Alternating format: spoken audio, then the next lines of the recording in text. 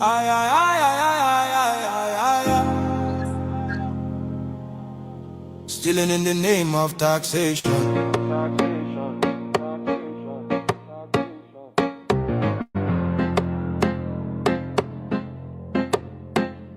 Shine your eyes, smell the coffee.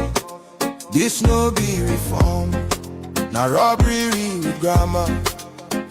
Then call them tax reform, but we see deception. Stealing from the poor under policy protection. Broad daylight robbery, pen instead of gun.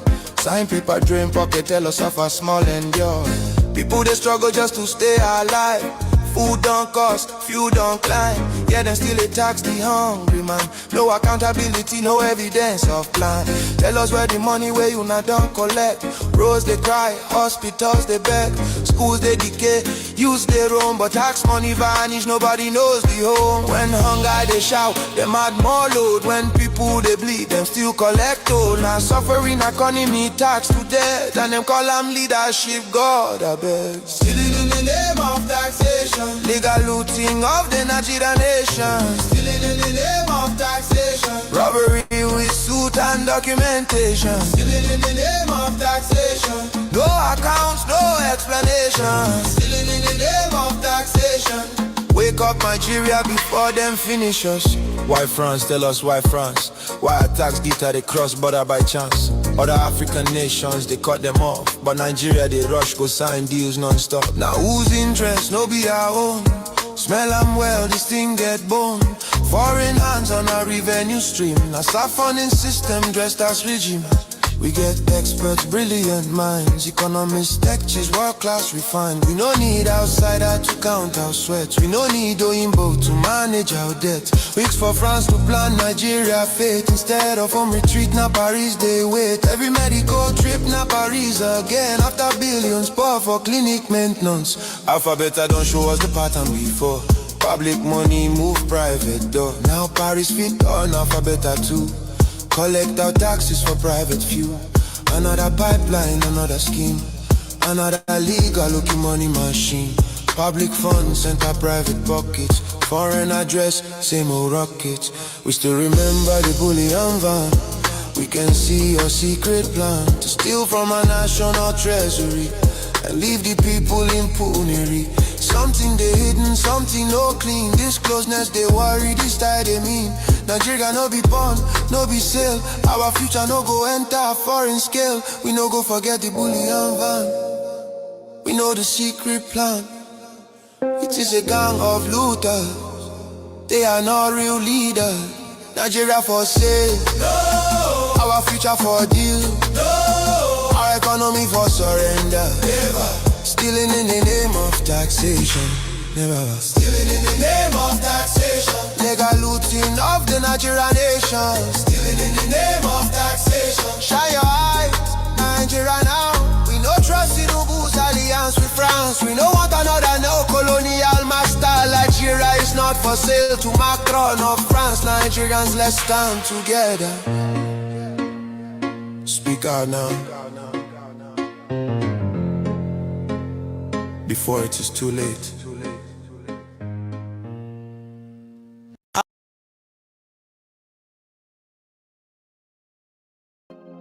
Are you aware there was a time that Shegumi wanted to bomb a certain airport in Michigan in 2009? Are you guys aware?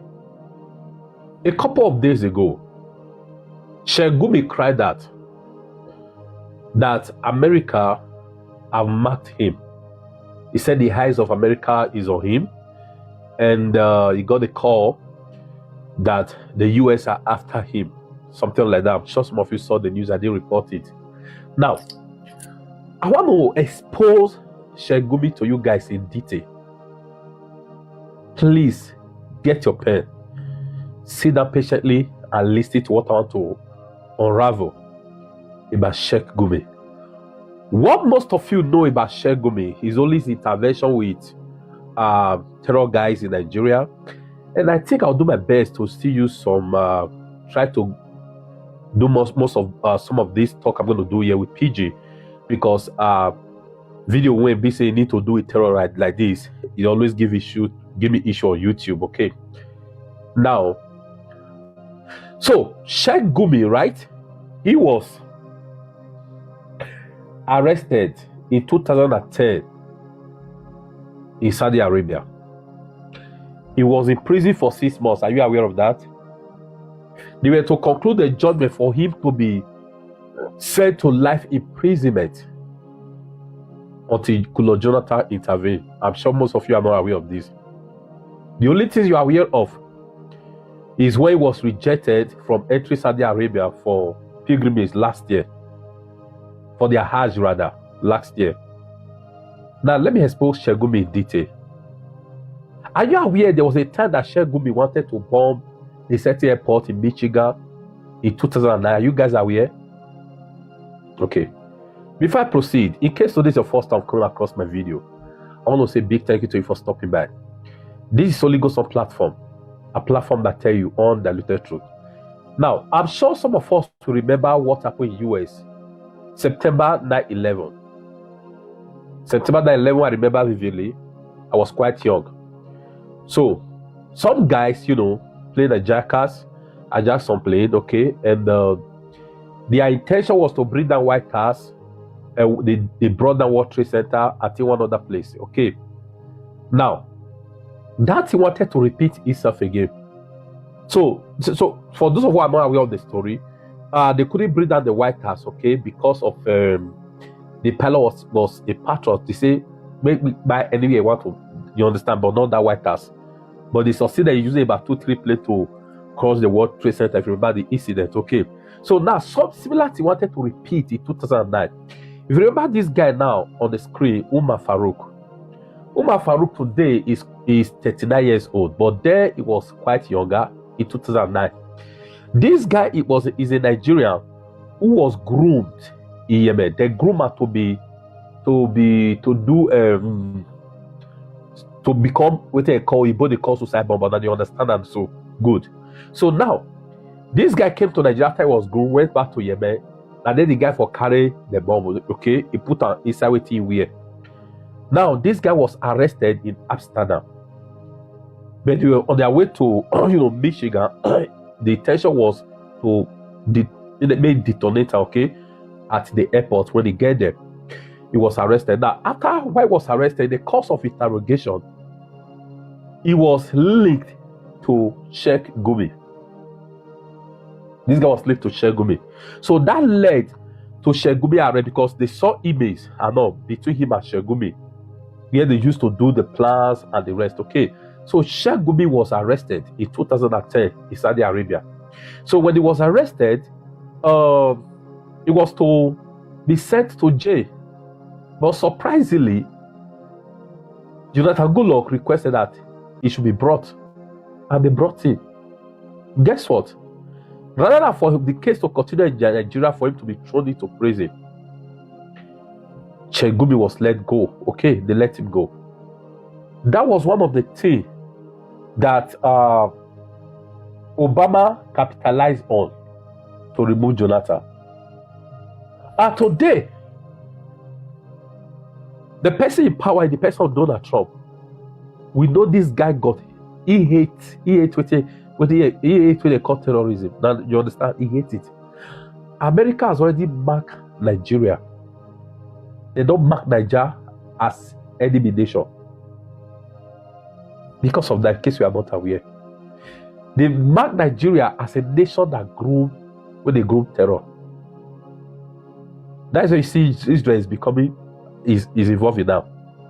I'm going to read something to you, okay? In the course of interrogation, one of the things that guy confessed, the reason why he wanted to do it was because he's angry that US, America is backing Israel, what is happening in the Middle East, this and that, okay? So America already know, because these are the another brothers are the one bringing this problem upon us. Can't you see that anytime there is little issue in the Middle East and all, they start burning American flag, burning Israel flag in the northern part of Nigeria. Even after that, you see what happened now. I saw there's one that be flying around online says, okay, Donald Trump cloth and all in the northern part. Before I proceed, please permit me to read this for you. Just a minute. Okay. All right. Let's read this for you to understand better. In 2010, the Saudi government detained Sheikh Ahmed Gumi, for 6 months over alleged, link to terror. Now, let me go into news in detail. In 2010, the Saudi government detained Sheikh Gumi for 6 months over alleged links and email correspondence with Umar Farouk Abdul Mutab, the underwear bomber. Abdul Mutab, a young Nigerian who got radicalized and joined what they call ISIS, now do you understand? And joined them, was said to be having some relationship with Gumi shortly before he attempted to make it release the bomb, okay? Donate the plastic, so and so, what they call bomb, hidden in his underwear while on board Northwest Airline Flight 253, en route from Amsterdam to Detroit, Michigan, US, on 25th December 2009, this Christmas Day, December 2009. That's when they do their evil. Abdul Mutab was convicted of what they call terror, okay, terrorism, and sentenced to four life terms.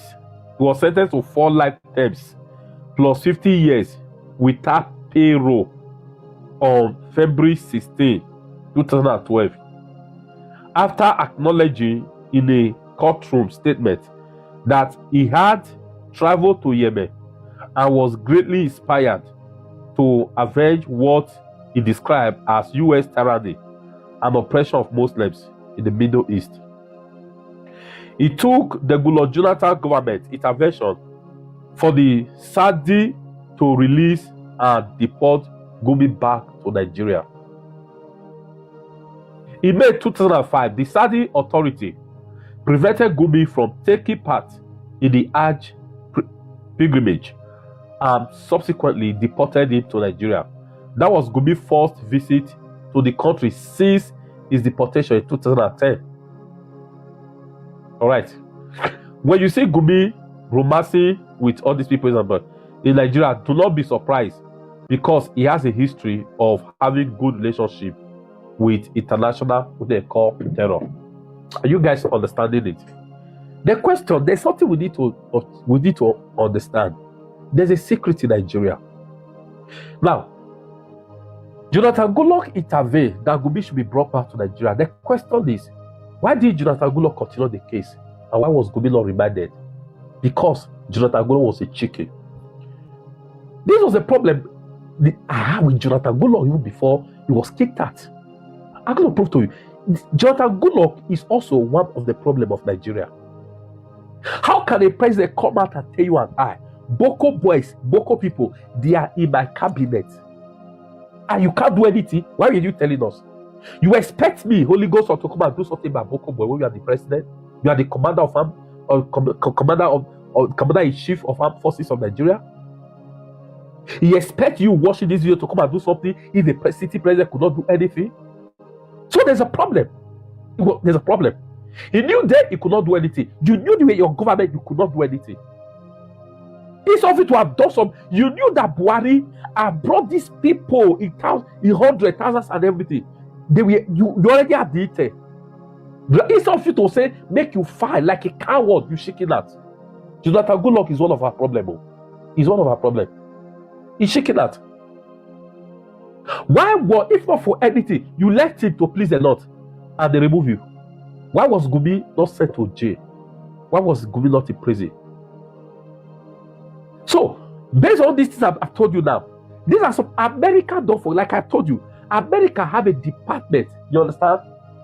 We don't hear the data forces now that remove the president of Venezuela, right? America have different departments in their military. There's a department that watches nation, watches threat that is coming from other nation. A nation that has the capacity, the capability to attack them, or we go bring them down. Their eyes are on them. If America know you are a threat, they won't like to call for them before they call for you, in case you are not aware. That is why America don't go lie forget that. I'm telling you the truth. America know that Nigeria as it stands is a breeding ground for what they call terrorists. You understand? that breeding ground for terrorists. America is aware. So instead of America to land Nigeria, they are washing. To wipe them, or if they will not wipe them, to keep grooming them, they will not go and destroy the war. They will rather level Nigeria. That I'm telling you. Just watch. Recently, I did a video on it yesterday. I've done a video on it before. About ISIS, the village they burned down recently, the Christian village, and they said that if Nigeria Christian, if they don't want me to buy, they should convert. Do you understand? If they don't convert, they will buy. And Rally Moore, talked about it. Now, how many of our mainstream media you see that have reported it? How many of our celebrities, the top people there, who have reported this thing? I wish this top celebrity, I wish these people who are opening their mouth, sounding like Rabo Raza on television, online, saying, no Christian genocide in Nigeria, no Christian genocide in Nigeria. I wish they knew what is coming for them shortly from now. They will wake up. I wish they knew. I wish they are aware. You just heard now. You heard last year that Saudi Arabia deported Gumi last year. They didn't allow to participate in their pilgrimage. Many of you thought it was because of maybe his involvement with Lazi, with Boko Boys in Nigeria, this and that. It's not that. It's because of his link to Umar Farouk Abdul Muttab that is currently in jail in US. That plan with Gumi to make it bomb Michigan airport in 2009. That was why Saudi Arabia government arrested Gumi after they saw the email evidence. How can such a person be parading himself and the authority have not done something? Jonathan Goodluck did nothing. Buhari did nothing. Pablo Escobar is there, he has done nothing. To even worsen it, Pablo Escobar, Buhari, he brought one person when he said he did with ISIS before. Waiting be named. If you remember, they put it here now. Issa Patami. He brought it, he made him our something information, something minister, not information, something. Tinubu came, he continued. He made LSA, who see get leak that day, who Boko Boy confessed is giving them gun, he made him national security advisor. And even had the nerves, the guns, the audacity and the capacity to send it to US to go and lie that there's no Christian genocide in Nigeria. He made a person that the city governor has accused that this guy, the sponsor of Boko Boys, he made the minister of state defense. And you are saying that America will not see Nigeria as a country where they breed, where they call terrorists. I wish you guys knew. You guys are aware where till they come. You think America, they don't have a Nigeria blueprint? They don't know what is going on? You think they are not planning? If all these people did not turn out right, who they behind Boko Boys, they succeeded in using, remember, they succeeded in using Obama to lie, right? That Jonathan Goodluck, they breed terrorists. You don't forget why they remove him. But meanwhile, they were the one behind. They were the one behind. Which was one of the reasons they pushed that America they must not say arm for Jonathan. The truth be said, Jonathan complicate issue for himself and for Nigeria. And Jonathan a definition of coward. I'm honest to you. I'm honest. I'm just being honest. Because he was not man enough. He was not having the guts to take the bull by the horn. I have to stop here.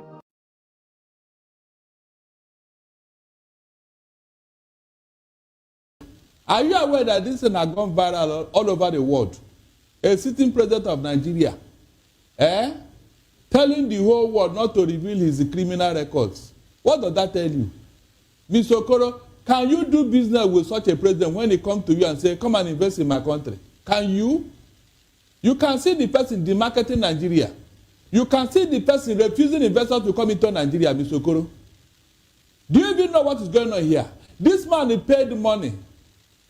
Somebody from US said that over $2 million is involved in this thing just to stop somebody's record from being reviewed. If Mr. Tinubu have a very good record, Mr. Okoro, will he be going through this route? And that is the same man who is ruling Nigeria. It's not only the FBI, I hope you know. Yeah, DEA is involved, Drug Enforcement Agency. You can see the kind of character that is presiding over our affairs in Nigeria, Mr. Okoro. Have you seen why things are not moving? Have you seen why Nigeria is where it is now? How can such a character represent good governance? Just tell me, how? Can you put something on nothing?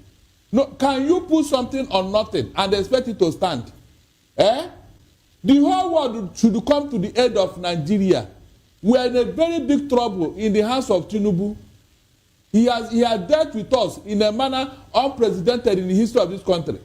Everything that is bad, everything that is obnoxious, everything that is illegal is what that man represents. Yet he is presiding over our affairs. How can we move forward? How can Nigeria survive in the hands of a man like that? Please, somebody should tell me. Is it possible? Can Nigeria ever get it right under Tinubu? Look at how much effort he's wasting. Trying to stop that record. How many times now? Since 2023. Even before that time. It started around 2022, towards the end of 2022. This man had been fighting that the US government should not release those record. Can you just imagine? And this is somebody that Nigerians are fighting that he should come back to office. Are we doomed? Mention any other country in the whole world that has such a president has a man as their president. No, just tell me one person, one in the whole wide world that has such a character as their president. And shamelessly, he's gone all over the world looking for investors. Shamelessly.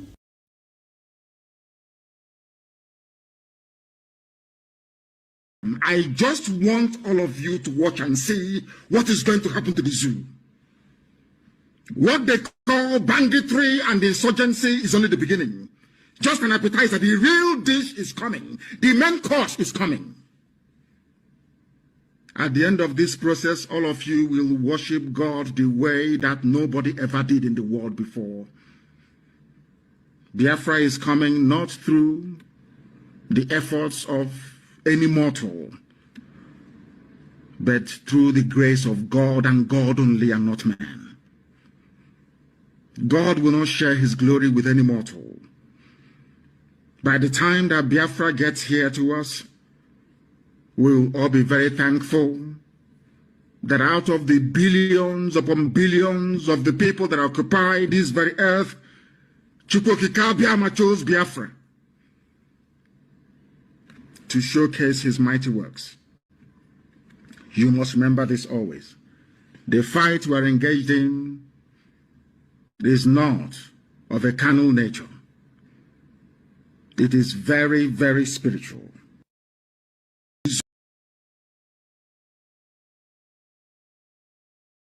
Here before our enemies, we have sworn an oath to restore Biafra, or we die in the process. There will be no retreat and no surrender. If the option they give to us is to seek our restoration by violence, every living thing living in the zoo will be destroyed. All the animals will be destroyed. It's a promise and a pledge we are making to them. They must understand that we just don't love our country. We are fanatical about Biafra. We will do everything humanly possible to ensure that Biafra comes.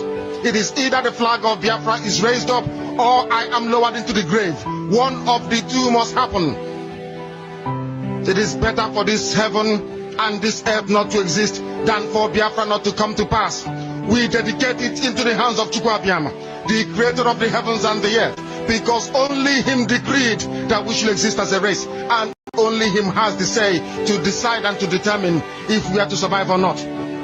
We don't rest our hopes in any man. We don't believe that any country can do anything for us. We are going to reaffirm our faith in the supremacy of the creator of the heavens and the earth, Chukwuabiama, upon to whom and in whom every glory and honor belongs to. That's why we worship him and nothing else and no other. We worship the one true living God. That is who we worship. That is why we were created. We are not like any other people. We have been chosen by Chukwuabiama to serve him. We have been chosen by the creator of the heavens and the earth that we may serve him. That is why in our names it contains every praise imaginable. Every praise imaginable to the Most High is contained within our names, because we are very special people. We are here to reaffirm and reiterate that We are here to ensure that this very march towards our freedom cannot be hindered. Any obstacle on our way, real or imagined, man or woman, adult or child, anything it is, once you are an impediment to the restoration of the sovereignty of Biafra, you will be destroyed completely and totally, in every way imaginable. We do not forgive. There is no forgiveness in our dictionary. We are here to ensure that the death of 3.5 million people is not forgotten. It is to them that I owe every ounce of loyalty and obligation. They are not here to offer any advice or to ask us to forgive Gowon. They are not here to ask us to forgive Haruna. They are not here to ask us to forgive the Yoruba people and the Awolowo family. The reason why we exist is to ensure that their memory, that they can never ever be forgotten, that their memory will linger on forever, that as long as man walks this earth, this world will remember the 3.5 million people that they killed, men and women that did nothing, children that were innocent. Their only crime is to be blessed by God. That is the only crime they have committed. As those children were being slaughtered, as they were being stabbed to death by a very wicked and cruel world, spearheaded by Awolowo, everybody looked on and did nothing. Instead of them to help us, they ensured that our absolute blockade from land, air, and sea was absolute, that we may die, that the children of God may die. But lo and behold, Chukwuabiama determined that we cannot die, that we cannot perish, because we are his own. Despite all our iniquities, despite all our sins, he made us in his image. He gave us that very edict to worship him, and that is what we do every blessed day on this radio station, without fail and without the fear of any human being. Of an animal in the zoo. We are here to worship Chukwuabiama.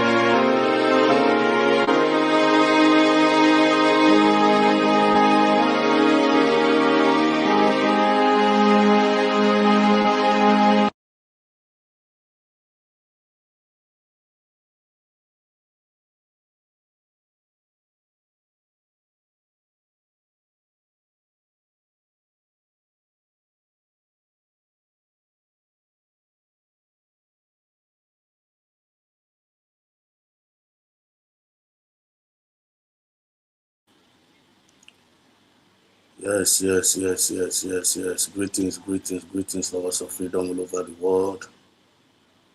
the one who Biafrans all over the world. Whom if I greet you all. Good morning, good afternoon, good evening, depending on your time zone, wherever you're watching from. This is Biafra TV, always bringing you the message of redemption and liberation to the hearts and the minds of our people. Who is our people? The United States of Biafra.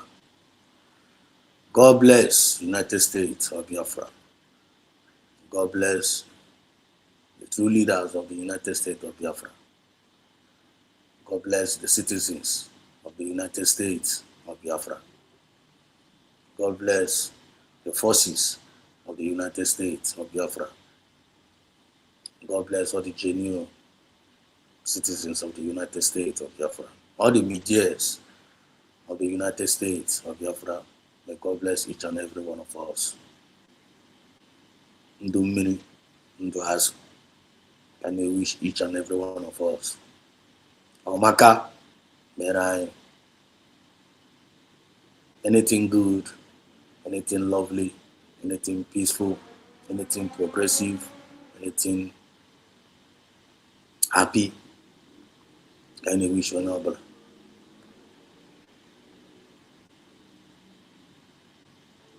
I just want to use this opportunity to give God praise. In America, we are then doing a then do no watching Keta. I know Kelea. Because none of him that don't let no will it. It's of God that shows us mercy. Onye Chukwu na-anyere ndụ ya kelee Chukwu. Onye Chukwu na-anyere ahụ isi ike ya kelee Chukwu. Ịmara na nọ na jail kelee Chukwu. There's a lot of reason I need to kelee Chukwu na. There's no situation you find yourself today, you follow us, you see that no situation is going to the worst. You may lose mal, I won't one day come. You may lose mal, I won't the situation go kapama. Even when you're not at the worst situation, on the situation, you are not going to no kapama. So there must be a reason I need to let you know. Because as that a fool says in his heart, there is no God.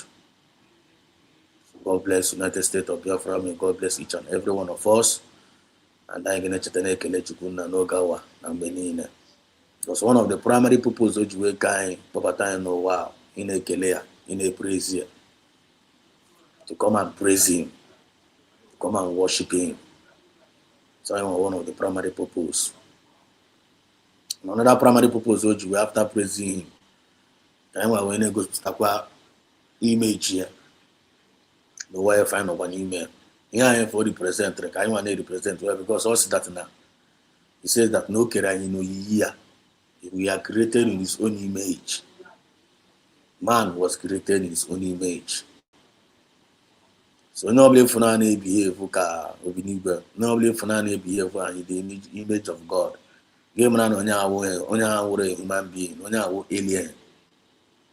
You're talking about point. I want to know no human being.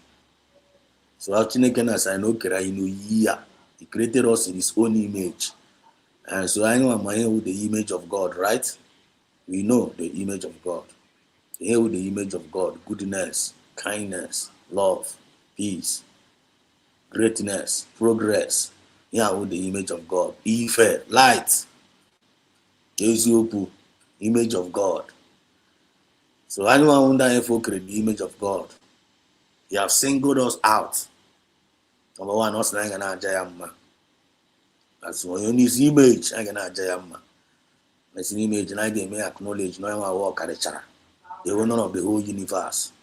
When you cheba, when you do anything, when you go try no wa. Akaka ba webia, and akaka baba wela. But talk about trying here on the transit for us to make impact, for us to acknowledge Him, may acknowledge worship warrior.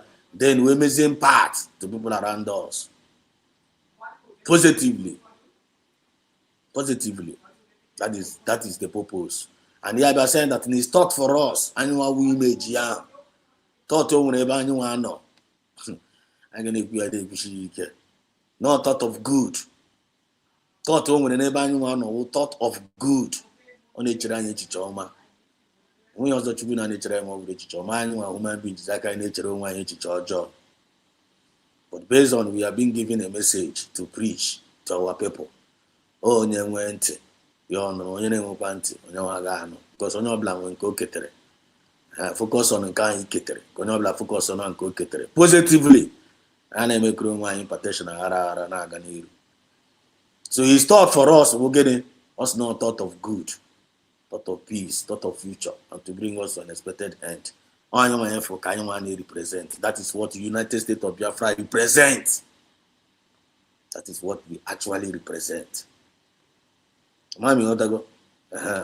So if you are laberutem na kokobiasem ni wonye USB, wonye Biafra. Man elezega ya lobi. Man represent for the image of God. You represent for the image of United States of Biafra.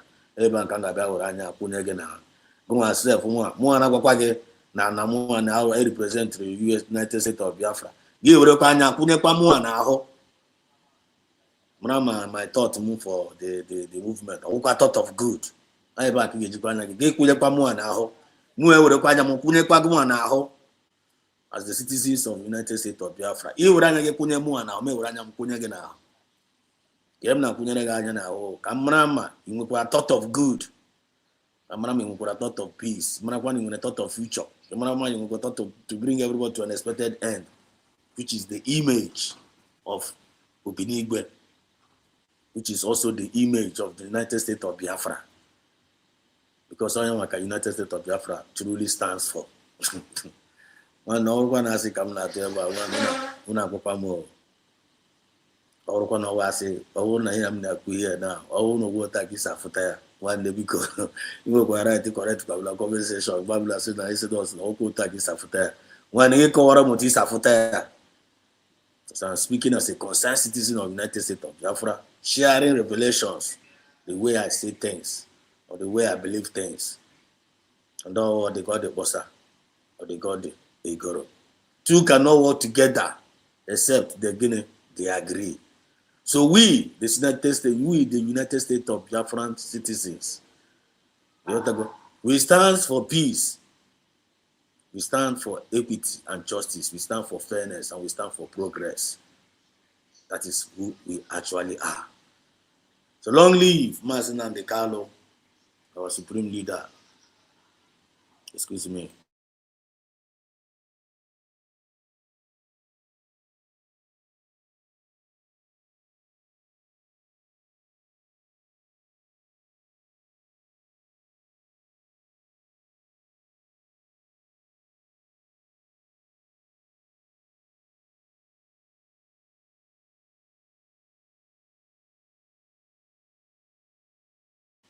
Sorry for the distraction. Voice my son. I really sick and batch video.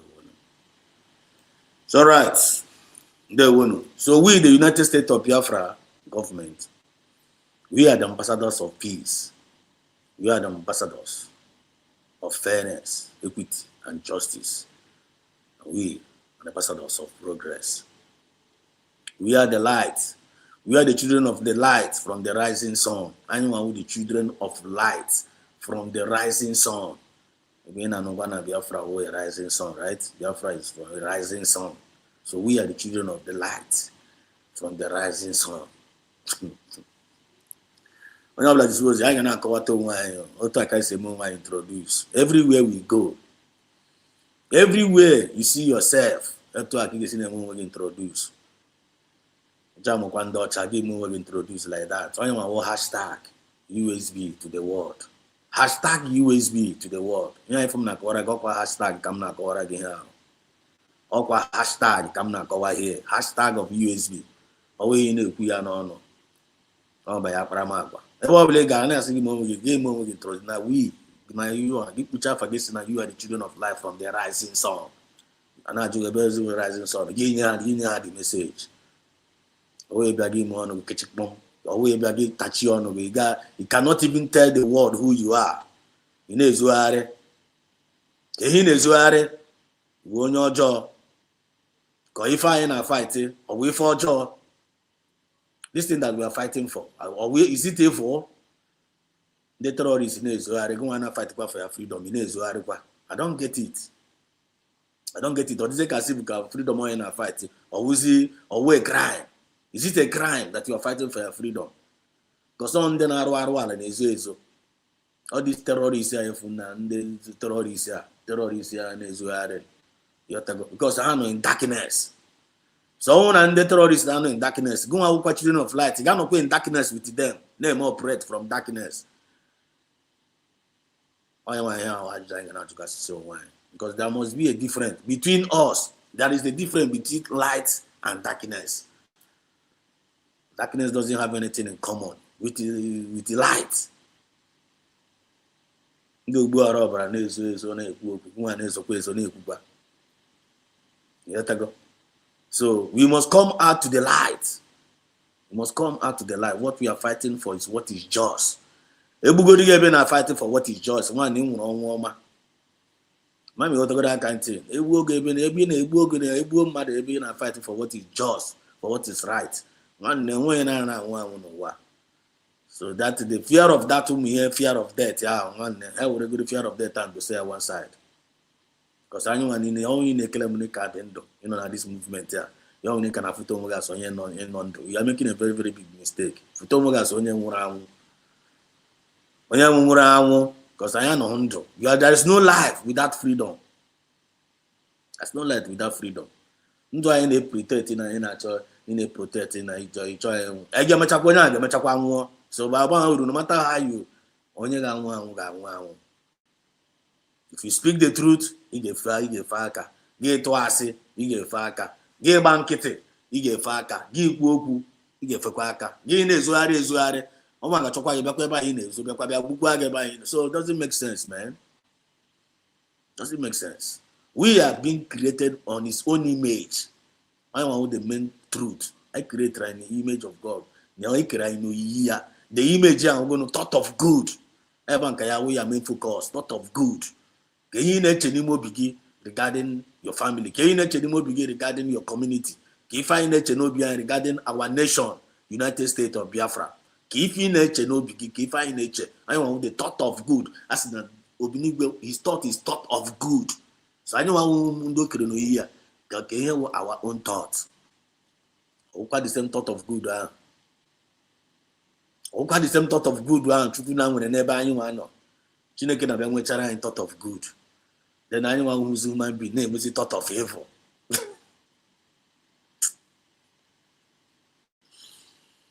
Nwere eburu thought of evil na-akpagharị here and there. Onye ka na-enwere thought of evil ahụ? So Chukwu na his thought is for us is a thought of good. Thought of peace, future, and to bring us to an expected end. Mazina Nkaloga brew that thought of good. Brew that thought of good on Chineke na brew ya butere anyị. Ebe anyị na-swim yare, ebe anyị nwa na-swim yare in the ocean of iberibe. In the ocean of no direction, in the ocean of no vision, in the ocean of no dream, in the ocean of nsusu. Were nsusu na anyị isi. Were oswimi na anyị isi, were kidnapping na anyị isi, were arụ ala na anyị isi. Nweze onye na-echiche echiche ọma, the thought of good one Chukwu na nwere for us. Nweze onye bịa sị ka ọ bịa chiweze echiche ọma. Ọ bụrụ sọsọ echiche ọjọọ ga na-abịa ejugachi ndị humanity n'obi. Hashtag United States of Biafra. Hashtag USB to the world. Anyị na-agị hashtag USB to the world. Ha ga-enwecha ụwa ga-emecha nwee thought of good. Ụwa ga-emecha the leaders of this world obidogo already territorial integrity. Territorial. I got today n'abalị we want to talk about territorial integrity. And as you know Igbo, amado na tie na practice. The Nigerian government we have territorial integrity. Or American government territorial integrity. Territorial integrity. And as Igbo na asware. But putting it in practice, I was a war. It is only United States of Biafra, the real meaning of territorial integrity. So much but this is Biafran Exodus TV. Always bring you the message of redemption and liberation to the hearts and the minds of our people. Always only find is about Owohozi umaza, owohozi epele, owohozi epele to come and entertain you. Owohozi ga add value to your life. Owohozi ga add value to your spirit. Owohozi ga value to your intellect. Owohozi ga add value to your family, even to your community, even to this our nation. And is here in spirit, soul, and body. There's no miss all. Or if you don't even in matured years, when they fall in, in matured years, give a roche. If you are not in Nube, you know what yourself, you put it in practice. I will see about you see about where poor. You are not going to grow anything when you're not growing. But you see about by sink inside of your heart. One day you will live in you. Get pass out to your generation. Pass out to Mogo. I go one day for my children, say I be on the one can tango no go and cherry go. No, my father could see much of me Kusirunia. We like him with that thing. I say me yes. Are you sure? I say pass around the message. He said, look, my father could see him. I don't want to come to now. God this why. When I like you brew the thing. I say me yes. Nkowara. Pass Jaro Nkuziru no this thing now. When you feel that no I like it. When you feel that no there on no ma. When you make the decision. No I got for swag say the decision. But here I am one akuziri. Urukwa mboge ruki ga sukwa iga kokwara umazege.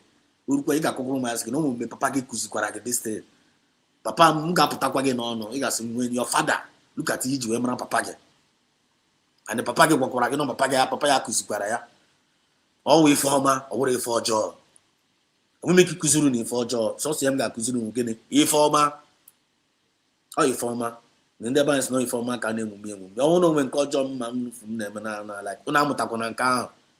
Oh no, because nobody is perfect. Oh no, when call you dictate remove an name because one or Unamutakorana come Mutano call mam name. I want him not chikuzuru. This is Biafra Nesidos TV. Always bring you the message of redemption and liberation to the hearts and the minds of our people. Don't forget, the movement will represent the movement of the people. By we, the people, and for we, the people. Long live Mazen Nnamdi Kanu, our supreme leader. Long live Mazen Nnamdi Kanu, our supreme leader. Chukuna Gozera Mazen Nnamdi Kanu. Obinigwe Chebera Mazen Nnamdi Kanu. May God keep him alive, continue to keep him alive. We believe God. We believe in we have 100% hope and faith in God and about our leader. The man you are looking here is a miracle. Miracle, I don't know. I am a living miracle. He is a living miracle. He is a living miracle. I don't we have seen it, we have tested it, we are feeling it. And it is real. When I'm telling you, when even Ndishi now for Mazen Nnamdi Kanu, then TK Nania, then brought yourself when I'm his good job. His good job is sitting all over the world. The man without untouchable, blameless man, the man with a good heart, the same heart of God. I'm telling you, a wonderful man indeed, a caring father, and a good leader. Very, very humble, very, very understandable. And he's also a lion, always a lion of the tribe of Judah. When he roar, everybody will listen. When you see his spirit of humility, he's uncomparable. And all the resistantly stubborn in what he believes in. When he got give me a give from here, I will believe you. All the well informed. Nigeria government have done everything they could to break him. Yeah, questioning territorial integrity. Yeah, questioning territorial. Oh yeah, I found out about territorial integrity. Let's go here. Almost none territorial integrity man. Territorial. Kechipo south east. The whole south east. Only blood area lawyer. When you're not there, lawyer, even Monday leaders of this, everybody, Monday hatria, everybody, even those people that are claiming that they are his enemy, all of them, they are loyal to him. I'm an always blameless man. It's just that Hannah Futa no chirimosa. I would say that now we need go. But he told them, he warned them. When you guys know what haba, Mazen Nnamdi Kanu don't name what Kwaga Kayoga Benageda. or a transparent man. We only for his so. Oh, you will only one. You're singing. We always back singing a man. You, new one evil. You're singing one evil man. You will only see me. Must not caliga go see me. You will only io. Must not caliga singing. You will only io. You will only man bompitina so. Must not call we expose you. I got back here. A man of truth. Because I know before I go get Zoku. Na bagendo. Nenyagendo. The must not call are giving us so much life. Many people are existing today is because of him. He have opened many people's eyes to truth. And we that we are speaking today, I won't be speaking. I won't be speaking. Maznan Carlo helped in changing and shaping my life. I don't know about you. Maznan Carlo have made me to become a selfless man. And we also nature more about the freedom of our people. I don't even think much about myself anymore. I don't even think about it's all about the freedom of God's own people. It's now become a burden, a passion. And we are doing it rejoicingly, openly, knowing that we are in a right track. And we are not regretting anything. Territorial integrity, personified, man, almost not the they are. We want to use this opportunity to salute him, to let him know that which he seek has been gotten. No weapon fashioned against him shall prosper, and any tongue that rises against him shall be permanently be condemned. He said, Biafrans all over the world, wherever you are hearing the sound of my voice, whenever this man comes into your mind, all you need to do is to pray for him, wish him well, and make sure that you encourage him with your spirit. Make sure that we are representing him well outside there. Make sure that we are representing Maznan Kalu well outside there. Only one make sure the image of Maznan Kalu, more good 30%, 40%, 60% of his image is being seen in you. Don't be sabotaging. Don't be sabotage what spirit here. No use why not sabotage fire. When you are doing that, you are committing a very spiritual and physical treason. And the Biafran spirit will deal with that person mercilessly. But we obtain mercy, but we obtain wisdom. He said, I want to use this opportunity to acknowledge the Prime Minister of the United States of Biafra. Thank God for what God is doing in his life, for keeping him. And we don't even know what is going on in Finland right now. But one thing we know that Finland government, they are receiving our messages. They are not going to say, I got to say that now. I got to say that now. I got to say that now. I want to have one manaro message if I need preacher about I gonna touch. Ele islands that trust me with our message. Manke United States of Biafran government in Eku. Manke Deputy Prime Minister in a tweet. Mankumi Fena is there. Man then on a space. Man now they are getting it hot. Gano Katano Gaga Bronya Kaya do Chasinina Mani Bomb or Sinina Mani Bomb justly. You can't do that. He can't do it. He can do it to any other person and escape. But when it comes to the children of light, when we fail, he can't when we got more before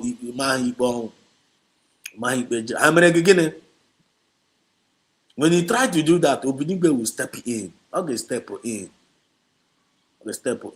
I'm a living witness of what God can do. I have experienced God. I have experienced the mighty hand of God in my life in many, many ways. How I've experienced mighty hand of God. God is real. God is real. Onye blessing na chukwu na adịrọ real na this movement here. We have experienced God. So everybody may experience God personally. In this Biafra movement, now we are also experiencing God. We also experience his mighty hand. Telling you, because you came as not Kalukuri here. Came as not Kalukuri here. Get on to here again. Get on to here again.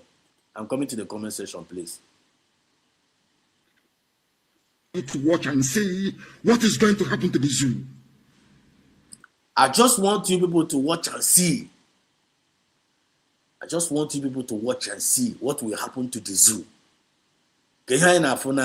What are you seeing? This thing. Then now, what are you seeing now? If you fail for zoo now, I just want you people to watch and see what will happen to zoo. Can you zoo now?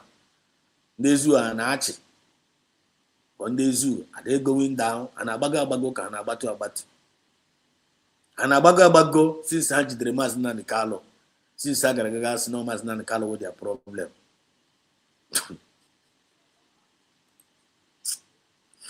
Or maybe common sense in them, but don't know self.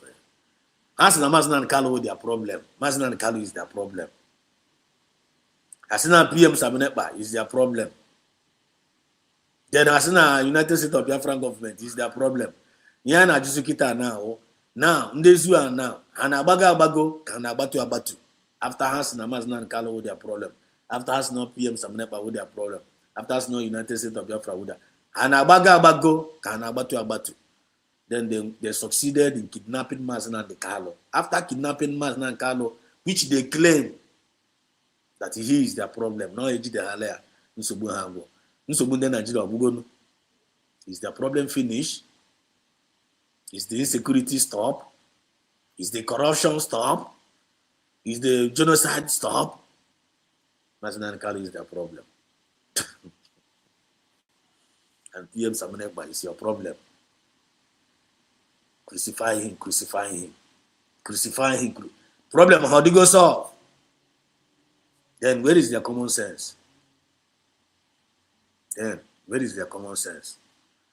Have they sat down and asked themselves, since after the kidnapping of this Mazna and Carlo, what have we achieved? What have we, as the government of Nigeria, what have we achieved?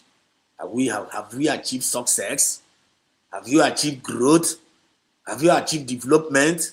Have you achieved getting the mind of our people? Still yet.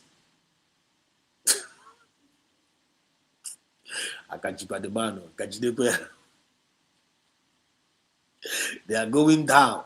They are crying, gnashing their teeth. Nigeria is burning. Economy gone.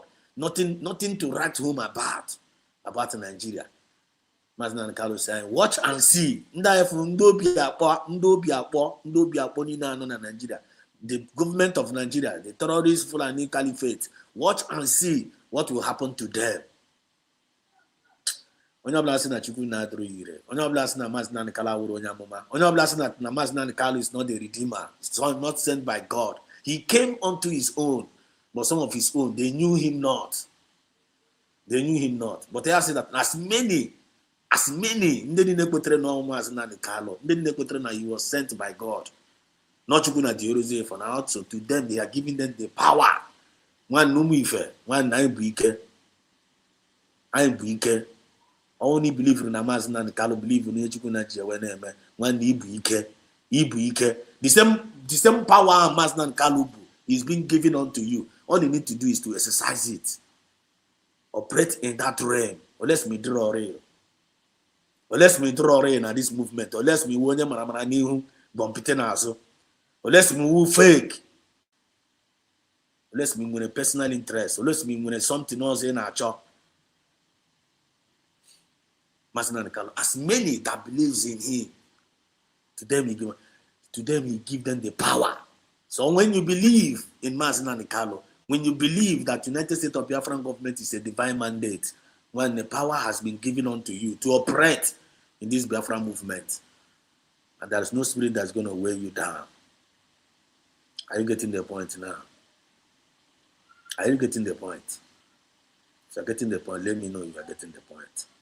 So now I don't mind put a I'm about buying mic. Now I'm for no reason. Who face you? Oh no, every time you find that I hear, I did something naka. I gather about to come and fellowship together. And I gather here to come and equip ourselves together. I gather here in the night to come and impart towards one another based on time and chances. So maybe fiber about in Amotakwa something. Can you feel now in a bit waste your time here? Okay, fame motara. When you jinaka, when you got seen him from this Biafran said us TV. When any part and make one you positively. And our people do me friend they're not here. They are learning a lot. I can feel their spirit. I can feel their intention. I can feel their good mind. I can feel their cooperation. They still cannot work together, self they agree. Mazin and Carlos and watch and see what is going to happen to the zoo. Listen. What they call banditry and insurgency is only the beginning.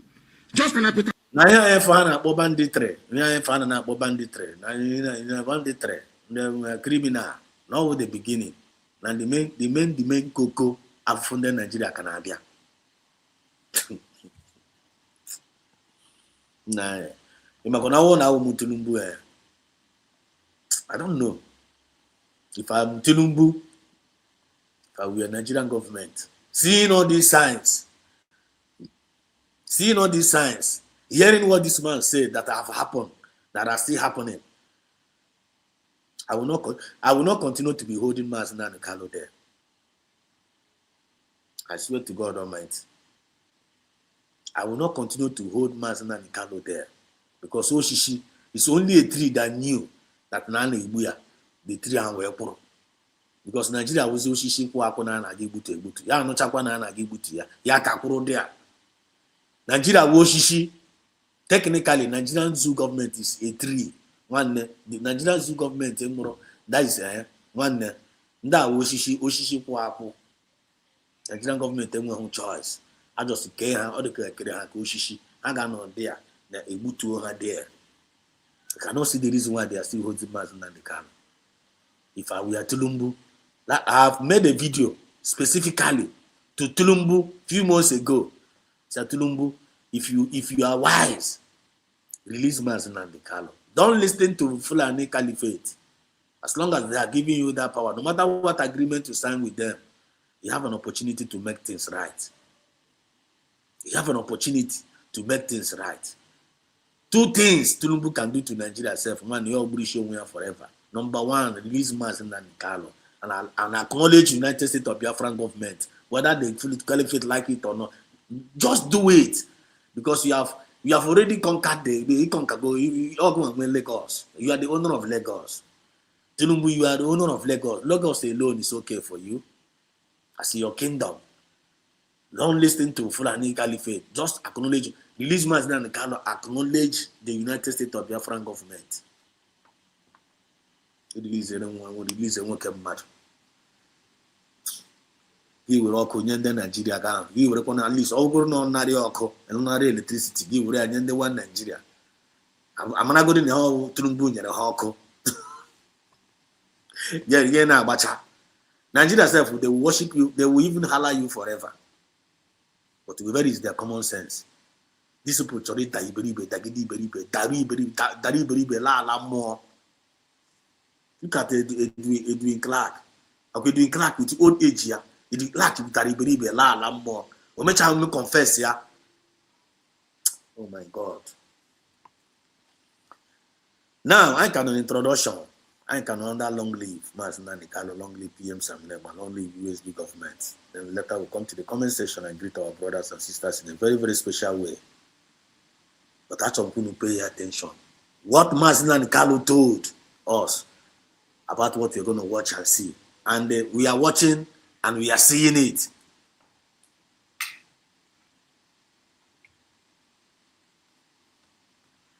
What is it? What is the students not working? Excuse me.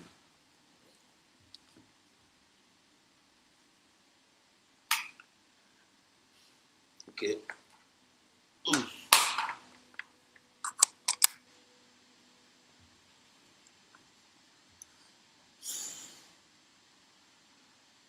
Mommy, what I go?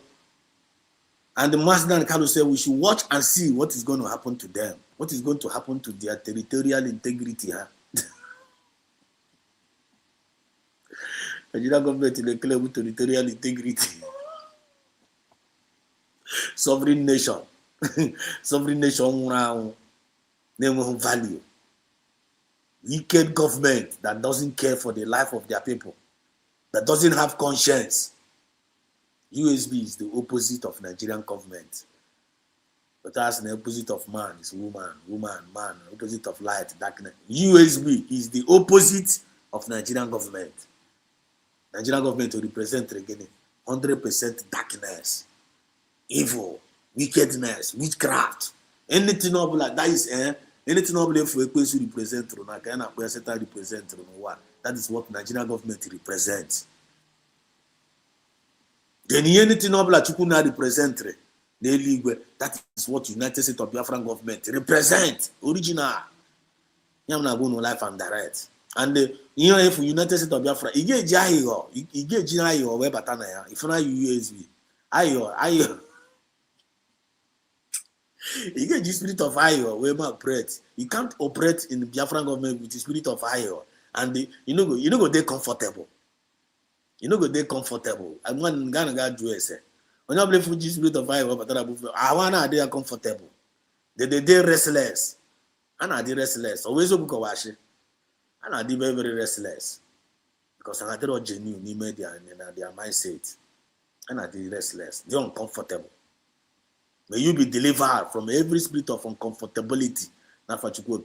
He said, once you know that you are a children of light, when you're planning on a USB, when you're warmer, all you need to do is to open up. Be real, be genuine.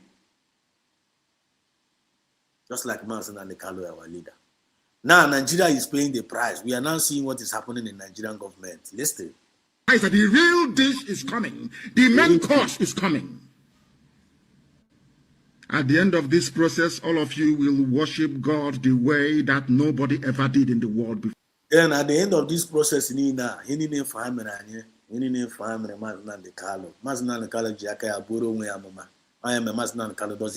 our. Even doesn't need our or no, some people in the back side.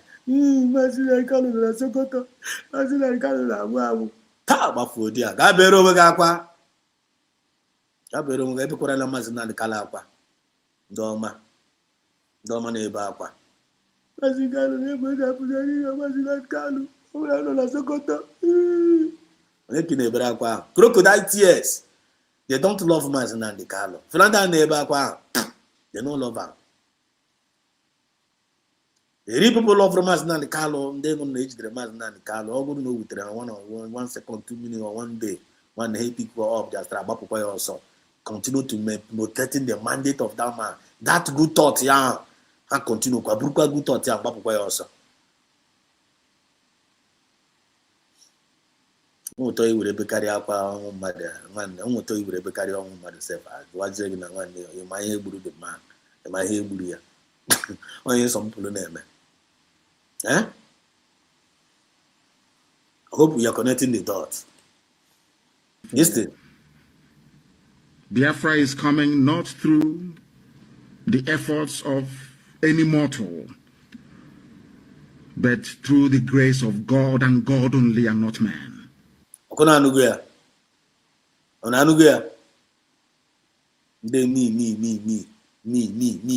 Me. The same glory. You do this, you do that, you do this, you do that. I am the one that paid the home hall in Lati. I paid my whole money. Happen to Maka? Huh? What happened to Maka? Oh, you go can't you work over hall? No money, me henina. No money, me henina, and then me henina. This, but then they claim no money, me henina. Do you hear what Masnan Kalu said here? Masnan Kalu did not even mention his name. Osna Biafra is going to be achieved by Guinea. Now by this grace and the mercy of God. Not any man. We are only but a vessel. And you need in this Biafra movement here. We're your good thought at the end of the table. We just bring in your good thought. Bring in your good thought. Don't bring in bad thoughts. Anything about this movement is all about good. Bring in anything good thought to go. It's when no at all. I won't know when king when. But let's move when king when at all. And don't look around somehow and a movement on which choma at all in king when. You know, I check the channel table go no. Oh, for which choma in when. Wonyara. Huh? Even know that join on this movement of mass na Nikalua. You might have no movement of a blameless man. You might have no movement of Nde behind the man. Huh? going on here. Yotago. You catch out no, but let you know this movement here and now. For bata the movement with a wrong mindset with we hate each other at all even at all. When kid will take tea on the table. So say each other you only with it. Agwagin them. We love mass na the Carlo yes roka William Kelu. We love Biafra movement yes William Kelu. When you konya na ore.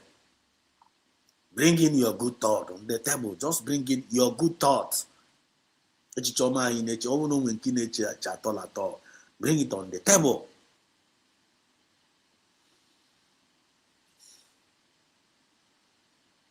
A lot of us now this movement. I am a lot of what is wrong. I'm with the problem. I'm a problem. A lot of us now this movement. We know a lot about our problem. If it's a problem, if we depend on we how we keep the problem with this movement, Korea like 1,000 years. It can call the problem that they are very easy. You can call the problem now. They are very, very easy. But the solution, now you with the solution, bring solution now problem to them. So probably if you not too much problem of what is going on here, you don't know any solution. That solution now with the good thoughts. The solution not believe with at all. Now any problem need na surrender any solution not believe with now. It I am with the good thought. Good thought. Bring it on the table. Or we cover the problem with the good thought. Or we cover the problem during the movement with the good thought. The good thought and the thought of God, thought of good, solution. Solution. There is solution in the midst of problem ni na ema na face ya. When the solution in we turn the table. Eji we na attack these challenges ni na ema. When the solution na nwete. We dey nwete lekwe na discover na dey here na eme lekwe. Ipicha ya. When they give with a solution. Drop a solution on the table. After he map out all those problems now. Like it and with the issues of Igbo Muslim. We know about the problem. It has been there. Can you with the solution to it? Oh, is Zigaranda who's Zigarandina converted to Muslim? Someone here name. The quick I'm at this problem. Look at the problem. Look at here where problem call. Yeah, you know, whether my own naga the money nazo. Whether my naga the money nazo. Name and whether my agoro and agogo. Whether my agoro and agoro kijigana na convert na bishinala because of agoro. I just guessing after all, agoro and agogo. The government of United States of Biafra, they are not doing anything for you. And for that reason, kick up go the United States of Biafra. I am ready to welcome back here. One, it is a problem call, but the solution to it will go on and the number of things that actually cure you, Jones, actually cure for smoke infrastructure. The solution to it will come money in a the solution to you because you have committed yourself and you will pay for it. They will come for you and you will answer them. I got the consequence of what you are doing. I got correct the consequence of that thing I name. Without my work, without my own in a feeling, you want to motivate I got the consequences. I can correct the consequences of him so that you bring no be because consequences are who the good thought. The good thought. So that we can make a decision. I game and here in make that. Imra kwana no yentara mebu. Jebulu go. Imra go that we gotta kwanko ahu. Brega go. So the wise one and them apply the good thought by not allowing that kind of thing to happen to them. I get about also. How come money do agora? Give that agora because agoro nwere nchukube. Mmụta ha na-start ya n'ilulu. because now agụrụ nwere Chukwube nwere hope ka again. Agụrụ nwere Chukwube nwere hope or something like that. That for you to go and sell your birthright. After the birthright here. So don't allow history to repeat on your head. Don't allow history to repeat on your head. I don't know whether you people are getting the point. Yatago. So Masna the Calabus are whereby earlier the Queen give me you. The Queen give me you. And the great reason why I give me you because of their wicked heart. Because in the zoo not good thought. The zoo government not good thought. Not good thought. Not good thought about for humanity. They don't have good thought because good thought they don't have any solution to the problem that is facing that the nation where they are in territorial integrity. They don't have any solution. And the solution now would be good thought. That's for the fact that they are going to go through a lot. Now Nigerian government nagiti tisa. Here if I na kogrina ka banditry no moi. Okay, for Jengo Lombari earlier, that guy na call Makagumi. On call Makagumi, right?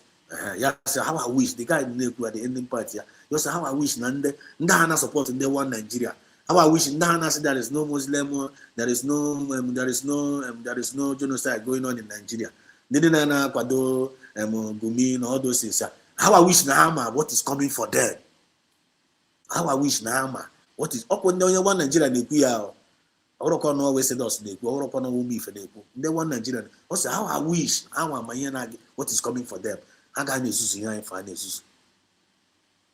Because whenever you are not applying a good thought in your family, in your community, even in this our nation, there are consequences to be paid.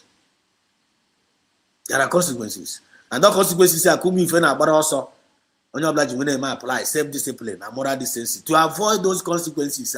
Okay, my man, I did self-discipline now, moral decency I find a preacher because I had to condemn you. I had to condemn you around us. I had to call nonsense story if I not rubbish the story for nonsense and we don't want it. And they're allergic to it. We don't want nonsense, man. I'm already progressive. I'm fairness. I'm equity. Natural justice and natural progress and natural peace. I'm a kind of preacher. I know I'm a kind of give and take. When we give it to you, give it back to us. When we give it to you, give it back to us. When you don't give it back to us, you will go problem. You will go problem. Listen to Mazna and Carlo. God will not share his glory with any mortal. You know?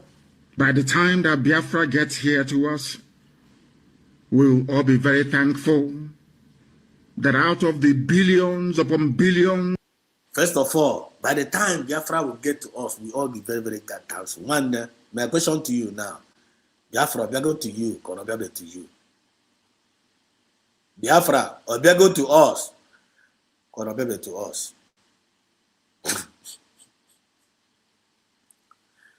Biafra, or Biago to you, Konobiago to you. Because no, you can answer now. Because come on, ask apart from my own side. Kind of communicating. I will still come to the comment section and read everything out sequentially. The whole one thing at a time. Masna Carlos, by the time Biafra will come to us, everybody is going to be thankful. Now, my question to you now, Biafra or Masna Carlos or Biago Konabiabe. And for me, Biafra Biago. To you, Biafra Biakwana to you. So only Equator na Biafra Biago. Only Equator even agree with me. Na Biafra Biago to you. That is why I am very thankful. You watch now, we are thankful. The certain Masna Kalukuru. Neme, Nelucia, we are thankful.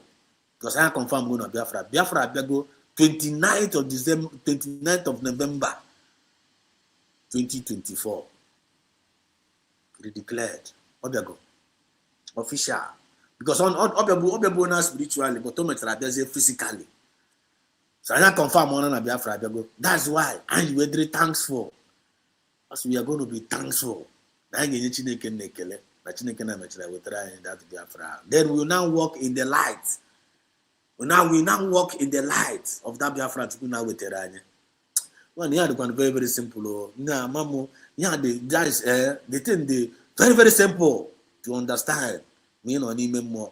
But once you are not once you are canally minded, here from Nakawana, you don't understand that. Even in the next 1,000 years, when I got there. Sometimes then I got here from Nakawana and then no need more. Because man's not Kalukura here. Listen. Of the people that occupy this very earth, Chukwokikabiama chose Biafra. Oh. No ponhini na ejuru no wa. So Chineke na choose anyị. Also, so you choose anyị. And the matter is what you choose because I na safa ya. I represent his image. I know you choose anyị. You know kata ina represent the image of Ekwensu. Thereby na claim when they were citizen of the United States of Biafra.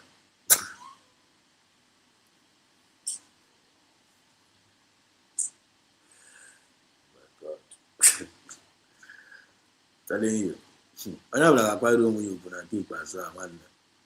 You have to go. I have like a quite room you can keep as a face in front. Face in front. That good thought, you know about this movement here. If you know this 2026, bring it on. Bring that good thought on the table. That good thought with on the table. I am our territorial integrity. I am our own territorial integrity. Our territorial integrity then in the one Nigeria. That's your good thought. When any good thought, bring it on. I am our territorial integrity. I am our hashtag USB to the world. I swear to God Almighty. To showcase his mighty works. You must remember this always. The fight we are engaged in is not of a carnal nature. Confirm. It is very, very spiritual. And I know we are confirm. It is very, very spiritual. Oh my God. So long live Masna Nikalo, long live our Prime Minister Simon Egba. Wonderful leaders, tested and trusted. Look at our dragon, the disciple, original of Masna Nikalo. More than a disciple, I am the disciple. I say in the IPOB Nigeria, name me Atako. Who is the disciple? Disciple Ndaroala. Yeah, he was busy doing what he was. Masna Samanepa was busy bringing in the table good thought. Good thought. Watch how many good thoughts Masna Samanepa were on the table. So Sunday IPOB Nigeria turn a evil thought. And the good thought of Masna Samanepa will get a solution to the many challenges that was surrounding the movement. Yeah, with a good thought, many good thoughts. We solve a lot of problems, a lot of challenges. Samanepa brought it on. This I am going to acknowledge. This I get respect here. This I grow a former. This I get me appreciate. Hell you. Hell that person. We must acknowledge him. And as we acknowledge him, we are thanking God on his behalf. As we are acknowledging them, we are giving God glory. Because such people are better. And the hand use a gun for our own to serve we the people. Long live PM Samuel Baigade. Daddy Page in you are coming out. That which you seek has been gotten. We love you and we appreciate you. And our Deputy Prime Minister, one and the only. The one and the only. The one and the only. Elele Amwite, Yobanyoko. Salute you, Dr. Ngozi Arabeze, Agomai. With the fulfillment of the prophecy of Mazin and Carlo. She is the fulfillment.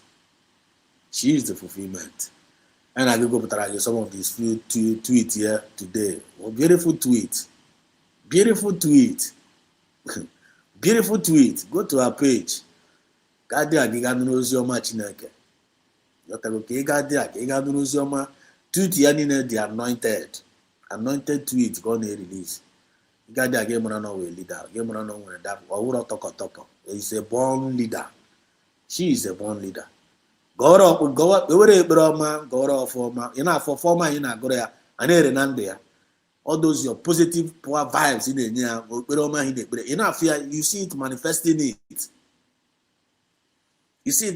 it ebe ọkwa na ụmụ ife na-ekwu iri ekwu okwu ọma n'ebe ọ nọ ọ ga ndị nsogbu ga-adị ọnwụ nọ ndị ọjọọ all these ndị evil thought a dị n'ọhụụ a na-ekwu okwu ịchọrọ ga na at anything you cannot at anything now whenever you are confessing negative ebe ihe mmadụ bụrụ ihe ọma n'obi ị na-confess negative n'elu isi onye a ga-ahapụ gọlarị ya na but for the fact that n'ụmụ ife anyị fụ ihe ọrụ ọma ọ na-arụ wee na-ekwupụta ya na-agọrọ ya ọfọm ọ na-eweta ike ọ na-ebunye ya ike mmụọ ọ ga na-ebunye ya wisdom ọ ga na-ebunye ya moral.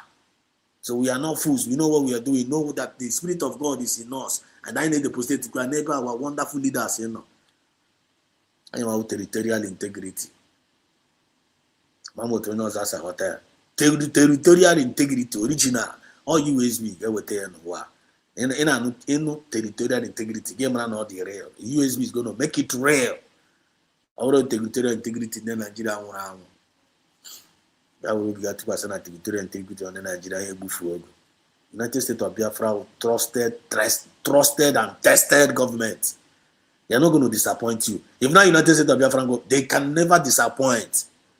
They can never, because always divine mandate. But individuals of Labatara, they are called only and get TPO. But the United States of the Biafran government itself is indestructible. But the human beings that want to destroy it are going to be destroyed. If you want to blackmail it, you got to destroy. Once it become an impediment, one the TPR. Long live Dr. and all the genuine cabinet members. You know what Gozi, pharmacist Diane, mouthpiece of God. You are wonderful women. You know 1,000 men wisdom. I am a kind of gonna leash you. You say, we are proud of you guys. Yeah. The same territorial integrity, we are not going to fail to acknowledge our forces here. This is the future of our forces. Here. And I'm not watching now for USB government. And when they're not anymore here, they may parade. They were laughing. Don't worry, make them laugh well. Say, forget not the days of the little beginning. If you know about our forces, get the future, if you nature. If you nature about them, na futa hand then ye fen kra ka pa age ye forever kre ka pa ni mo ya. Chifu no condition na ni me. Na pulu kwa wait ya. Look at the future of the forces of USB. One naga with the best forces in the world. Volunteer forces, volunteer, you can never win them. One of the best. United States of Biafran government is going to be the best forces in this whole wide world.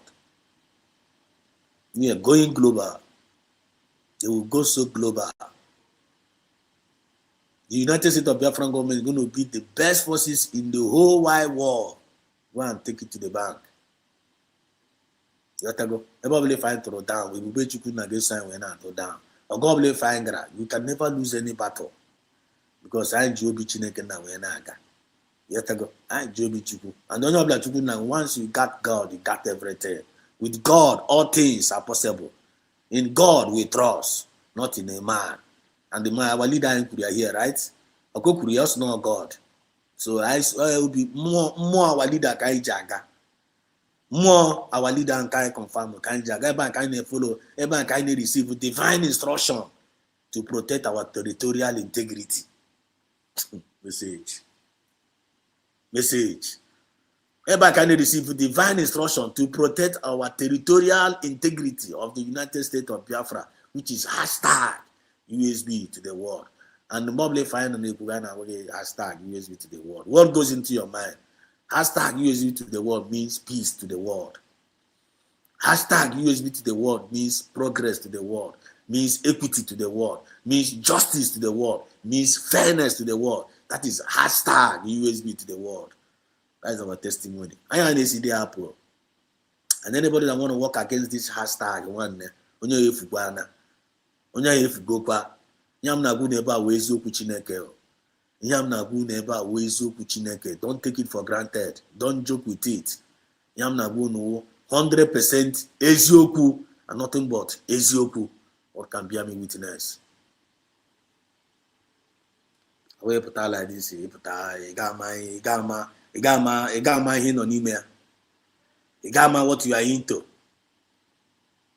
Put some people were this movement ka ihe ji eti epele. Some people were this movement ka ihe nwa na-eme gị na-ebikọ mmadụ ya na mmadụ ibe ya isi ọnụ na ọnụ together. No, don't do that. Don't do that. You get obi sara. You got the genuine. You got the positive. Even if you don't know what probably if so go like now this in any department of this movement. All this music we invited to you. Give it to do there. Give it to do there. Oh, we be again with your onye position on mindset here well. Onye position on mindset here well. If you know that you're not genuine in this Biafra movement, to gap, can them mad of force? Can they be genuine? Can force or well no chukwu na dinyere ha. Imana ni not genuine, to gap, just wure nwa kwa ro gugu to gap. Can they be genuine all this on? And you got partaker of the glory at the end of the day. This roka kele chukwu na. So long live our United States Forces, as long as I'm able to defend our land genuinely, not to use it to do criminality. Biafra land will protect you, preserve you, and keep you, and at the same time bless you and bless your generation. He said, I just put it in the United States of Biafran government medias. United States of Biafran government medias, independent medias, especially. And dependent mediate one way or the other. On Twitter, you only on a media on Twitter, a space, Guinness was your machineke na. Guinness preach this hashtag USB to the world. Because you are promoting USB to the world. On a media. You're talking about point. I make a chineke na elushi. Long live you. I na go fund. Of our wishike, of our progress, of our bless. That is anything good, and I got to get yes, because on the right path, on the right path. Ebe Chineke gara akpọ mmadụ ọkụ, ekwesị gara akpọ mmadụ ọkụ. Ọ na end up with oge nkere. Ke ya na-akọ by this time of the day. Ya na end up with ndị one Nigeria. Without that declaration, by today, you're not going to end up within the IPOB Nigeria, China's Akoko, China's Samuruan, their franchise, and Betusela. Like, you're going to today. All of them get out the China stock. All of them, they are stock. And the China stock, by the way. I know, and some of them was a pillar of salt. For someone there, going to get the lioness. Ana say elekula na aso ama mechaga na ge lioness hani na le lioness hani na o China pillar of salt ona eme ko ona eme long live USB forces, long live all our medias.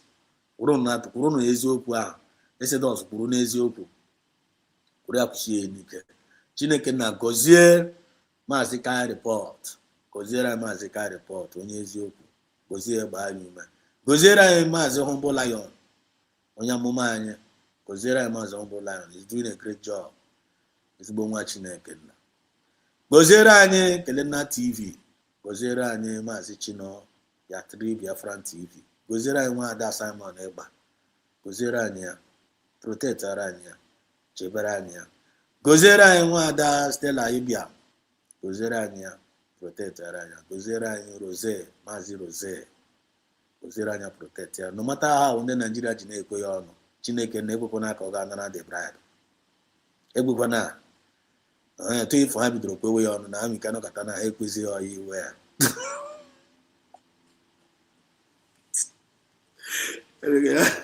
kwezi kịta na ya ga-kwezi ya ọya iwe ya nwanne nwoke mmadụ asị ka ochi na-azụ Chineke na jidesie ya ike jidesie ya ike because human being adịrọ trustworthy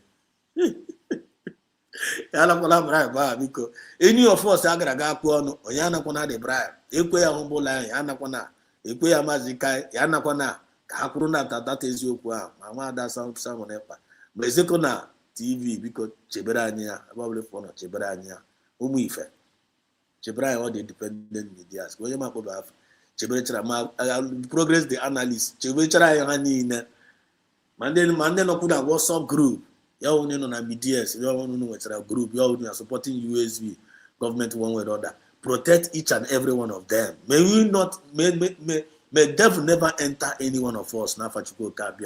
He said, because we are the unstoppable, we are the unmovable, we are the unbribable, we are the unshakable. May the spirit of Biafran spirit continue to abide with us now and forevermore. He said, love you all. They want to get in a conversation. So, Chukuna goes all the lovers of freedom all over the world, supporters of truth. Supporters of truth, when you not support the truth one way or the other, you are blessed. You will not go to when you not support to justice, when you not support to fairness, you are highly blessed. When you not like a bulldog, you are highly blessed. When you not fair in your job, you are highly blessed. Whoever that is progressive in this movement, you are highly blessed. Lovers of freedom, all over the world, you are highly blessed. Ngozi ọma ka anyị na-wish unu ka ka esi agụ ya nwanne onye kwe chi ekwe ndewo ka abazie na comment section ndewo onye gbara first today Stanley ndewo Chukwu gozie gị highly welcome Chukwu gozie gị. God bless United States of Biafran government led by Dr. Ngozi Orobeze with fire with ọkụ. Our Deputy Prime Minister is blessed, and United States of Biafra government is blessed. And our brother said, God bless United States of Biafra. Biafra, also we will hashtag USB to the world. Whenever you are saying also, God bless United States of Biafra, or territorial integrity in a progress, in a promote. You know they are aware. I hope our message are sinking. I couldn't now talk a message of me. So thank you, Stanley. You know that. Ubunne Njoko and I'm okay from Kaduna. I know you and I remember you. So good evening, my brother. God bless you, sir. God bless USB watching from Sabon Tacha, Kaduna, all the way from Kaduna. God bless. God bless, sir. Now talk bullshit. One no use where. You have to go use when use only where this 2026. God bless. Use only where. And believe it, oh. We don't want to go see where your family. God bless my family. God bless my children. God bless my wife. God bless my community. God bless United States of Biafra. God bless my leader. God bless Dr. Ngozi. God bless Estedos. God bless you. I want to know this year. God bless USB. Enough for blessing you everywhere. And our Deputy Prime Minister working after working Ngozi. Yourself. Ngozi is around everywhere. Ndị osime adịrị busy na-abụ onwe ha ọnụ. You get the point now. Hardly busy until you had an say, what is the secret? What is the secret? Until they be before they will be forced to pray good for us before you. But as long as when they receive as we speak. They receive now as we speak. Because ekpere ọma ka anyị na-ekpe since aha na ekpere onye ọbụla ekpere ọma onye a na-ekpere ekpere ọjọọ ọnwa ji aka ha na-ata onwe ha winch. Mad people everywhere. Ogbonne Njoku say, good evening, my brother. God bless you, sir. God bless you. USB watching from Sabon Tacha, Kaduna. There we go. You're welcome. You're welcome. Ahmed. There we go. Koyibon Sube. God bless you. Say God bless. Another God bless. Pray for ya. I'm going to I wounded God bless generation. United States of Biafra government wounded God bless generation. Are you getting the point? Church, maybe get better understanding of this all. And let this begin to go viral. Let our message go viral into the minds and the hearts of our people. Because we know we are few. But magnify our word, Obinigwe. magnify okwu ọnụ anyị because okwu anyị na-ekwu ebe a okwu mmụọ na Maazị Nnamdi Kanu sị na ife mmụọ ka anyị na-eme so magnify this word anyị ife anyị na-epreach ya because ebekwa na ọkwa ebe a ebe ọdịmma anyị dị ọdịmma anyị ife anyị na-ekwu okwu ya ọkwa na abanye okwu ọnụ anyị ọkwa na abanye akparamagwa anyị na ọdịmma ife anyị na-achọkwa ọkwa mbanye okwu ọnụ anyị na mbanye akparamagwa anyị ọdịmma eju everywhere ọdịmma eju everywhere ọdịnaka eju everywhere ọkwa banye okwu ọnụ anyị banye akparamagwa anyị so may Chukwunna may he give us better understanding of his word and may he give us better understanding of this Biafra movement. He said, we are the generation of God-blessed generation. We are God-blessed generation. United States of Biafra is God-blessed generation. United States of Biafra, God-blessed generation. So only you are one of us. We need the highly blessed. Come and join in. God-blessed generation. Only put in this zuhare. We use nine ishi. We pride nine ishi. We bitterness nine ishi. We will be a poor nine ishi. Iwere makwa ndị anyị wụ ka gbafuo di a onye ka na-emere ma ndị anyị wụ onye ka na-emere ma ndị anyị wụ gbafuo di a nwanne gbafuo Stella Ozuka ndewo God bless you Chukwu gozie gị nwanne m nwanyị Chukwu gozie gị Stella Ozuka say amen and amen and amen n'igwe gozie gị Stella Ozuka thank you so much for all you do nwanne nọ na mba ka ewo I appreciate your heart. You know, wherever you are, all your good thoughts towards this Biafra movement, towards this channel, towards humanity, all your good thoughts, you are going to repeat in more than 100-fold. All the people that has been of support of this channel, all of you, name all of you, there's a move and make it in a special way. You are one of them. And I appreciate your heart is the way for Chukwu Goziege. Some people like EJ Glitters, 191, wherever you are, Chukwu Goziege, protect and preserve you and your family. That's Chukwu Kabiama, one of the major supporters of this particular channel from the beginning. May God bless her wherever she is. May God protect her and her family. Somebody like Armstrong, somebody like Maazị Kanu, wonderful brothers, wonderful sisters here. These people are wonderful. The kind of heart I want on every channel, no. They have been there. And they are all becoming in the Telling you, not be for supporting this channel genuinely. You are highly, highly blessed. And so long as you do your channel supporting this channel and when you don't have any problem, you will be highly, Brian will be the highly blessed. So Imran is your channel. Na support to this channel. I support to Pada. Make sure you get your channel support here. Because you come up your channel and go see it. You go up your channel, come Jamie, nobody from them here. Enjoy your channel. And everybody is being expected to go up your channel. When we keep church be there against anybody not here. You talk my point. No matter who, no, and I'm gonna decide there. So need to go to church. I'm up on the hour. Yeah, I take your way. Stella Ozuka, Chukwu Goziege, no? I really appreciate your good heart, Chukwu Goziege. Stanley, same as the said, good evening. Very well, Chukwu Goziege. No? Stanley. Stella, Stella said, their problem multiplied in the Ojo group of companies, limited, Nigerian government. Very, very in the Ojo. Nigerian wiki teach Choma no why. I just don't know what is their problem of their people. In the Nigerian government. Which Georgia is just everything is all about them is evil. Everything about them is evil. USB is accusing how what government is. Through USB, I want Nigeria name exist. I got muta from us. I can know scores the government, scores of our government. You know, I myself, they will come and learn. Yeah, I'm at the time of Solomon will happen. All of them gonna back kata from us. Because I do be chineke na name operate. And they use conscience when they probably find them. You don't do anyhow. Stella Ozuka, we are getting the point. Confirm. True. Still, I'm get to the point. I'm get to the point in a channel where I know them. I know.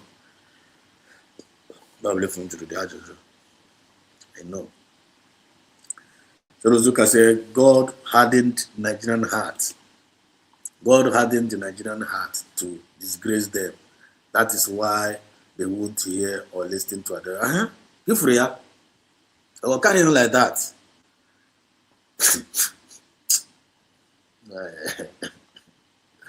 That's self. All the continue like Jackie, I will put you be herself. So they will. I see you. Chineke like Rose. Say God has said us. Are you sure that Rose will not take this big word?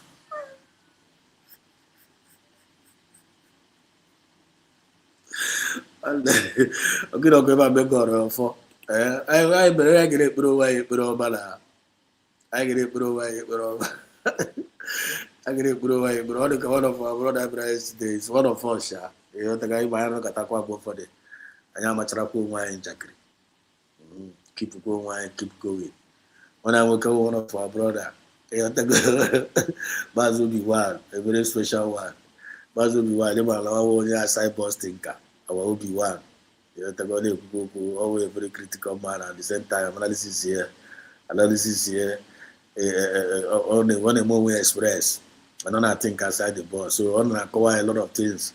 What the consequences of receiving all those bribes. You know, the consequence, the like kind of what the our Obi-Wan and I cover yesterday night. Like one of the causes, the major causes of some people receive bribe. Manda agorona go, my man no agorona cause some of them. Then we cut each other, all those things. He was saying many causes of it. You know, so more we draw Obi-Wan, draw is the same one, the Baz Obi-Wan. We have to go down. All of that on one, we take that territory. All of my bribe, we take that territory. Like all Nigeria government say, can do $1 million. I will see the Kuku, equity Biafra. Okay, not the money. Yes, about you, the attitude. That draw yours.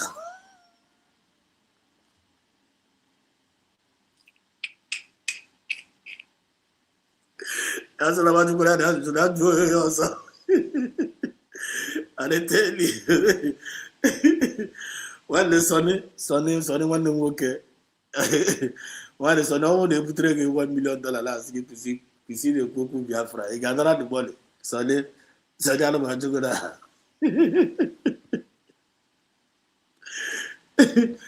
No, also Chineke, I believe. Onyo believe for original one Chineke na Abraham. If you're not this movement here, there are people that are born for it. When they're more for it, even I know within a company say when they cannot, you can't bribe their heart, you can't bribe their, they can't. So when they do bribe, but the only thing not there, but the one who tell again. Amara mo onye ga la bribe, onye na kwa bribe, aga makwa na ana, aga makwa na onye anara. You take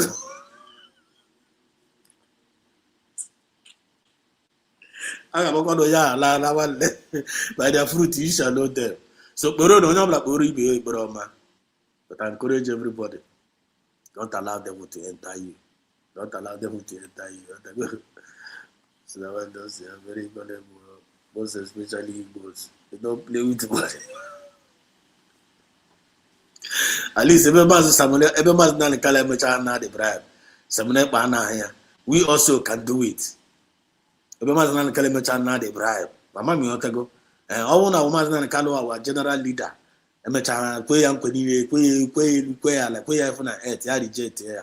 Rose will reject his own in Jesus' name. Amen. Exodus will reject his own in Jesus' name. Amen. Go on. So ne onye obula get reject ya. Na anyị ne no nu ife na fachukwu ka bia ma ise.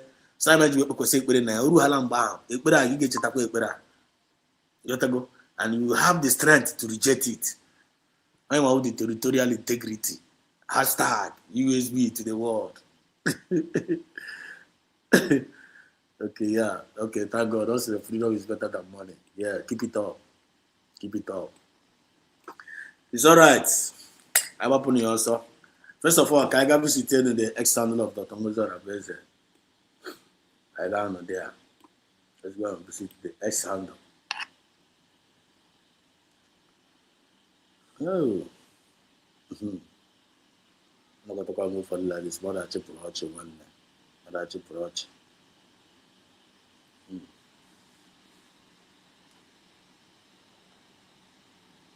Okay. So like I go to tweet that the weather is better for Tapoya. I know that table that the weather is busy now. It's alright. This is from the X handle of Dr. Moses Rabeze. So please, I would like us to pay attention to these tweets. Kai, let us read them out. Read it out. Beauty for Christ, I see you one night in there. Well, you're highly welcome to Google Zege, no? To Google Zege one night. Deputy Prime Minister, 53 minutes. He said breaking. Dr. Moses Rabeze, 53 minutes ago, she tweeted. He said breaking. Nigeria to pay $15,000 deposit when applying for American visa. How? Child. Imagine. Breaking. Nigeria to pay $15,000 deposit when applying for American visa. Man, okunu na ano. Ihe amazina the kalaka pupuru na aka na-ekwu banditry. Na the main koko ahụ ndị Nigeria ka na-abịa. Ihe one of them. Ihe one of ihe amazina the kalaka na-ekwu. Ihe amazina the kalaka na-ekwu. And they bear it in mind. But if I negotiate these plagues, all these plagues that is happening to Nigerian government, God is using it to be protecting the territorial integrity of USB. Who they are aware? Who they are aware? How can not connect the dot? Because everybody must be connecting dot. So that so everybody African hub. So the United States has expanded its visa ban policy, requiring citizens from numerous countries, predominantly in Africa, to post refundable bonds up to 15,000, ranging to 15,000 when applying for 81, 82 terrorist or business visa. The affected African nations include Algeria, Angola, Benin, Botswana, Cape Verde, Côte d'Ivoire, Gabon, the Gambia, the Guinea-Bissau, Central African Republic, Malawi, Marijuana, Namibia, Nigeria, Sierra Tome, Principe, Senegal, Tanzania, Togo, Uganda, Zambia, and Zimbabwe, among a total of around 24 African countries out of the 38 nationwide. Thank God my USB are not there. Some of the guys saying that after all they recognize go USB. Don't worry. This measure, aimed at deterring visa overstays, has sparked criticism for the disproportionately impacting African travelers and creating significant financial barriers to U.S. entry. Implementation dates vary, with many taking effect in January 2026.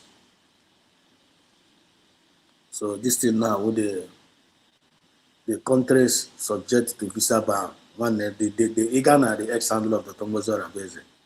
If you go to the X handle, they can put the whole details there. So this is the second tweet from the Tombozo Rabeze. Listen to this. Because the Tombozo Rabeze retweeted this post, United States of Biafra government 4 hours ago. How many of us here? How many of you here as a citizen? Have you subscribed? Have you followed the X handle of the? Have you followed the X handle of the United States of Biafra government? The follow the X handle.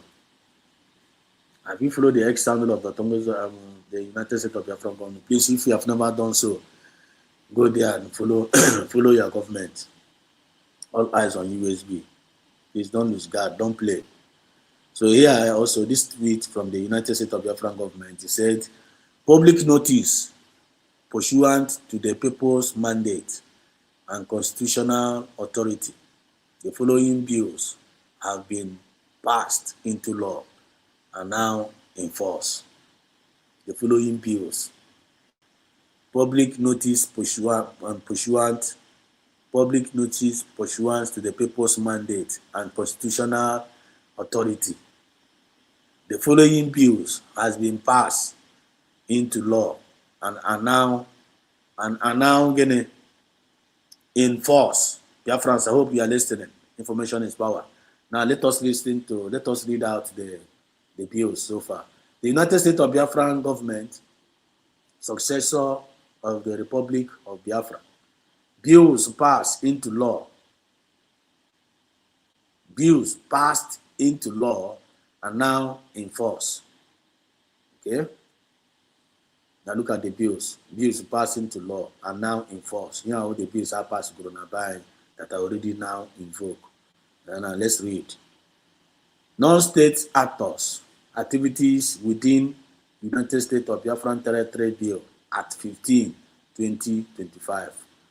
Posters on all USB government building for any staff of the Nigerian government to exist the properties for immediate occupation by the United States of Biafran government staff. Commissions and administrators and governors, withdrawals of all Nigeria security forces and agencies within the USB territory.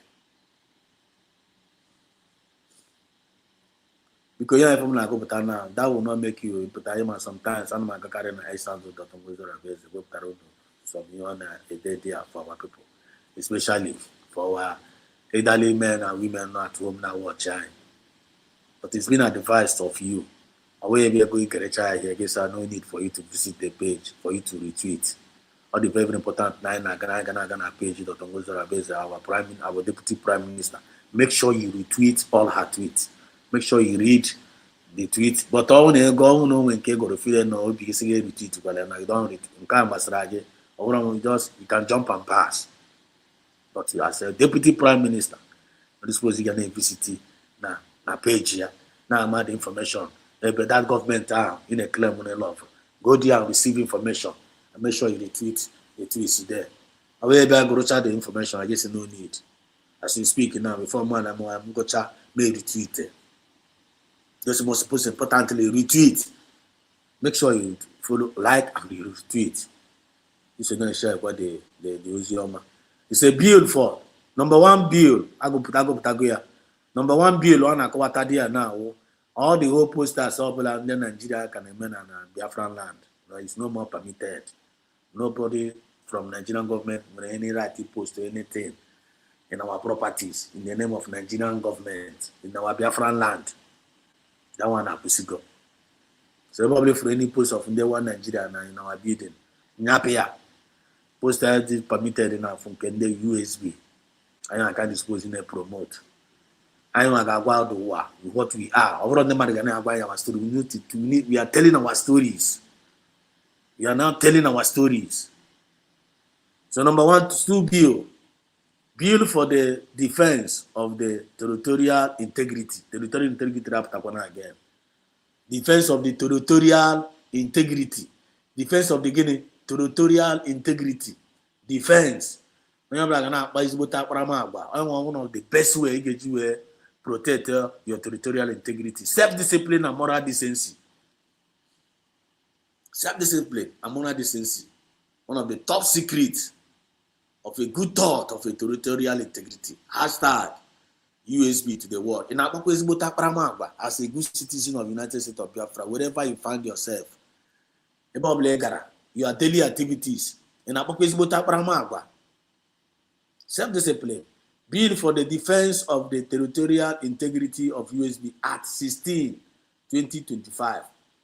The right of the United States of Biafran population to defend themselves. I mean the right to defend the one ketana with Oshishi, with Mma, with Ogo, with Egbe, with you don't believe for you protect your market, with Ota or with the catapult, you don't believe Ma. You get you chebe community. You have the right now to use it because under self-defense, under international law. So our United States of Biafra government have passed this bill of self-defense. It go away. Only they had away before. It go away now. The right of the United States of Biafran population to defend themselves, their borders, and all territory in it, territorial integrity from external aggression, terrorists, forces, and invaders. Our people are being expected to guide your community. Defend yourself, defend your family, defend your community, and defend our nation, United States of Biafra. The bill has been passed. Don't say you don't know. Thirdly, government issue official document bill at 19, 2025. Adoption of USB driver's license, international passport, immigration document, stamps, plate number, and all other issued government documents for the use of all USB territory to activate the issuing of USB e-card to all citizens in the homeland. That one I do want to pass one bill. That one I do want to establish my ID card, my passport, and my get everything. I'm not gonna put that. I don't know that entitled. I need you use here. You don't need to wait for anybody. You have the right to use it. Printing, and the circulation of the currency bill. A guy I put out on board.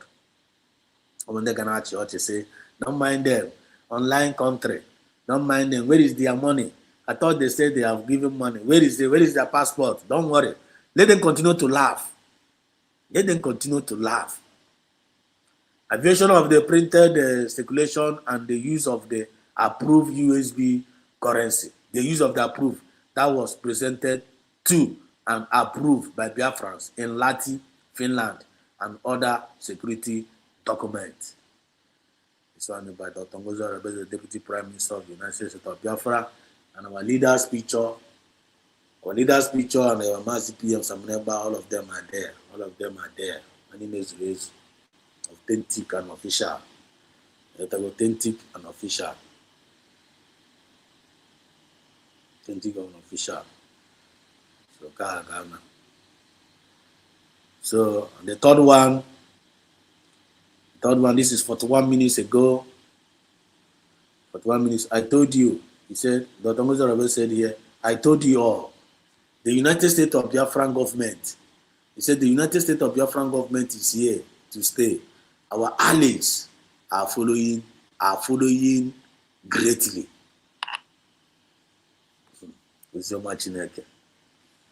I told you all, no Barani, the United States of Biafra is here to stay. Don't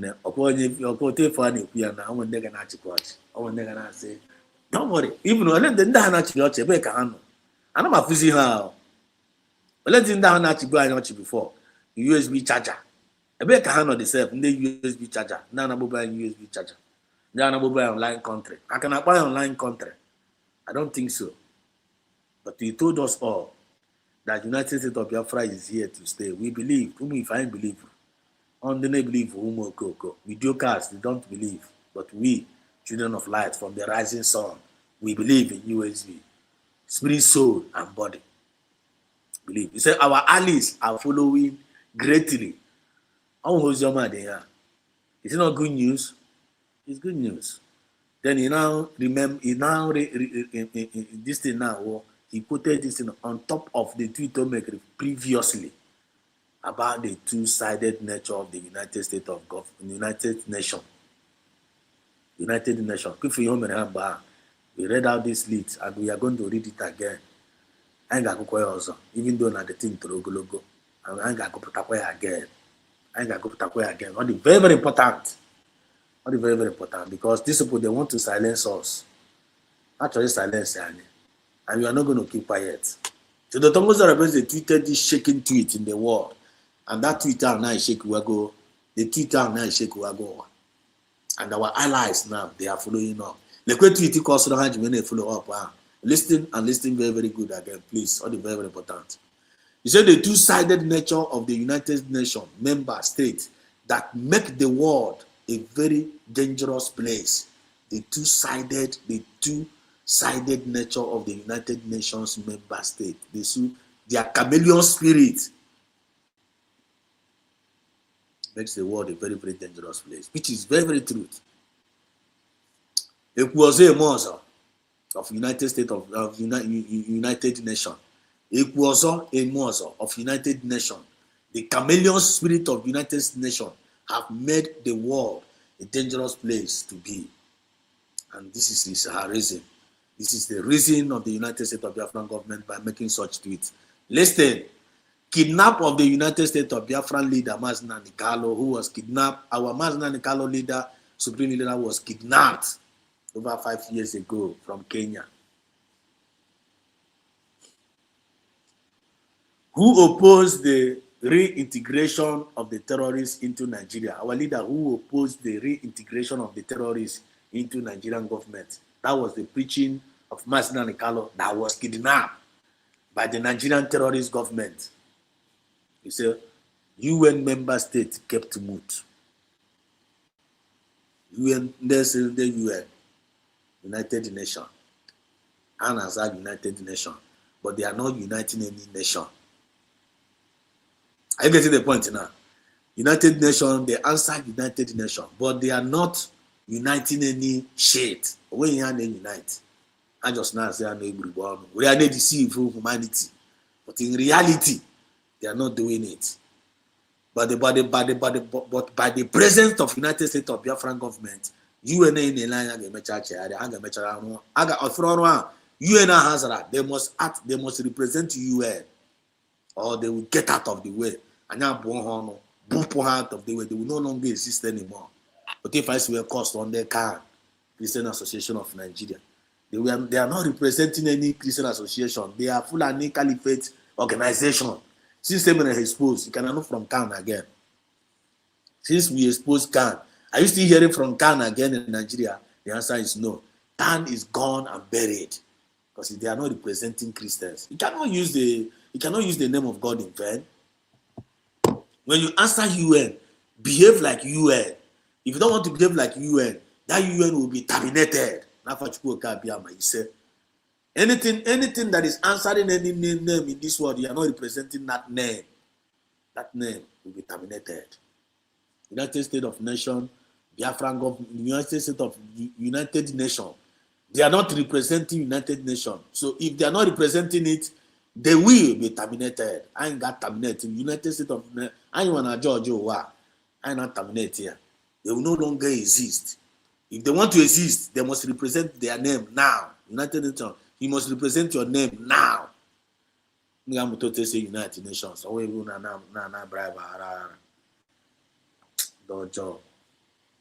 These are the tweets that made them. He said UN member state. They kept mute.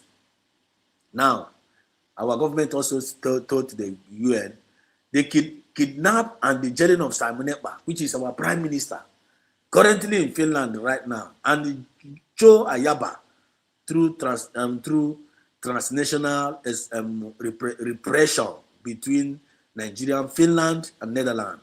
UN member states kept mute. I want to call our leader, PM Samenepa, they also kept mute. Reintegration of known terrorists into Nigeria and recruiting them into the country, military, police, security, and leadership. UN member states kept mute also. They kept mute. Territorial integrity. Territorial integrity of UN, 0. Territorial integrity of Nigerian government, 0. Territorial integrity of ECOWAS, 0. It's only USB is the original territorial integrity that will teach them what territorial integrity means. I wanna the meaning of territorial integrity, and I want to go here now. Mad people everywhere. Ongoing forceful removal and the killing of the thousands of the unarmed innocent Biafran citizens. America, are you listening? Due to their freedom and the belief, UN member states kept mute, despite reports submitted all over the world. When Ghana did not do anything. Still yet, answering UN. UN and Bakwako. Christian genocide and the displacement committed by the Nigerian state. UN member states keep quiet until Trump intervened last week. Christian genocide also, UN keep on, they don't say anything. All these years, UN, I see neighbor ship. Where is UN? Nowhere. Nigeria, where is UN? Nowhere. Until Trump intervened. UN keep mute. 52, Nigeria refusal of release. Nigeria refused. Okay, wait. Recognition of the Somaliland as an independent nation, which is their right granted by the UN Charter. OIC, UN member state, and UN kept mute. UN also kept mute about the recognition of the Somaliland. Then, 92-year-old Cameroon Paul Biya manipulated his way back to continue the imperialist government in the government with the killing that rocked the last election. UN member state kept mute. Then, transnational repression, where some African countries collude with their European counterparts and arrest, remove, sentence, and kill innocent opposition, such as Simon Ekpa, UN member state, mostly the globalists, kept mute. The war between Russia and Ukraine, where thousands of innocent citizens have died, UN member states could not stop the killing, now left it to Trump to work magic. Now, on Venezuela, here is what many do not know. There is systematic corruption that has marred the country's history, but has become preserved under the current government, which critics and the US authority describe as the mafia state or criminal organization. Lack of accountability and rule of law. The judiciary is highly politicized, lacked independence, consistently ruling in favor of the government.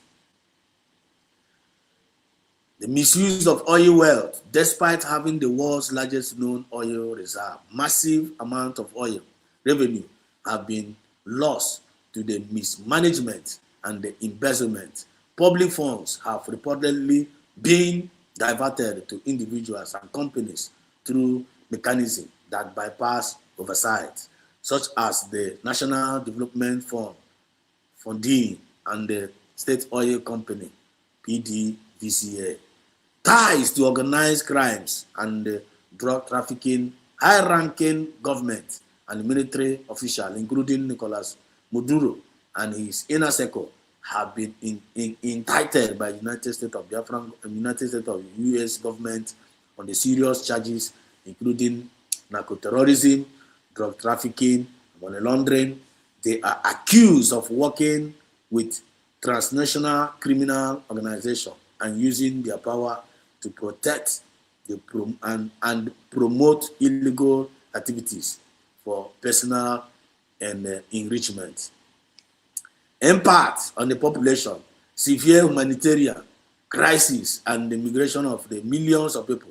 The US and the other countries have imposed sanctions on numerous Venezuelan officials and entities due to corruption, human rights violation, and drug trafficking, leading to the investigations and the access freezed in the various jurisdictions. Google. This member state issuing statements on the social media about Trump's action in Venezuela. I ask you again, is UN member, if UN member state established to just protect member state leaders, even when they commit crime against humanity, kill and make the world a very dangerous place, and unleash torture on humanity. Until these member states answer this question, the role of the UN, African Union, ECOWAS, Commonwealth, European Union should be re-evaluated. People has to rearrange this order of the world, and those should be praised. DPM. Okay, Freya. The government of this world shall be upon USB. And when does it make it to the Twitter and what about USB? When does it make it more the Twitter and what about USB? Also that now people has to rearrange this order of the world, and those should be praised. No rearrange or USB format we are here. So UN, always are UN all the problem. The meaning of UN is United Nations. So you must represent what United Nations is all about. And this tweet, the images of this world have the receipt of this image. White House is the receipt, especially White House. Others, once White House follow, others will follow. Hope you are getting the point. So, I don't know who you are. You got 4 more Biafra. They are over it. Our Honorable Mad-Peace was there. He said, up, United States of Biafra, up, United States of Biafra USB government, headed by our leader, Mazen Andikalo, our PM extraordinaire, Mazen Sanepa, and the Dr. Beze. Biafran mass exodus. Wow. Biafran mass exodus. Then he said, we are going home to Biafran land, the land of the rising sun. God bless the generation of the God bless nation. God bless generation. Say God bless United States of Biafra. That's a God. If not USB will God bless generation. USB will get God bless. And when I say God bless Nigeria, when last do you hear God bless Nigeria? Oh my God, this is awesome. Telling you, Drake is there. He say even the blind can smell it. And if you want to say BPM, you are indeed a great woman. Maybe from out. Whitney say great DPM, USB. Odum, Agawai, our wine, you said it, they play, they show. Thanks to Chuko Kabiama. Mommy, God brought you into movement, Kelechi, and we are following all well. Simon, Biafra is our great, a lot of wonderful comments. Wonderful. Go there. Go to the X handle. You got for now. Even the oppositions are not there. Nde mother or about Fulani, I know the Eba. I know the idea. I'll let it go. So that is it from the office of Dr. Mozart Bezev, from X handle. Then I become now another interesting tweet. He retweeted this one, White House tweeted. Look here, Dr. Mozart Bezev retweeted the White House tweet. And my good government and I don't call with the USB. Never know that. United States of Biafra, I don't call it with the United States of America. Are you getting the point now? Very interesting. America first, White House tweeted. America first. Today, President Donald J. Trump signed a presidential memorandum directing the withdrawal of the United States from the 56 international organizations that no longer serve American interests, include 35 non-UN organizations and 31 UN entities. Wow. Trump withdraws from international organizations. Trump go from international and international withdraw go from nonsense. Because they are not representing well. All of them has been bribed. All of them. Come for contact. UN, why can't you see what is happening in Nigeria? And say, there is nothing like genocide. There is fake news. You don't want to work with them anymore. They are just there. They really bribe. When they are not serving humanity, all of them has been bought over. So Kita now, what is going on now? Trump has withdrawn go from all of them, and our government have retweeted it. What does that show you? Trump withdraws from international organizations that are contrary to the interest of the United States of Biafra. So we, United States of Biafra, any country of the Nana work with our own interest. We must lie in and down. We must lie in and down. The code was all the code they grow. Mazio Dogu, I see you waiting for my location. And I welcome. You are welcome. And you are highly welcome. Oh, you're going now. And I took onye na-abata n'ụlọ ya na-achụkwa akwụkwọ na maazị Odogwu onye na-abịa n'ụlọ ya na-ajụ ama ya welcome ka ebe ajụjụ nke a sikwa na ihe awụ ụlọ gụ na ya na-ajụkwa ya you welcome ya ọkwa ajụjụ ndị wiki o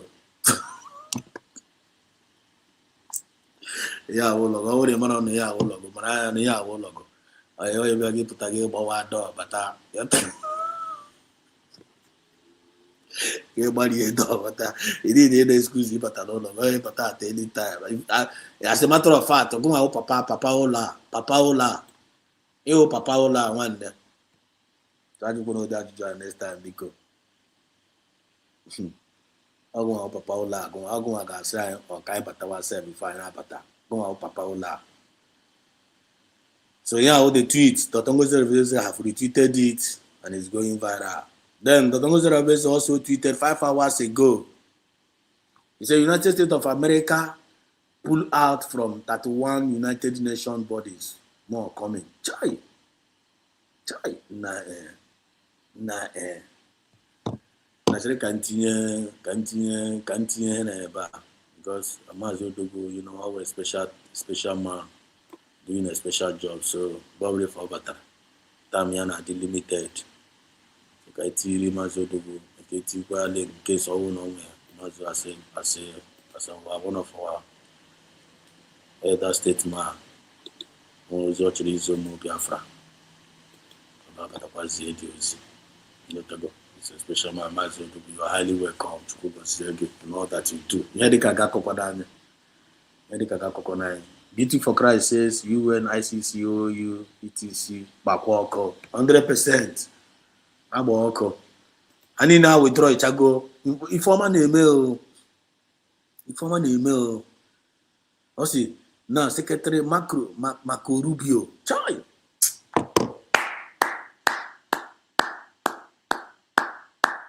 Man, I am from Marco Rubio. What are this man?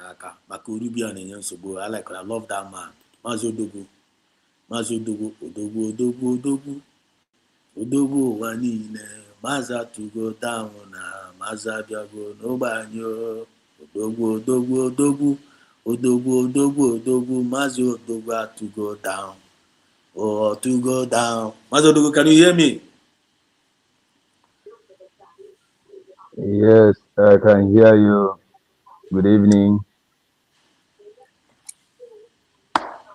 Can you hear me too? Yeah. But you're not gonna mic kind of. Can you hear me? Yes. I just had to do before. Because I don't know now. Abago Mungrahu. So am I welcome? We're going to come better.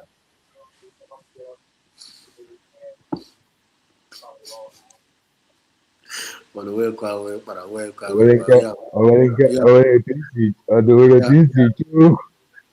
Yeah, you are joined the strangers in Aju. You are not a stranger. We are stranger. No, we'll be friendly. So I don't know when Kim and I get one eye now. I don't know whether Banco or get by slowly Branco, I'm not Branco, and I just got party.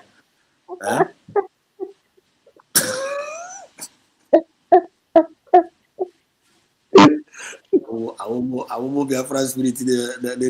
I will be a French spirit. The Madonna, a bonnet of Lagara. Oh no, we're going to get a commit again. What I no, I will need to know if I will need to cook or you're gonna like the I don't know. So you can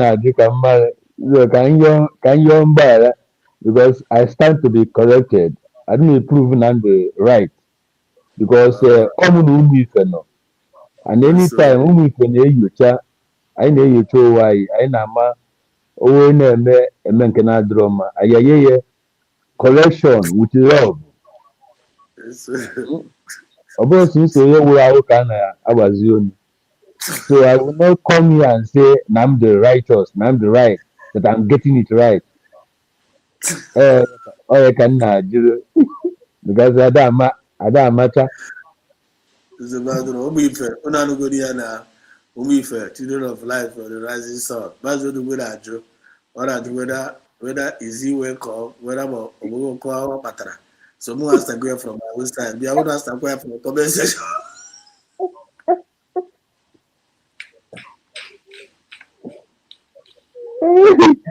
Thank you very much. Thank you, sir. Oh, sending Japan.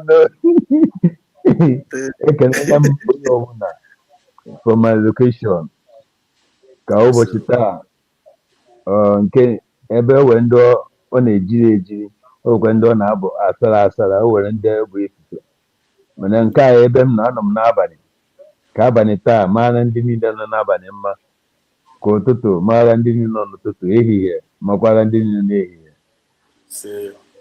Ana m ekene ndị nọ na comment section do na oworo ya mfu BFS data ana m egebu ntị mana ife mmeri m abatara before bụ na o nwere one message m bịa weta and achọrọ m ịgwa ụmụ ife before etinye m ọnụ. Eweta message from our sister, our beloved sister, Progress the Analyst. I don't know no message I received yesterday from Ocean Master or Triple M. Ozeziliye call with another message. So I just say let me listen to what she's saying or what Wazirike said. So Wazirike came to defend himself again. Mana achọrọ m ịga n'ihu, achọrọ m ikwu obere den kụzie efe nghọta gwazia unu ihe wuche m dị a. The man got the message of Biafrans. You know, over Simon Ekpa, also know woto. So Biafrans or other people, is with Pro Max woto. So he came to bear himself and explain. One problem is not explain no, it's not the perfect. But the answer is Ego Biafra just so I say that day. Was like Akwagonan Ebo Siabia.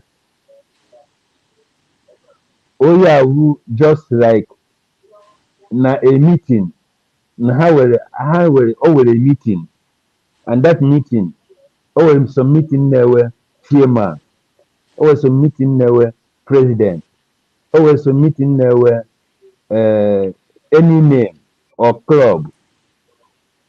So this prime minister, on elect you, an organization prime minister, not a Biafran prime minister. So I can what idea. Muhammad say Biafrans, because I decided not to talk to him again because Cargo na ebo si abia. No bro no nazo Biafra or no putara because na Simon Ekpa no or not really destroy or distract our attention because of what we are doing. So iha kamua mwa udugwe nugu what idea. Okay, in a corner after Wazirike Mecharanye Prime Minister and the civil chosen more Biafras all over the world. Abutazri again, open another one. Yes. I died today or yesterday. So Progress the analyst body program very well. Yeah, can get good. It lasted just 17 or 16 minutes thereabout. So send around the program now. I'm running you. Send around my phone. Now YouTube, recommend because even now no more now. Okay, you may say it's a Chapahala call. It is Chauzi cheesy. give us by your phone. You guys send the near now in that program. You send on my WhatsApp. Whatever. Okay, so I will go and look for it. I will go for it. Oh yeah, come out from your side because Canada you made a mistake. So I got to go my boss here now that yeah those who myself well in the level of a meeting or organization or a club or maybe a committee of friends. So when I actually had there we home as a prime minister. One group no before. Hamem elect even up to now as the presiding officer. Presiding officer up till now. I am the group. But now I am presiding officer. And there were a commandant there, there were a president there. But all those things ain't meaning anything. So I can say now. So I am say Biafra can stop or imene attack was weak. But n'ife men na o kwuru by the time ọ na-ekwesịrị ikwu ya. And again ọ bịa wepụta in this program get now about 7 names or 6 names behind ndị o mebiri eme. Anyị anụrụ all those ones emere elect before. Maybe because now they busy, nobody is interested in that. But in this time around, we just mistakenly had the one he said, or the appointment, or the meeting him and the organization, a prime minister. So on a maybe before. But Eben Nestik, as I said, Wazirika did not come Okukoye today in that program. He did not come to get a Biafra to go out from Nigeria. Because of that, there's nobody is looking after him. Because if he wants Biafra to separate from Nigeria, he cannot stay in Imo State or in Owerri to talk about Biafra. We have out from what we are doing. No way here, no Basalai. Here, all the different. No, on his own level. That it doesn't have anything to distract or disturb what Biafrans are doing. That's what Omega acknowledge the United States of Biafra. Omega acknowledge the United States of Biafra government. Is it? Omega acknowledge the USB government. Omega acknowledge. I am not going to acknowledge USB government. I'm not going to be. I'm acknowledge USB. I was not saying I was Maria verbally acknowledge no Omer attack because some mention Simon Ekpa mention Nnamdi Kanu, which means Oma about United States of Biafra. Oma.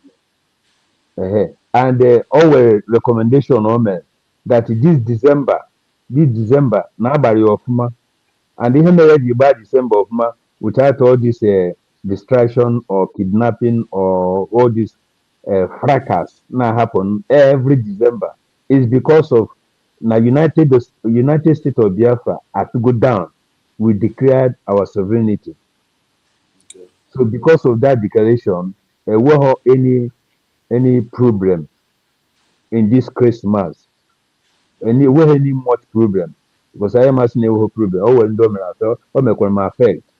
But before other years, from 2024 down, other Christmas, and there were too much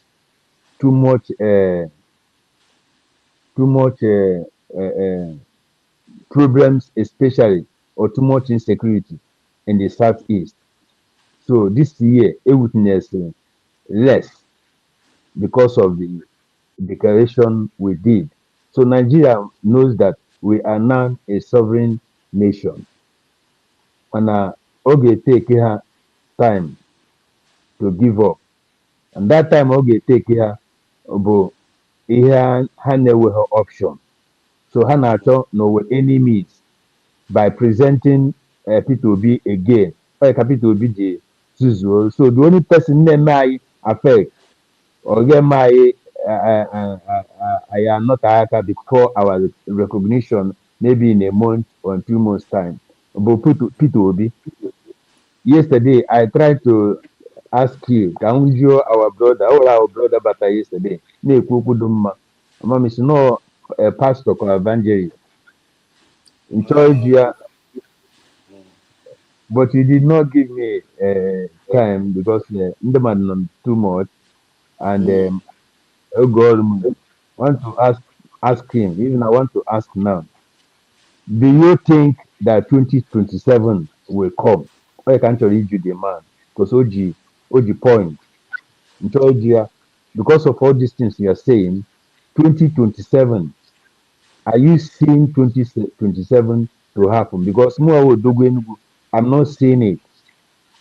Now let me come from where you are talking. The the Twitter in Nago, I saw it today. But before I saw it, also media, I am one of the person. We vote for all these laws, uh, all these articles you saw in our government. So we are committed, and all of them they take effect. So because of that, I am not seeing 2027. And from the statement of Dr. Ngozo Rebeze, all these things are being sent to America, and she is doing everything diplomatically and politically, globally, to make sure that all this awareness be created. So Michael Rubio is working in hand with United States of Biafra. So I am following you to say onye na-subscribe to Dr. Ngozo Rebeze's or Biafran X, where the person go and subscribe to be Confirm. getting information. Because what we are doing now, I got to go here local. I go far. So because that state of agitation kind on now. And that is why I recommend Biafrans here and the other part. Let us be talking about what will take us to the international community. Let us be making statements. Anybody that knows how to talk more than me, anybody knows how to write more than me, let us write what we are writing, what we are talking here. On our Gavara, they are hearing it. And I want to recommend you, Jeffrey Exodus. The White House, you are getting your message. As I said, Odunkor, your message we sent to Wazirike, make him to come out again to talk. So all Ogigez, remember that the message always no from your channel. So what we are doing here is going to all necessary tables, even to Russia, even to Korea, even to all other African countries. And I think even Ibrahim Traore is hearing you. That is why I pray every day that no one actually gada. Onye ọbụla ị na-achịkwanụ ga-ada.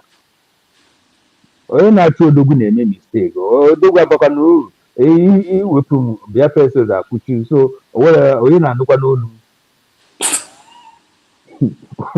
Onye na-anụkwa n'olu. This is 3 minutes I get from my working place. Okwana uru mba. So onye na-achị m ịchịta isi nkịta kedu ihe ije onweghị ihe mkpa kama a ga-ewekwa Biafra Exodus Because I there where my available. Come and take me. What a man to every did you man to in that you do Ibaka. You're wasting your time. That's what the So way that actually ada. Onye na-achịkwanụ ga-ada. Ọ bụrụ na onye na-achị adara, onye na-achị ya dara, then eluigwe ga-emegide that person. Enu ala ga-emegide that person. That is aja ana Igbo. Aja ana Igbo. Even aja ana ebe izodoro okwu ebe ahụ ị nọ, ebe igwe ya tịrịtịrị. Aja ana anyị zụtara okwu ebe ahụ, ezinụlọ ga-emegide that person.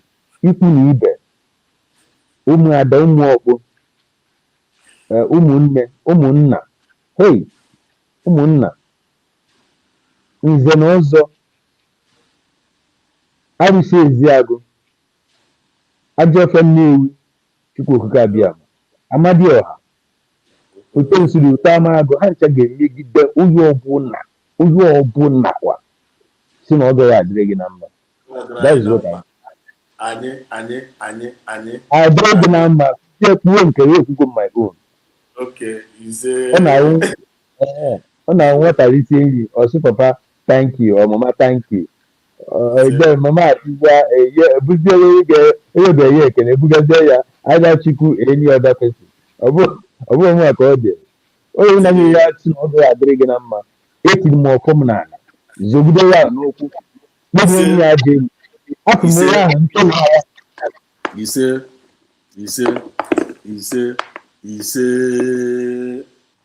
Thank you so much, Bazo. Before you know about kill always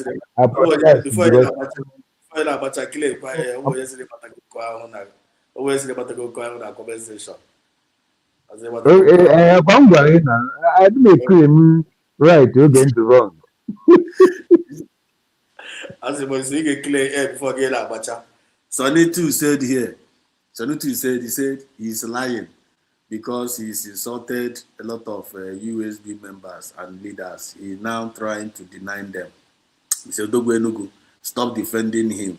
Stop defending him unless Biafra will face you too.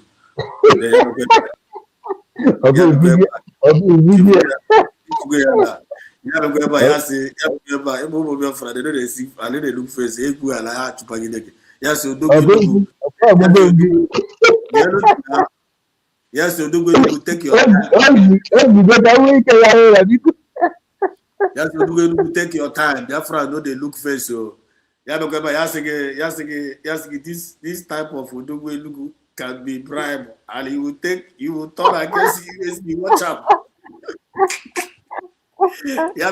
No wonder he's asking if he's welcome conscious. Well, let me go back to show again because Ọkọba agogo umu ife na afuni ana fa. You know so far. You know ihe kwuru na ebe kwuwa no dey correct ka ogene. Ikpatago ngo ahụ. Apa ngwa everything all the right okwu mana ihe o kwuru odoho m n'obi. Ọ bụrụ ya ka m this type of Odogonugu can be bribed. So because one you gonna bribe in the future. No. Go ya na onye na-enye m bribe. Onye ahụ o tiri aka na tipa bu aja waba. Okay. So, I am unbribable. And again, when the mag eji bribe, gịnị ka uru mbọ ka a na-eji bribe ka nne. So the person ọ gụtekwa na obere nzuzu a na-abịa ezuzu ya nwanne onwe ya ga-eji wee bribe were ife na-eme na-akọwa na ike wasirike nwere ike kọntaktị gị n'azụ ka o mee gị prime minista.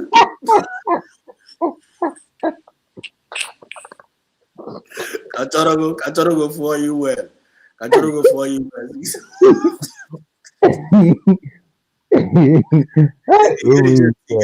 get reject here. Are you well for prime minister? under Nigerian government, Biafra under Nigerian government.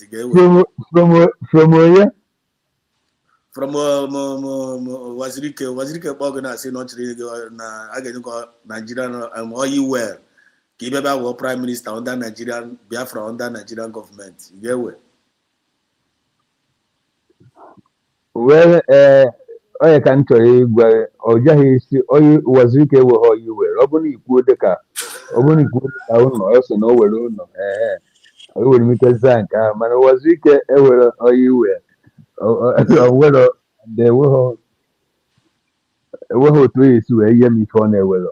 Oh, he also know where nowhere hotel, nowhere this and that. We standing also nowhere. None they may invest. So, but my brother, maybe na honey, in the if we will make and then a comment section. Because over enough, or since Sunday didn't need second nature, we could choose as a week, each minister, na each greeters, Ocean Master, Triple M, Sonny Okoye, Kedo that our brother, boss Okoye. Frank Okoye. Frank Okoye, is good mother. Kedu nke a na-ede ife nsị ya gaa to ọkwa Kanu. Maazị Kanu. Maazị Kanu. So nwanne m nwoke Sonny odogwu ya ha na bribe. Amụrụ m ihe bribe. I am born to this. Ọ bụ na m ga-ana bribe. Mụ ama m gaa to Finland. Ga sign ya vote kwe. That my vote can need defend. And the way he got bribe and that my vote and my signature. The day gave me Ajana Abalaka. Oh, he buy na Abalaka. My need to be military use. Keriana pia Thunder. Okay. Thunder. Yeah. Ebe no oge aka ahụ nji anata ya na obi ahụ nga na oge tirisi m ya. Sonny Okenugo ya now. Sonny in the comment section. Okenugo have reply you. So once you got to Kwanuja, no one bribe or again. You have to go. Very on. Ola kwa maka wazirike odi go tisi osi wazirike ya iku maka wazirike. Asụkwa m n'okwu otu ihe m wazirike zem onye daga ya ejide ịchọ ịma wazirike.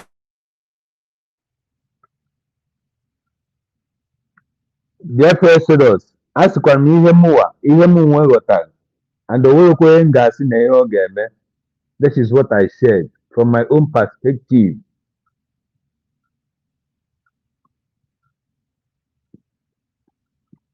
So onye ọbụla na-aghọtachi m or may misunderstand, ịma na nghọta dịsị n'iche n'ife m nụrụ or n'ife m ghọtara n'ife ọ na-ekwu.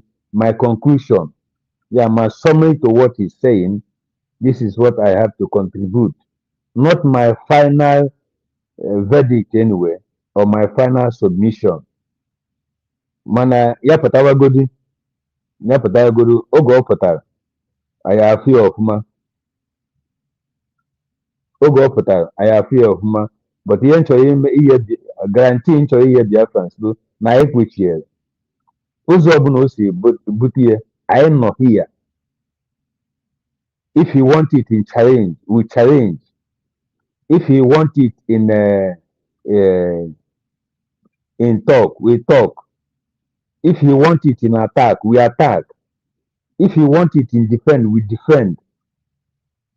But the place he cannot challenge or he cannot talk is truth. Because Wazirike have no truth in him. But we have that truth. And that our truth is going to defeat all his lies. That our truth is going to stand against his evil plans. Like I said, Wazirike cannot fight for Biafra because of what he got. He is afraid to lose it. And if he loses it, he become poor. So he's a poor man. That is why I said he doesn't know that we are building Biafra brain-based economy. He doesn't know that. He's only seeing today. He's not seeing future of Biafra. He's not seeing his future to be more organized, to be more rich in Biafra sovereignty, in Biafra country or nation more than in Nigeria country. The system of Nigeria and the policy of Nigeria keep him to be a poor man and wanting. He's always wanting. But in Biafra land, the system of Biafra and policy of Biafran government is going to keep him alive with his economy, with his wealth. Anything that he gets, he's going to be a happy man as a Biafran. But as a Nigeria, he is not going to be a happy man because the system and policy will not allow him to sleep with his two eyes, to keep his mind safe or at peace because he's afraid of what will happen tomorrow. But with the Biafran government in action, he is not going to be afraid. So if he's ready for a challenge, let him come. If he is ready for attack, let him come. If he's ready for defending, let him come. So my fellow Biafrans, I remain your comrade. I cannot be bribed, and nobody is going to bribe me because nobody know me except Umuike. Ndị ọjọọ ada ama m. The bad people doesn't know me and they can't see me. So nobody is going to bribe me. Sonny, my brother. Take good care. Dear Festivals, thank you for giving me this opportunity to commune with my fellow Biafrans, Umife. Thank you.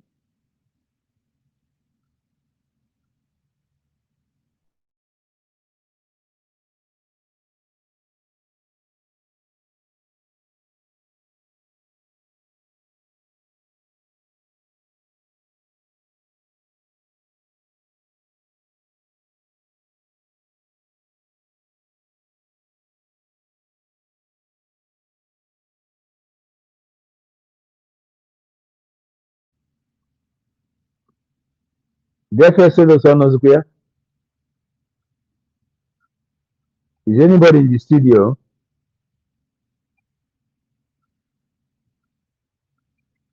It's like they have kicked him out.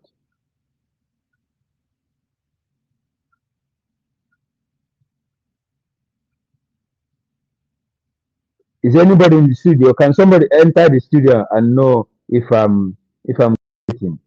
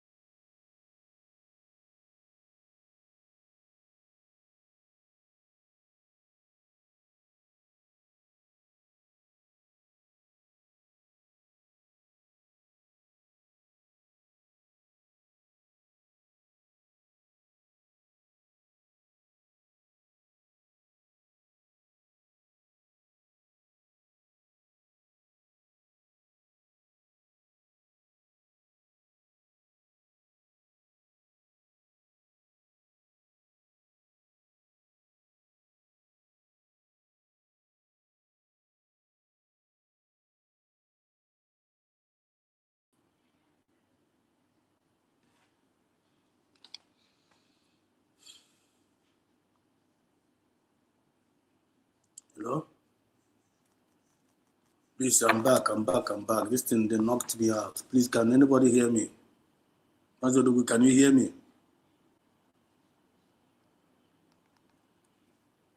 Can you hear me? Please, anybody in the comment section, can you hear me? Just try to check if my voice is coming out clear. They knocked me out. They kicked me out, so I'm back. Okay, BT for Christ, say yes. Can you hear me? Mazodogu, can you hear me? Mazodogu, you're not speaking. It's all right. Say yes. That's how is that going to be started. Now because I'm back. These people, they knocked me out. And the thing knocked me out, so I'm back. So where are we? Okay. It's all right. Let me connect to this. Let's connect to this broadcast and see what this was talk there.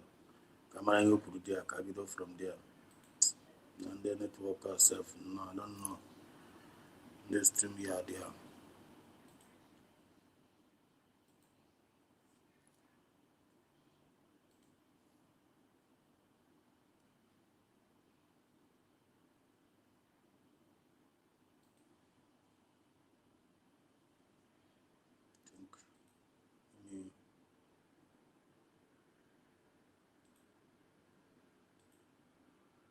Want to share with you. Wonders they normally say shall never end. Look, this is Progress the Analyst, and here I keep you updated. I translate the latest happening and I bring reality to your doorstep. So, without not wasting much of time, let us dive into the reason why we're here. So, today I want to share. Okay, let us look into what so-called Wazirike said. That's what is going on there. Something very important with you from Ralph Wazirike. Now, after the Masop Prime Minister election, Chief Ralph Wazirike did not find it funny at all. A lot of people were calling for his immediate arrest. They say that because Simon Ekpa is not around, Mazi Kanu is not around, now Wazirike spring up just to talk about Biafra because he knew that there is no opponent. But this thing did not go well with Ralph Wazirike. Hence, he responded to all the people calling for his arrest. Now, listen to this. Ndị be anyị ndewo mụnwa kwuburu na mmapụtakwa Wazirike has not naked. No, this man himself. Hi, Wazirike. na Facebook ikwu okwu again mana m nọkọtara sị ka m bịa kwuo nke a ka m were kọwasịara ndị na-aghọta anụ maka na sị na abụ ofu onye hụrụ wụrụ ya eke na mmadụ na-amara akọwara ya ahụrụ na ndị mmadụ nọ na-ekwu na Facebook na maka na Nnamdi Kanu nọ na nga Simon Ekpa nọ na nga na Wazirike bịazi bịa chie prime minister na ọ chọrọ ibidokwa Biafra again. Nonsense. Ka m ga-eme mapụ ibido Biafra again. For what? Enweghị dị otu ahụ. Achọrọ m peace in the southeast more than even ndị a niile na-ekwu ihe a. Maka mụnwa nọ na southeast ebe a. Majority of ndị a na-ekwu ihe a na outside.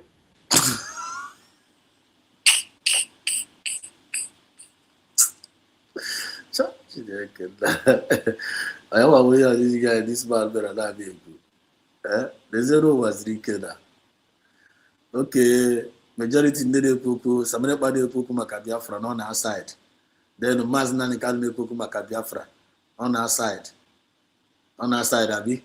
Then I want to popo maka Biafra. I on our side. That is the reason why Ijibe knows here na inside. I say no no. He knows inside. The natural prime minister. That is going on no. You know onye echariana. You see onye na echarigo. I know this man. Onye am spirit of okay. This man is possessed with the spirit of okay. Maya na okay.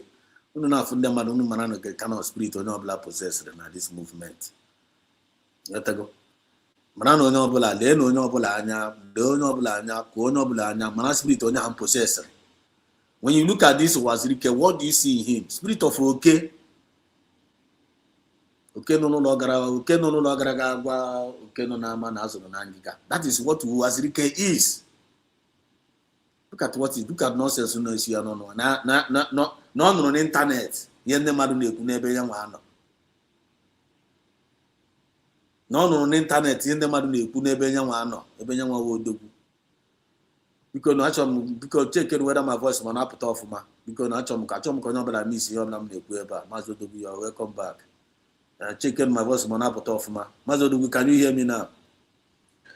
I can hear you very clear, even more than the first one. More than the first one. Okay, thank God I'm back. Mba, ana m ekwu na-ekwu ụmụ anyị logs out. Achọrọ m ịnachi azụ back to so nsiza ka m confirm ọrụ na ịbatago and onu dị very clear more than before. Okay, thank God. Thank God. Mbelezeno Wazirike, look at what you Wazirike na-ekwu ebe a. This man ain't no conscience at all. Oh, ya ka na-ekwu ọ sị ya na-anụ from internet na ọ dịka onu ka ọ nụrụ from internet ihe ọ na-anụ from internet. Mana ọ bụrụkwa na nna conclude ejere mfu nwanne anyị nwoke Sọni mana Sọni ka ngwekwa ọ dịkwa ka Sọni akparawa ka nọ na-ekwu okwu ya ọ bụrụkwa Sọni amabekwa Sọni a chekwa nụkwa Sọni akparawa ka ọ na-asị na onye nke abụrụ Sọni akparawa onye ahụ Sọni Ife ọ Sọni Ife dị ya onye ahụ one of us. It's one of us. Okay. Maybe this will go here basara Wazirike ya nwa feel like na maybe chere support Wazirike. Ya kwuo nke ya hapụ nke m kwuru ya kwuo nke ya sịkwa m nọ nke ihe m kwuru na ọ bụrụ na m ihe m conclude ya kwuo his own ya hapụ my own onye ọbụla kwuo so okwu Sọni Odogwu ekwu nke ya. Sọni, what do you say? What is your own? So my own kita na ka mụ na na nke mụ na own mụ ka m na-ekwu na so no like anything about my own am chọrọ ikwu. Wazirike ahụ na-ele anya na based on my own observation ihe si ya n'ọnụ wepụta. Mgbe geenụ ntị ebe a achọrọ m ka enu ihe o kwuru ihe ka ọ dịkasị ma a na-asatụpụ nkịta ya n'ahụ egosi ya ka ọ dịkasị ka a tụrụ ya mbọ. Lekwenụ asị by our words we are justified, by our words we are condemned. This man kwuru ihe iwe na-ewu ya ọma ọzọ ewe ọzọ ihe ọ ga-achịtawu iwe na ọ gee ntị ị ga-ama ya ikpe kịta na ị ga-ama ya ikpe just watch ihe o kwuru ihe.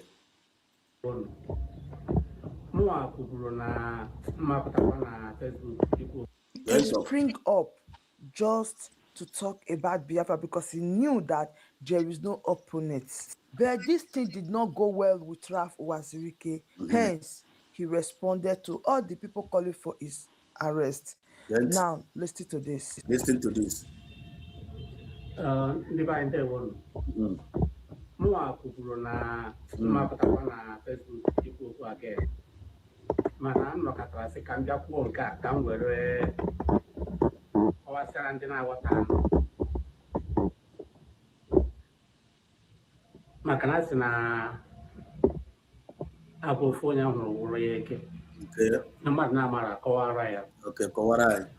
Ahụ na ndị mmadụ nọ na-ekwu ndị mmadụ na maka na Nnamdi Kanu nọ na nga Simon Ekpa nọ na nga na Wazirike bịazi bịa chie prime minister na ọ chọrọ ibido Biafra again. Nonsense ka ha kwuru mgbe gesenti ebe ọ nọ wee finish onwe ya na gesenti na Biafra again. For what? Gesenti na enweghị dị otu ahụ. Achọrọ m peace in the southeast more than ifuru ndị anyị na-ekwu ihe a. Maka mụnwa nọ na southeast ebe a. Majority of ndị a na-ekwu ihe a na outside. Ọkụfugo ya. Majority na ndị a na-ekwu ihe a ndị a gbere na-ekwu na ọ gara aga chie prime minister na be anyị na ndị a na-ekwu ihe a na ha nọ outside, which is Maazị Nnamdi Kanu na-ekwu this thing maka this movement from outside na ọ na outside. PM Samini Ekpa na-ekwu ya na ọ na outside. Dr. Ngozi Obeze na-ekwu ya ọ na-asa mụ na gị na-ekwu okwu a na-atụ ụtụ na-eme ka be anyị dị mma I to travel vote. Gana Finland na side, which means the guy rubbish. You know about that in 5 minutes. My referendum, my referendum, my declaration, now 9 minutes, no rubbish. Do you get the point now, Mazio? That is his declaration. No rubbish. Biafra so those. Happy good year ko before asim him kuru summarizing. No good ebo na eku ni ho na eku. No good ho na eku ebo na aga. I'm behind the memory analyze. I'm still coming to that side though. And make good in Kokuru now. I'm still analyzing in Kokuru. Eyotago, I want to come out no be. Nkam no go there now. Me analyzing here, look at here and here me pron this man me pron here ku. Na you want to go here if I na you want declaration. Na you want voting. My referendum, my yini na mama sinan kali yini no neku, ono na side neku, man ke PM somebody pan neku, yini ne find neku, na side. Now even I know the problem of what is happening in Biafra land, of which young man on Biafra land. So I'm ready why I am a prime minister. This man I will be offer. This man is not even know. This man possessed with the spirit of okay. Spirit of okay is what this man is possessed of. To be honest with you. This man this man is possessed with spirit. This man who spirit okay no law when okay no outside. Garaga na aso na ngega. I want here who was really represent na this movement of which okay wanted the reward. Let's continue to listen to him. Kedu ihe na-ebido n'isi? Taa? Okay. Ebe ala Igbo na-agbagharagara kamgbe echi. Kedu ihe na-ebido n'isi? No one who was really bidoro this thing. Which means no one with the foundation, no one actually cover trage, no one with the papa this movement. So there is nothing like there is nothing like a declaration. There is nothing like Agra Finland. I'm the interpretation of what he's saying. This is the interpretation of what he's saying. No, you're not asking an myself. You're not be a call IPOB or you're not be a call United States of Biafran government. Now in the big Henishi, now one with the foundation, everything, no one with the no one with the movement. I'm not going to try here. I'm not calling you off ma. So no when na hotel. No no blaga hotel of man now. Chukwemu no. Abi bo de ka udono. Abezekita na. Odize kasibuka na ebe ya watachara funi na. Na afuni no tra na dia dikita na fi bi clear muzina. Na ifa adigo mma. Na ge kwante. Kam na akora gi what this man is saying. I'm ma gwa na am more onya na akora gi something outside but le kom na gwa gi on akora from ni obi ya. The message on a pass here. So now here I find a make it na USB government and I need to you bara no beya. No bara kind of tiria. And you want to have that you bara. If no one was a prime minister, no one was the prime minister when you make prime minister. I don't know whether people are getting the point now. That is what is Wazirike is talking. Continue to listen. Huh? About Christmas Gasraga. Nudo. What do man happen? Okay. About Christmas Garaga, Abaya Nudo. Wazirike or Wazirike when you manage to about Christmas Nudo. Wazirike when you contribute to about Christmas Abara Nudo now. Or Wazirike mania call USB government to manage where possible. Yeah, what Jaga Joe Wazirike. Let's continue to listen.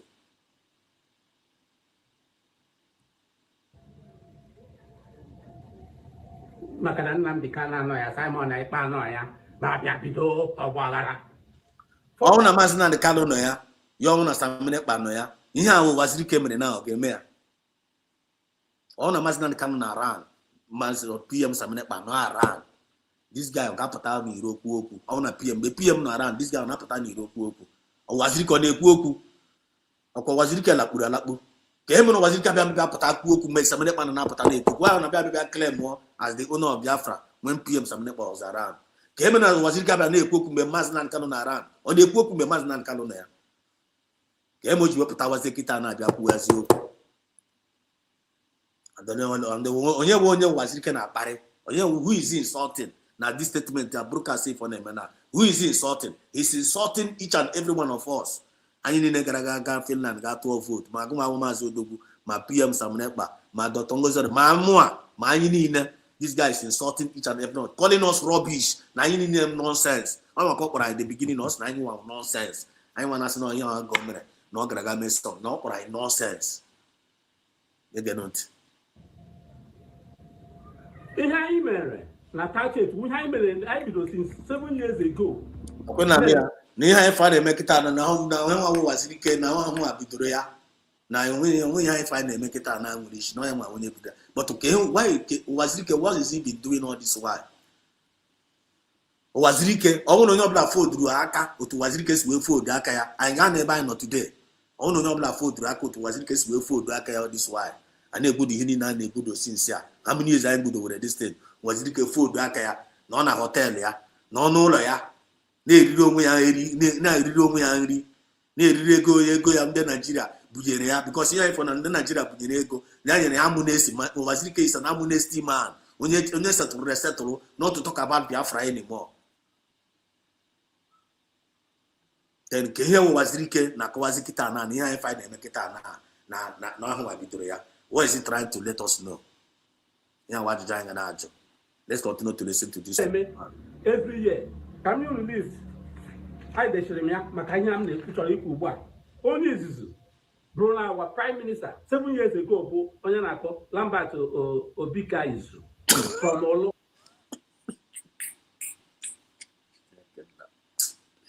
This man is a cost man. I put about yesterday. My program yesterday. Enough is enough. P2B. Enough is enough. P2B and Wazirike, Wazukwanike, Takansuetinye. Hashtag USB to the world. That program and the spiritual. But when we can never daga water, never daga water, but haga water. We can haga water. People, you know, the reason why in my head, some of our people can feel in a movement. No way, some people are still taking it as a joke. And don't know before this movement as a joke. You're already a joke. You're not confirm you're not your name again. You're not for you're already a joke. I said enough is enough. Wazirike and the P2B. Enough is enough.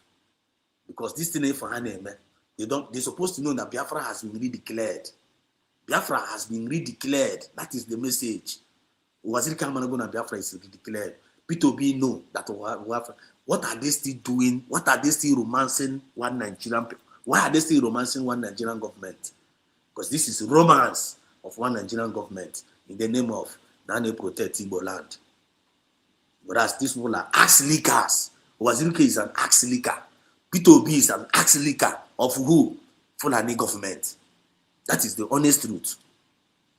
They're supposed to stop this nonsense for Haneme because their France spirit is not happy with them. I know what I'm talking about. He's not happy with them. So when this guy gets a message, if I get a you not patra, or not the sorry. You know, was it disposed not the very, very sorry. Not the very, very sorry for broadcast so many. Baiga Gaga Sinone present Biafran Prime Minister. What is the meaning of Biafran Prime Minister? What is the meaning of you, Biafran de facto Prime? Uboleko Wazirike Patrana basis with this kind of thing. He did it with Asare Dokobo to just ridicule this movement because they are failures. They just want to ridicule it.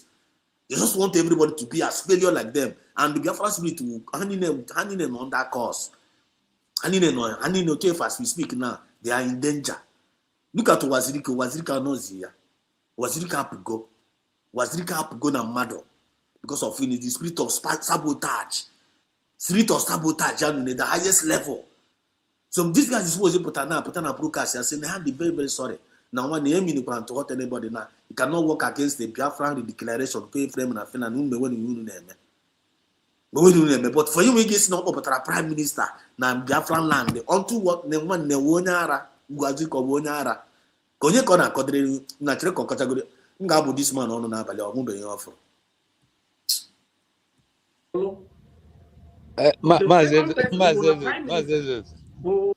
Man of this no blame from Chinogada. No blame to Nogada.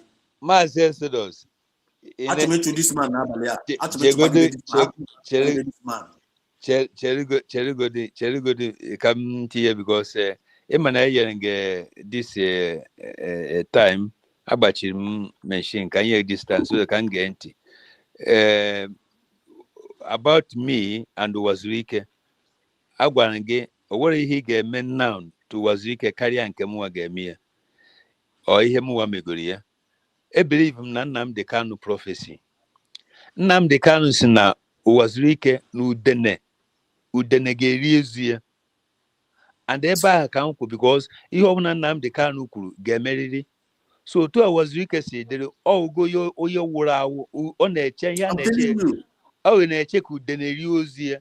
Agwara gị na ọhịa niile o kwuru my own conclusion ọ bụ na ị geruo ya ebe m geruru ọ naghị etinye this prime minister for Biafra ọ bụ for Biafra ihe o kwuru ya anaghị eme anything to distract ọ ka ya bido n'isi of ya na-eme o wepụga aka from Biafra ọ mana ya were anything o were to contribute. Is a dead man walking. Is a dead man walking. That prime minister. Get oge Nnamdi Kanu no. Wego o chọrọ igupụtara ya kịta. 7 years ago, wego prime minister first. But because na Nnamdi Kanu no, because na Simon Ekpa no, I am very busy. I know this kind of talk. On maybe before. On maybe now 6 person and the 7-1 now. So and here ni no name abro for Biafra agitator Biafra for freedom of Biafra. On me just an organization here. Oboso no of me peron who about Biafra sincerely. That day call gawu. That day call gawu. Okay, on me as an organization here. Biafra who hope so Igbo. Ihe na zo Igbo. Biafra who Igbo. Biafra you name pony as in and didn't na-ekwu ihe na anyị na chest outside. Ọ na-ewe ya ka nsi gị check godo n'ozi aiziri ka ọ na-eweta. Ọ ya ka nsi gị check ya. Gị jisi ike n'ihe na-eme. Gị jisi ike. I am just hapụ m ka m finish here na. Continue listen to him before. Ka ị mara when na da ajụ anyị gotago de ebo. I'm listening to him and at the same time talking to him. I'm okay from thank God my little knowledge of this program here. That's the guy using. But these are the evil ones among us. And these people they need to be dealt with. Biafra Spirit is dealing with it. Biafra Spirit is dealing with him mercilessly. Yes, no, ọ ga-anụkwa nke abalị a na ọ ga ha niile ga-ekwucha eziokwu aka na-apụta anyị ga-achịpụtacha ha niile okwu n'ama ọkwa eziokwu Chukwu na tiri anyị n'ọnụ all of them go hear we until all of them will begin to speak truth. Ngwa njisi ike gawe ka m mbaye ekene everybody so much and the Ocean Master no ku here. So Ocean Master, please can you grab the mic, all of us in our studio so we for you na Ocean Master ekene go mi na Ocean Master also go from the other room ya notice am biko ka nje baye n'ọrụ. Ocean Master oye nkam ọ ka nọkwa na room ọ pụtabekwa so ka m continue ka kwuwe ọ ga-amakapụtakwa n'afọ.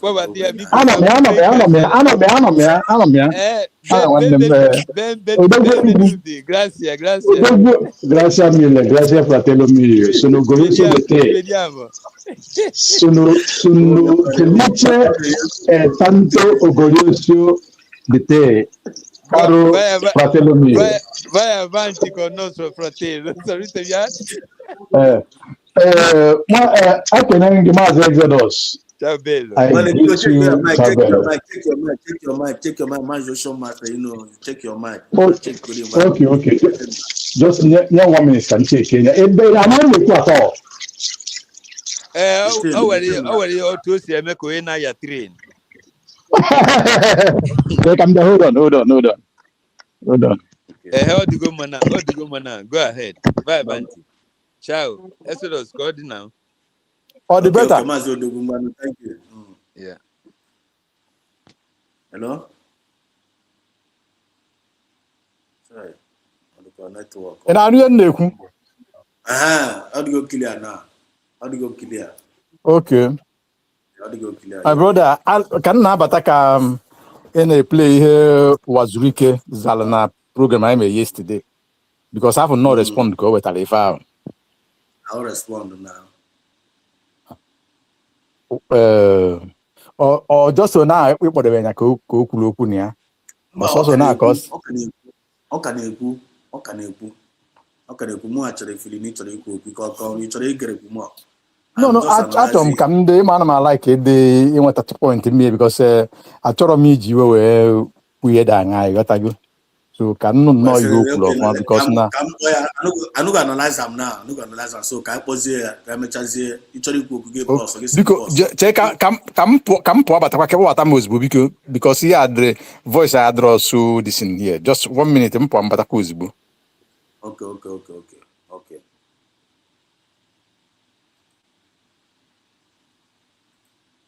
Yes, listen.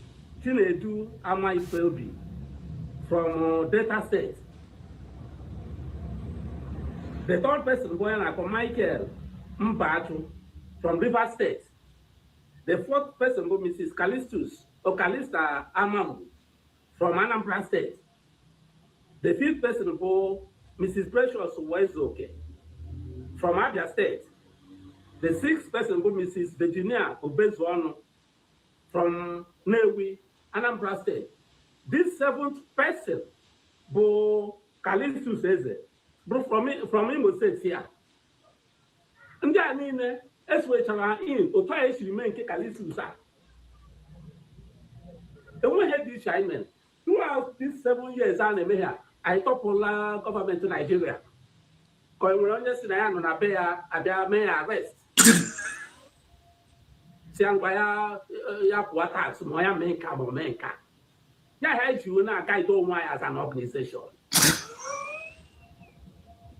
The way I look like people now, Navido Melasan, so they were about Australia, and I said, on them, I saw the Australia, Imo State, sorry, na Southeast. So when he, oh, my mom, do you why? Now, I told you, Okudu, now the canal, no, what time for what you can believe. For what? I make believe for what? Kakini man. Some people like one man. When they look say to but I want again. They have a better man. The white piano. Or called a Germany code. A start to one is casting. Can have a better man. Also, I was wicked. No, I go on a pair. Not because economy is a part. They go on a cola. This man, I'm not now. Somebody open from Germany, and somebody is casting on one or the white. Not no. Now, Apple Tassin, I am the Ajina, Biafra Maka Ego. Or the Makantowarun of Fuma. And when did you Makamaso? I saw Biafra and I Patego. Oh, was really. Imagine. The good was Ikelepu. The good knew you was Ikelepu on there. Okay, was Ikelepu, the lawyer Bechefugo. Continue to talk. India in 1982. 1982, India was a self-sponsored student. We send them abroad. It's women go na Nigeria. We can go abroad. I could the money na Kano. Where is go na Kano? From Kano can see Lagos. See from Lagos go India. India. So due to my nature, the nature of my studentship or my scholarship, I had to start business in India. Now, so yana kposari ndị India no na nke a na-agba n'aka anyị na-akpọ imitation jewelries na-ebulata Nigeria.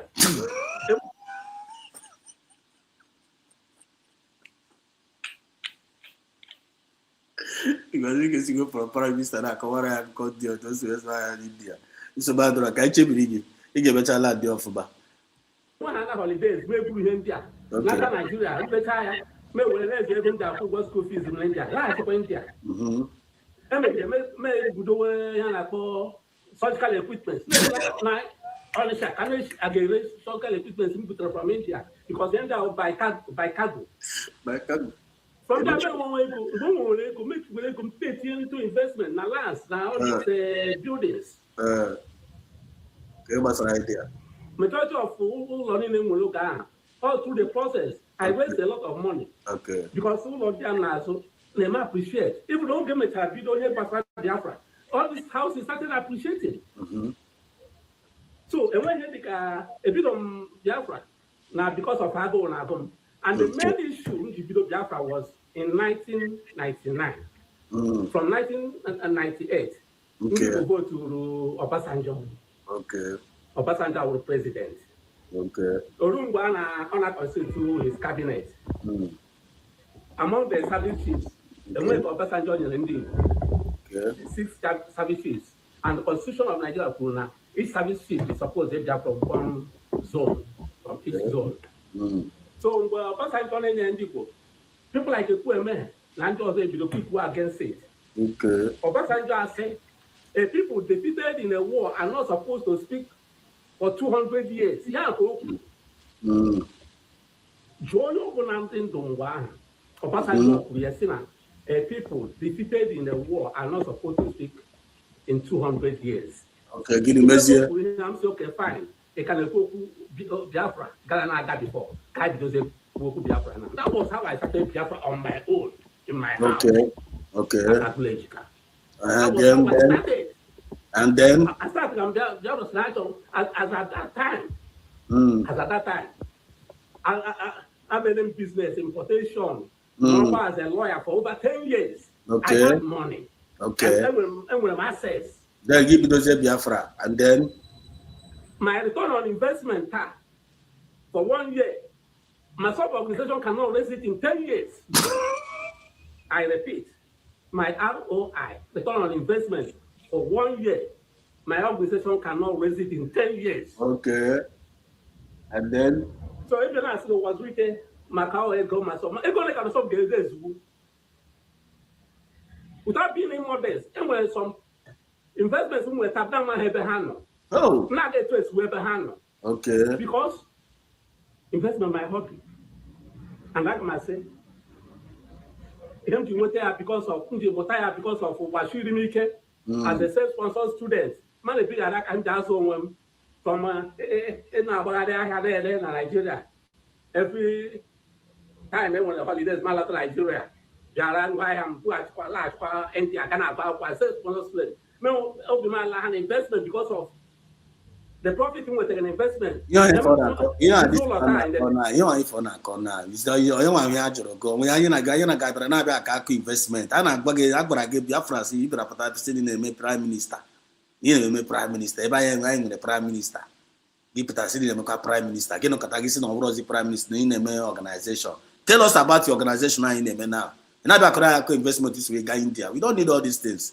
Tell us the investment in there. 1 year. Before we share, made it twice. They do my organization. Okay. Not the way around. It's okay, organization, yeah. So when I say, forget about that. Leave that angle. Okay. I invite you. That man. I'm a nigga again. I'm the better woman again. As I'll get it to Agua, something to Agua, but do not eat the same. Somebody to Agua. When I blessed on Nigeria speaks. Chief, you understand? I invite you, come to Owerri. Okay. Come. I invite you as a brother. When we're with you, we will gather when Beyond Owerri. If you are one or two of your friends, only okay. Beyond. Can take it around. And when him die, they took a go muru and there. I will go. The time I put us in the riches. I go and myself cannot feed me. Myself, I will like uncle last time. Before I become myself, all on in more offices. Myself, everywhere which hold on. And then the first little bit from when I Washington DC on one. Even Bible time, Maryland, aside the one Biafra house in Maryland. $20,000 in Maryland. Don't know how they made the money. If it was there, London. Die, me pay a Biafra. Money, Jacob. Can't go on. No, I got the people was we go before. The one who I told him was $1 before. If I don't need it. It is for me. I don't come over you know, come on. Okay. Makasa Koro Ekoro. More Na- the peace in the south is more than any other person. Because I've Okay, been living here. only the peace in the southeast, which means anyone I'm in your corner southeast, anyone are causing insecurity in the southeast, anyone on any woman, no one on a pussy. Give for to answer blackmail what we are doing. Let him just. I'll talk to this guy this night. I'll talk to him. Someone to say, I will write petition. Go and give the government that arrest you and put you in for life imprisonment. I don't deserve life imprisonment. What I deserve is death. Because my commander, Ifani, was shot in my presence.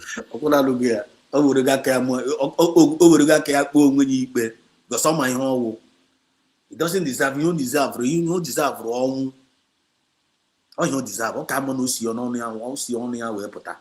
Because this man is evil man. It's only can deceive. I'm gonna discernment spirit. I'm gonna design. I want to know when I forgot. I forgot. I want to know when you pia mogo. I know you pia mogo. You're not a good man. You are evil. He was full of life at Omololo. If there is or there was somebody to die, it should be me. Because he died for something he didn't know anything about. When you DJ, I know okay. When you DJ, spirit of okay. You must if I were human beings. I'm gonna say human beings na you need for no what. One name call Gayama about the spirit possessor. Call Gayama about the spirit possessor, life and direct. When you can possess the spirit of okay. Okay. On attack on half of breeze. Or tag you off for breeze. Or tag you off for when you did your carrying like that. Just continue to let it continue again. Somewhat people. That's not suppose. So don't threaten me about writing petition. Okay, no law. Now go okay no nama. Now so no nangiga. Information in the na Biafra movement here. And you know na table over Zerike. We even know time information no more. Not na table. Information. I am some people Jesuare. I am some. I don't blame the zone. I am a zone to her. And I guide them to her. I guide the one. No problem. That's my point. I am on the almost fitri. Almost fitri. You take no problem. I want to be a Buddha. No wahala. But one thing about this kind of this set of individual, we are not going to be scared of them. We are only scared of Chukwuka Abiyama, the creator of heaven and earth, the one that have the power to kill the body, the spirit, and the soul. So Sonia come now to you. The all mediocre cannot be scared of them because they are the created. Under an information and then Nigeria now is working with the DSS or the Lekoya, we gent. You make a Biafra, make a Biafra, Ogwan na gowa no kukwara ma onye okukwara na nwanne onye obla onye luzuru na war onye ha supposed to go Biafra get more than 200 years game na iwe ege okay he ogwara anya iwe ege ge putasi ka iwe kwekwe again then he mechara kwu ezokwu Biafra now i can ekwu Biafra gụnwa gwaziri ka bido kwaziri okwu Biafra now ke we na-eme now and we are talking about now. We're not talking about yesterday. We're talking about now. You know, I call yesterday. So I have to call now. I call yesterday. I'm gonna get I don't want to call yesterday. In the now, you know, I call the now. Kind of go here. You can look at every be brainwashing them. Okay, what do you know to brainwash us? Okay, what did this guy got? Okay, quite a good now. Can you reasonable look now? In a background, this was why in India. What is where much as Biafra guys was in India. It has now. It was a estate management and your property didn't appreciate. In a resi property, in a resi. Then I want to know I know I was fools. I know I was insecurity causer. I want to make big investment again. I'm going to lay a course to you tonight. Because you people, enough is enough. Enough is enough. They are not here. I am going to declare a word for all of you people. Because you people are evil. Continue. Throughout do you think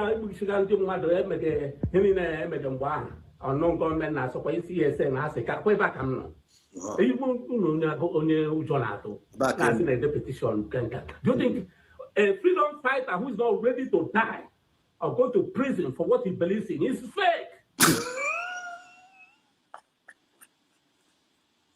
Well, there's a freedom fighter. A freedom fighter. Then honor in peace with his enemy. You know, in front of your enemy, they declare a prime minister under your organization. Can your organization go? Maso. Hear myself. It's not freedom fighting. Then in the midst of you are not willing. Look at this kind of look at no. Okay, for what you down there, man. The go to this man and who what do you see? No big this man. What do you see? Biafrans, look at this man. This man na meta to us. This man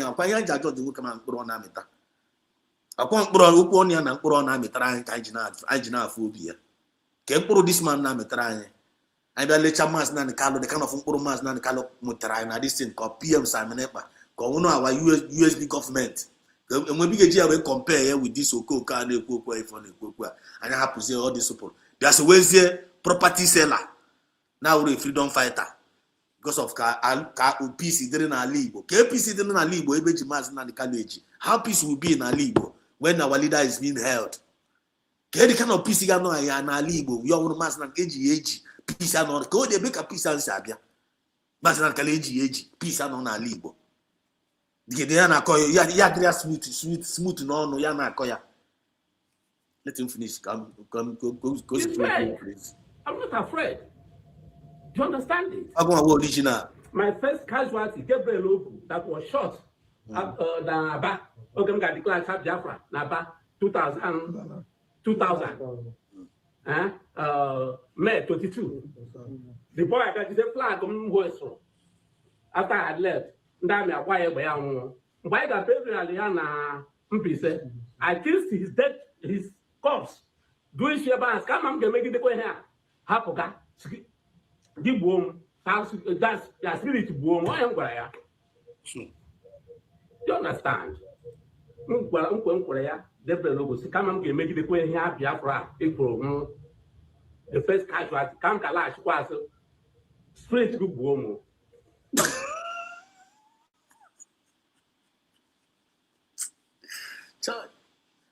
Ekele dịrị Chukwu onye bere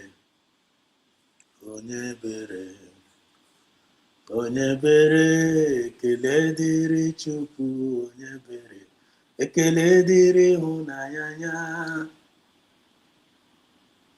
ekpere bụ ọgwụ mgbọrọ n'ime Chineke ekpere bụ ọgwụ mgbọrọ aga m agwọ ya ọzọ ekpere bụ ọgwụ mgbọrọ n'ime Chineke ekpere bụ ọgwụ mgbọrọ anyị ga-agwọ ya ọzọ.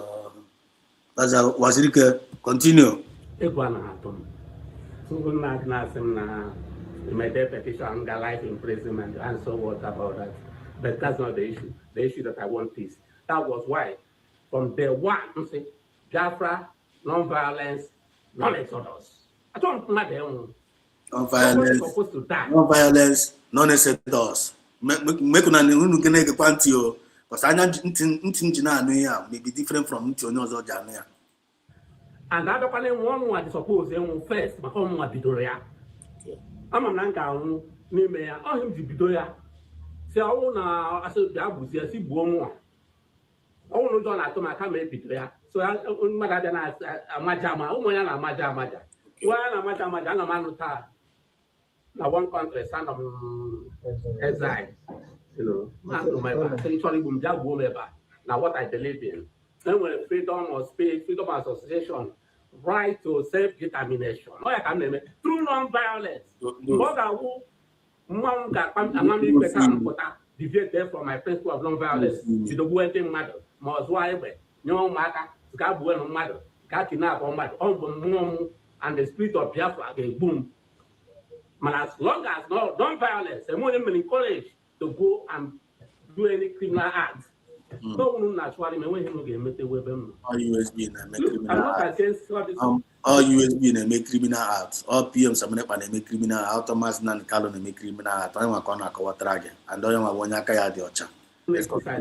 I love you guys. Okay. Like this woman, blessed woman. I love that woman. Oh. I don't miss any of her programs because she's very objective. Very objective. I started following her. Blessed Dom na pare mas Nandi Kalo. Blessed Dom. Remember Blessed Dom na discuss every Dom na pare mas Nandi Kayana Ijele. Blessed Dom who manage that's colleague Ijele. Na pare mas Nandi Kalo. Na pare PM Samuneba. onye maka Wazirike na-agwa anyị na all of ọ na-efolo ya. Let's continue to listen. Onye na-eme freedom. In Israel, I will follow that. I follow Ijele speaks. You cannot do that. I still love you because I share your sentiments. The way I know, be against what these people who are done. All these people know outside now contribute to the syndrome. Putra Hebe, Putra Hampo, Saha, Putra Colombini, Hana Kosovala, then abroad. These are the people I'm against. And they must desist. You must stop. If you don't stop, no problem. And then when you can't anymore here, saying I fight for Biafra, you are wasting your time. It's not Biafra you are fighting for.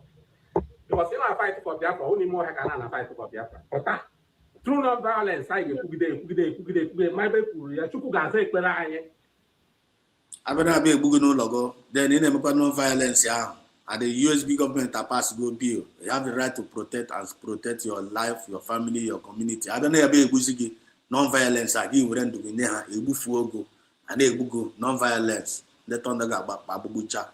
The question got bachoko. Let's continue. The thing I go already. Then I will not give back to our sister. Mazeros. Because just 2 minutes, just 1 minute, just 1 minute. The mic is yours now, just 1 minute. Can say, no, I don't want to hear the word Biafra. You are right. But what Zika wants to hear the word Biafra, you can't stop me. In as much as I can't stop you from saying that you don't want to hear about Biafra, you can't also stop me from saying I want to talk about Biafra. The only difference here is that I will never engage in violence or in criminality. That's the only thing. But you can't threaten me with anything. So I am to come over very well. So I could know what I see of please. It's not engaging in criminality and in violence, but he went and kidnapped Mazinan de Carlo. He went and kidnapped him. That one out of criminality. That one out of violence. He kidnapped him. They almost killed him. The first kidnapper in the East, all this man. Then he put in Biafra. It can involve in criminality. It can involve in violence. And I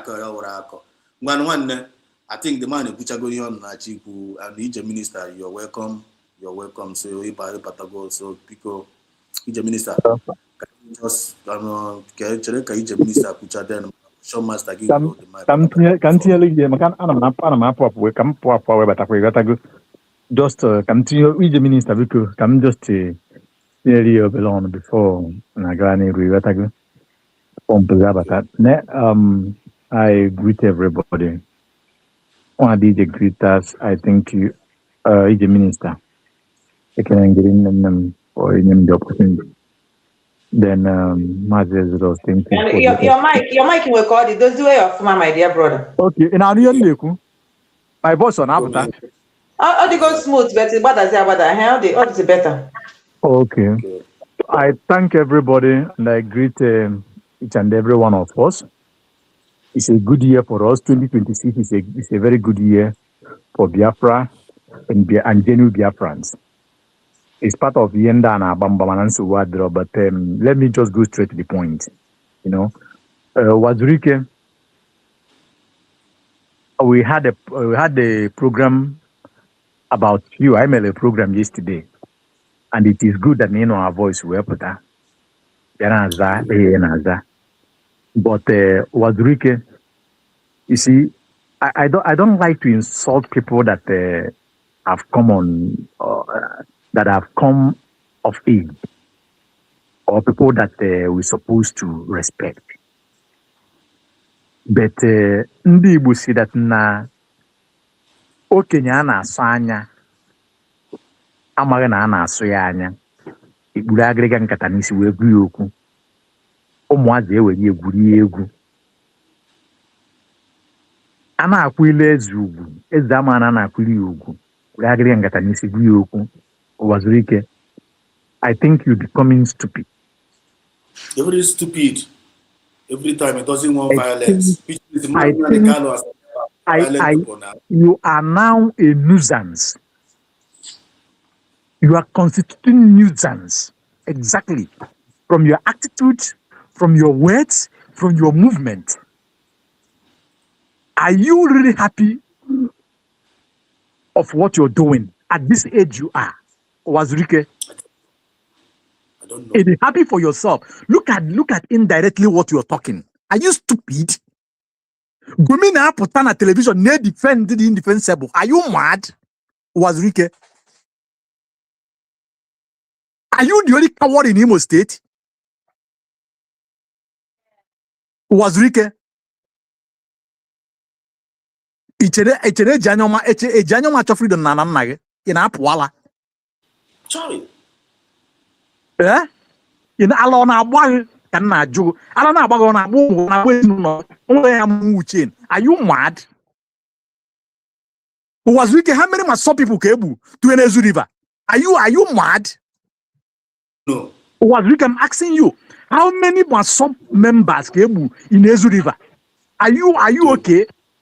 To come to your place and give you money at Uguta. Are you mad? We have the records. Have you asked of those guys at Enezu River? Until today, Nanga, have you ever do anything to release them? Are you mad? Wazirike? Biafrans have been massacred. At the war, Wazirike, you are alive, you witnessed those things. Are you mad? What did you say? The one that are killed at Iguacha, Wazirike, are you blind? Are you deaf? Wazirike, the one that are killed at Mpo, Iwonyala, Ndebu Nemene, Yeni Nebu Nebon State.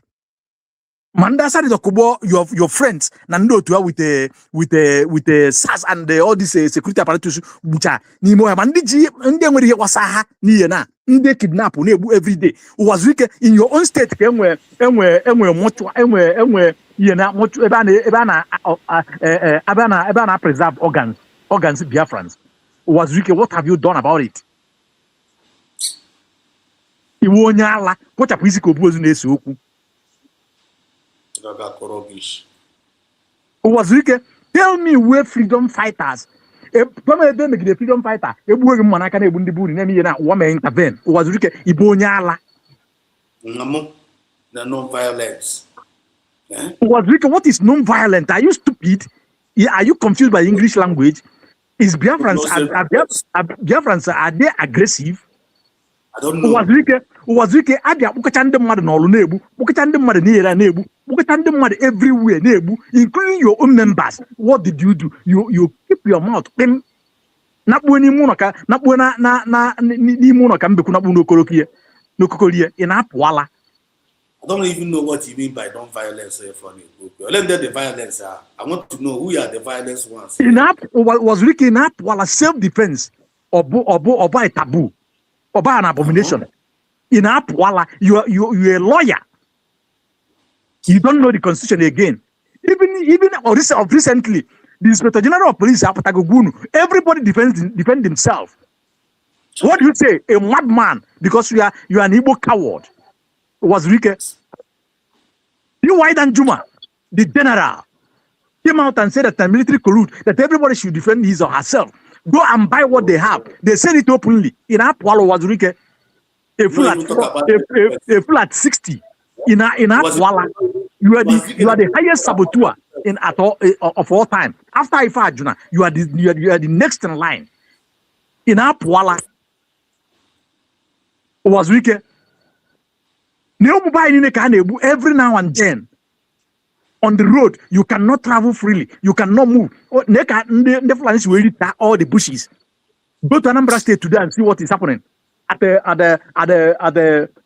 Enugu Agede, close to Zone 13. Even military property there about. Back and down as we are talking now. Are you mad? What are you talking? Wazirike, who is violent? So why not equal there why did you wrong? Are you mad? Uwazurike, the issue is that Uwazurike, you are so selfish and so greedy. That is what is pushing you now. Biafra have been gotten, and you are aware of what is going on. You are aware of the international politics that is coming in to Biafra redeclared. Instead of you to come out and beg Biafrans for the errors that you have committed, you begin to blab like an idiot. Rubbish. Wazirike, you went to prison. You could not even endure for a couple of years as a good freedom fighter you are. But when you see that some people, I don't even want to talk about the nonsense that your man was declared that they are not fighting again. For that, you abandon it.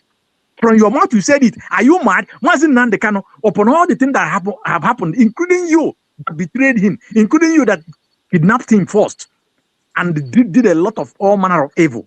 Mazin Nandekano, did he give up? Until today, as we are talking, he lose everything on way. When your name is behave every here and there. Mazin Nandekano in prison now, but not even prison now. Why that we should be strong? Are you mad, Wazirike? And you are blabbing from your shithole mouth. Wazirike, why Simon Eba, who bring this new dimension into this very journey of Biafra that we have redeclared into on 29 December at Latifin land. And going with this momentum we are going. Mazis Simon Eba is in Finland, is in prison in Finland because of economic benefit. Finland colluded with Nigeria and jail him. Wazirike, and you are talking about this in Iwonyala in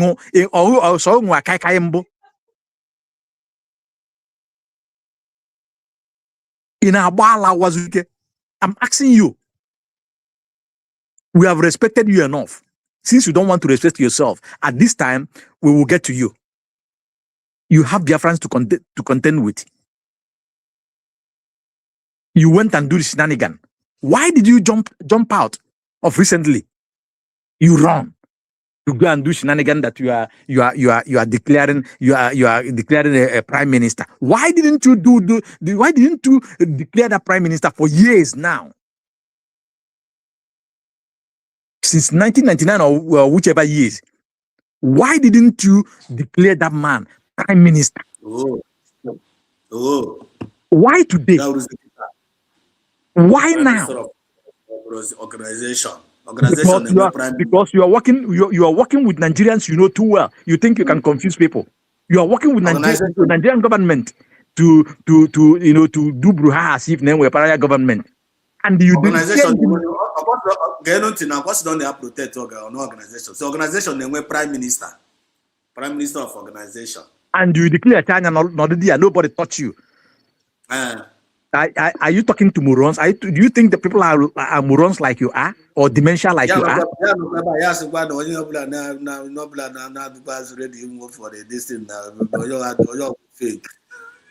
Then what at your age? I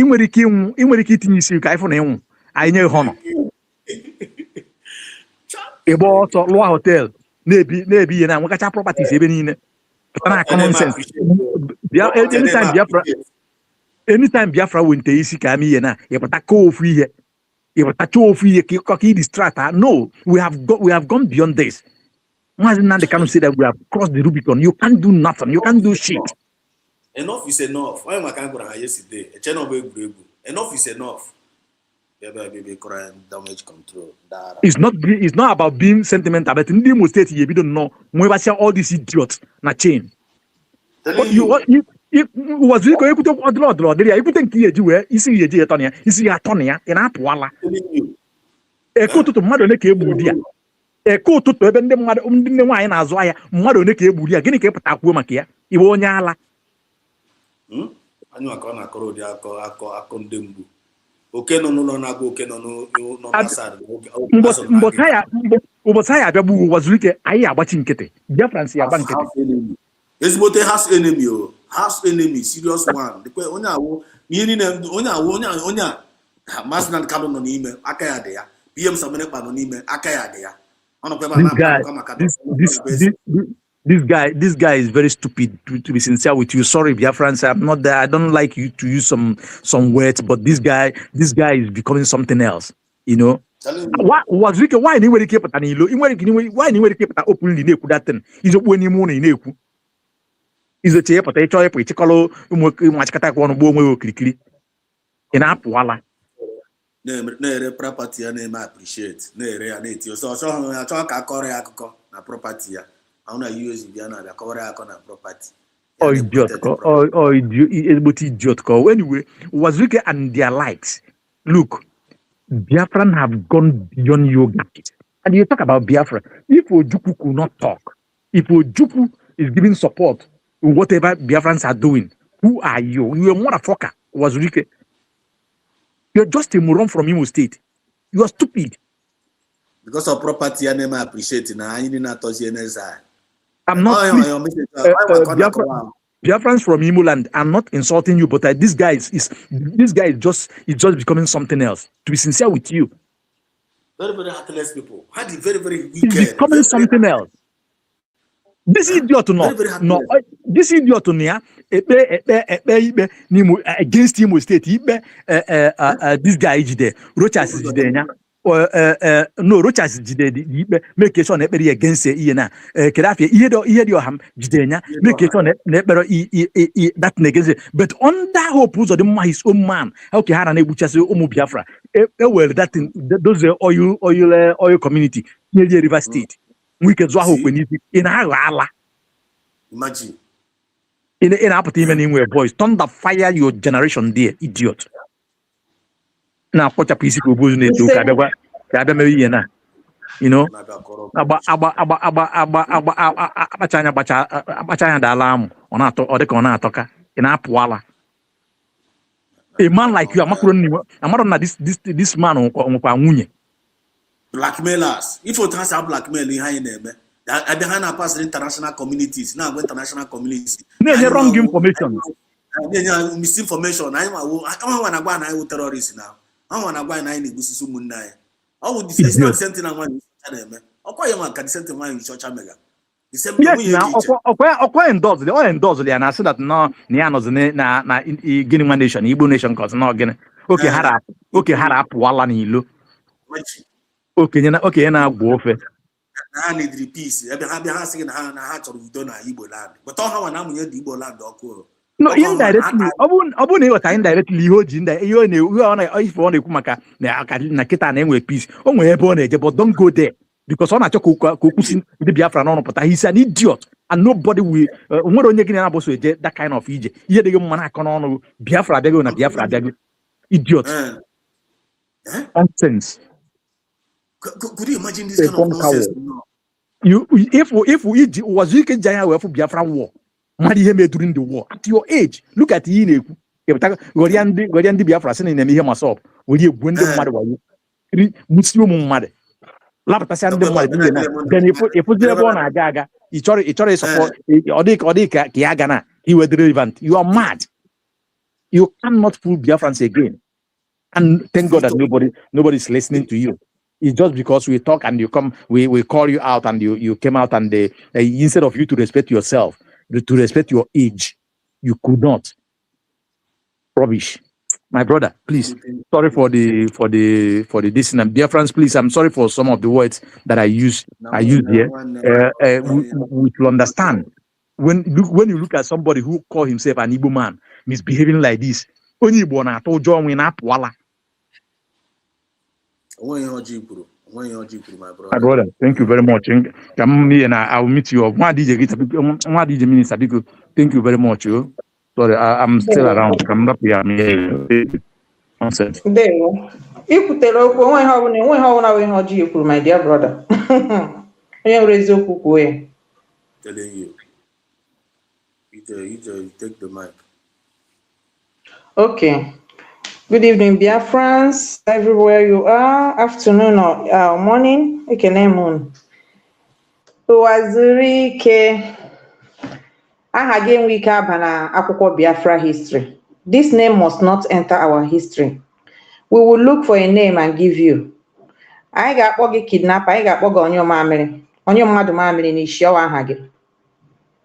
That name will never enter our history book. It's deleted. And Wazirike, ọ bụrụ na ịkpacha ọ bụrụ na ije hụ jije nọrọ onwe gị chere mgbe ọnwa ahụ ga-abịa gbuo gị. Ọ bụrụ na ije hụ nọrọ onwe gị hafụ ihe anyị mega ka anyị conclude ya. Gaa marasị na n'ime mkpọrọ ahụ ị na-agba ọsọ ka ọnwa ahụ gaa na-akpọrọ gị mgbe anyị conclude ihe anyị na-eme. Ị ga-awụ onye mbụ a ga-akpọba n'ime ebe ahụ. Otu ọ sọrọ gị shiri ime ị ga-agbala ha anyị. Ọsọfa anyị nọ n'elu ụwa. Even ị nọrọkwa n'ili ka anyị ga-ekpe gị ikpe ihe imere. Wazirike, the last time m chekiri ihe gbasara gị ihe m nọrọ wụ na ihe iji bata na agitation wụ na enyeghị gị ọha na eze ndị Igbo chairman. So evil hatred bata were ya deceive ụmụaka ị mụrụ amụ si na ị bịara ịzọrọ anyị Biafra. Chineke kpọrọ gị ọkụ. Yet arụrụ ala niile rụrụ everything agbakwa gị nkịtị. But evil imekọrọ will never allow you to rest. Ị na-agwa anyị na anyị nọ n'eji. Ọ wụrụ isi anyị nwa ndị nọ n'eji ka eji nye gị ego iji rụọ họteelụ ahụ. Ara na-apụ gị Wazirike. Ọwa ihe anyị nwa nọ n'eji na-eme mere eji nye gị ego iji rụọ dat họteelụ. Isi na ọnwụ bịara ga-agbawa ọsọ ka ị gbaziri ọsọ ọnwụ ị nọ ọrụ nwayọọ n'ime ụlọ gị. Then ndị ahụ isi gị na ha so achụ nta wụzi ndewo your problem. Wazirike, ị nwekwara ụmụ. Ị nwekwara onye na-adụ gị ọdụ. Nwunye gị ọ nọkwa ndụ ka ọsọsọ gị nọ n'ime ụlọ ahụ. Wazirike, ama ma ị nwekwara ụmụ. Because ọ bụrụ na ị nwere ụmụ wite ego ndị Naijiria ji setụlụ gị, ọ bụrụ na o nwere ofu ụmụ gị nwere uche, ha ga-asị gị mechie ọnụ n'ịntanetị were ndụ gị ọrụ ma nwere ike fọrọ gị mere ihe. Wazirike, you cannot distract us. Adị mara na o doro gị anya hoo ha na Biafra bịala. O doro gị anya ụmụ onye ọzọ doro anya o doro Wazirike onye ọma mere n'isi n'anya ogbu mmadụ. Ị na-akpa anyị ndị na-egbu mmadụ. Ị nwere peace. Ele peace ị nwere? Ọ gị the first kidnapper nwere na in the name of agitation. Wazirike, you are the first kidnapper. Gị nwa wụ onye izizi and onye kidnapụrụ our leader. Inwe ike ime ihe ahụ ị mere ọ na họteelụ gị ahụ ka egbube mmadụ. Wazirike, asị gị fụta bịa nwụọ ọrụ ụmụ Igbo iyi si ọrụkwa na aka gị nọrọ n'ihe mere Maazị Nnamdi Kanu ebe ọ nọ today dịsị mkpọrọ akpụrụ ya. Ọrụkwa na aka gị nọ na nke Maazị Simon Ekpa. Elu na ala echekwara gị. Bịa dụọ isi ahụ before you talk anything. Bịa dụọrọ anyị isi si aka gị nọrọkwa n'ihe this nga mkpọrọ ka akpụrụ nne gị na nna gị. Ụwa abakwala gị. Bịa dụọ isi ahụ. Ị mara na o nwere ihe ị nwere egwu Igbo ntị gaa dụọ isi ahụ enweghị ihe ị nwere ikwu ma organization ma elu ma ala onweghị ihe ị nwere ikwu. Iwu a shameless man. Onye ọbụla jiri mperi mmụọ ọjọọ ga na-agba ya ọkụ. Ọ ya wụ your own. Mmụọ ọjọọ ọbara iwufuru Wazirike ịchọga peace. Onye ga-enye gị peace? Ị nweghị peace. Ị ga-enwe peace n'ụwa. Ị ga-enwe peace n'ụwa ọzọ because iwufuola ọbara. Ọbara iwufuru ga na-achụgharị gị. Iwufuola ọbara. Ihe niile ị nwere taa wee ego ọbara. So ele ihe ịchọga ịgwa anyị? How can you have peace? How? Oji otu ole eme? Onye anyị peace. Ọ na-achọ peace onye anyị peace. Oge enyefu anyị peace, onye onwe ya peace. Wazirike nyere onwe gị peace iji achọ peace. Aka gị ọ dị ọcha. Ka ihe ewu. What were you before then? Ọ naanị gị onye nọ na mkpọrọ. Ị nọghị na Mandela nọ 27 years. Ị nọrụ 27 years mgbe a kpọrọ ndị gị na ha na-eso bịachi gị na ha afụchiala. Chineke kpọrọ gị ọkụ. Because you didn't come for freedom.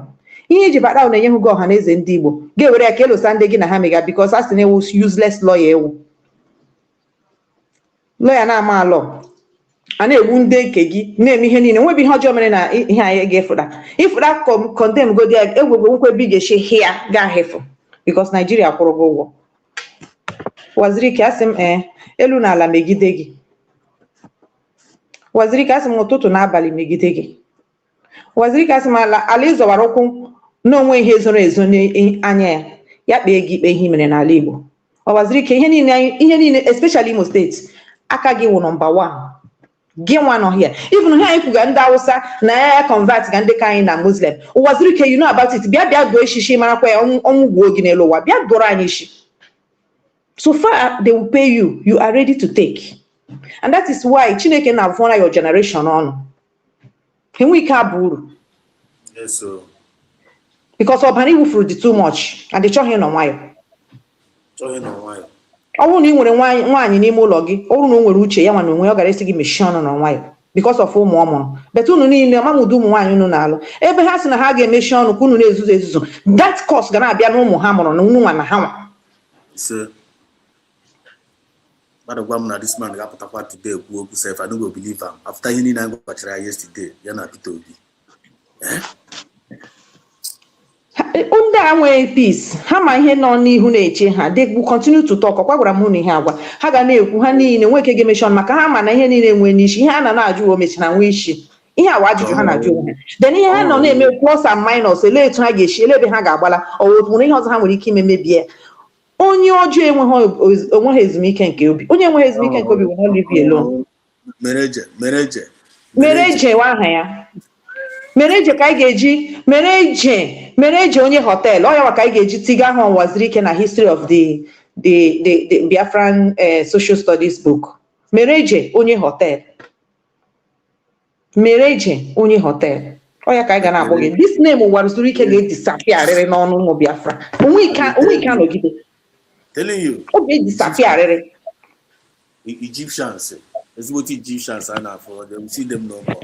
Household enemies. Kuno which are household enemy are for no. It's a have old kid in our song. When you got Muzri gone one, or Pagiga win or Tagiga win. My jokalagi. Or Pagiga won't go was Rike. Or Tagiga won't go.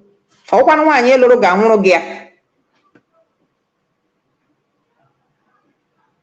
Ebe unu achọghị inye onwe unu ugwu ka edowe unu ebe unu nọ, anyị emeri elu unu nnọọ ihe nọ n'elu hụ unu awụ ndị Chineke vụrụ ọnụ, unu enweghị ike ịnọ n'elu eluigwe hụ ya, ọwụ ọnọdụ unu, ọnọdụ agụrụ ọnụ. Ebe unu si na unu ere elu uche unu resi ya ndị Awụsa, ka anyị chetaziere unu uche maka ndị ka ga-abịa n'ihu unu ajụkwa gị si na ị ga-enwe udo.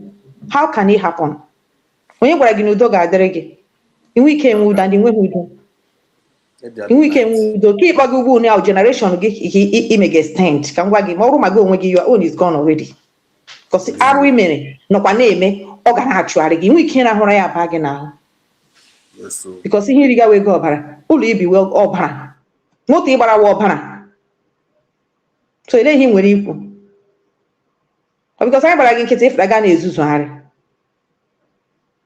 Nwazirike Ugbu arụ ọbara kidnapper, the first kidnapper in Igbo land, ọ wụ Nwazirike. Mereje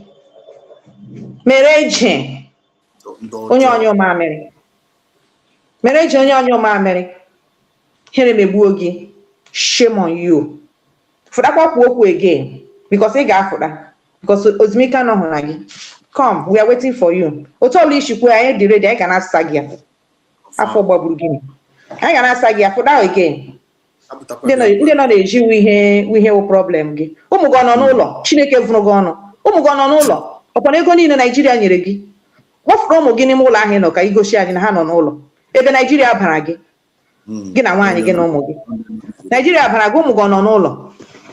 Ụmụ gị nọ n'ụlọ ga-ejije nwe ụlọ na Washington DC. Ozu na-amaghị onwe ya. Washington DC ọwa ibe nne gị. Washington DC ọwa ibe nne gị, Mereje onye mamịrị. Washington DC ọwa ibe nne gị. Ị ga-eji ọbara anyị na-akwụ ụgwọ ụlọ na outside. Ndị afụrụ ọnụ. Fụrakwa again kwuo okwu. Ndo dịrị ọnụ. Thank you so much. Oh, they want territorial integrity. Ọ bụ ihe afọ. Mmadụ gwa m na this man ga-apụtakwa again. Bịa kwuo after ya eziokwu Chineke na-agwachara ha yesterday. Original eziokwu Chineke na-akụghị mmiri. Very, very simple eziokwu. The simplest any person can understand in life. Ka anyị gwara ndị a wite obi ọcha na ya unu na-eme adọrọ mma. Ọnwụ na ha na-efili na ọnwụ na Nwazirike na-efili ya na Peter Obi na-efili na anyị nwa ụmụ ife, anyị nwa ụmụ Biafra, genuine Biafrans na ya mara ihe ha na heart. Ya bekere because ha na-efili na ya na-ama ihe ha na heart. Because ha na-eji ihe wee na-deceive a lot of gullible ones. They don't pretend they can angel of light, whereas ha nwa pure angel of darkness. Nwanne ndị ahụ ndị ọjọọ. Oke nọ n'ụlọ na-aga agwa oke nọ n'ama na azụ na ngịnga. That is what onye Wazirike wụ. Wazirike onye a ifo na-eme na ọkọ ihe ifo onye na-epreach ọ na-epreach love, o preach ga like ọ na-achị kọwatara na ọ fụrụ anyị n'anya na he love us.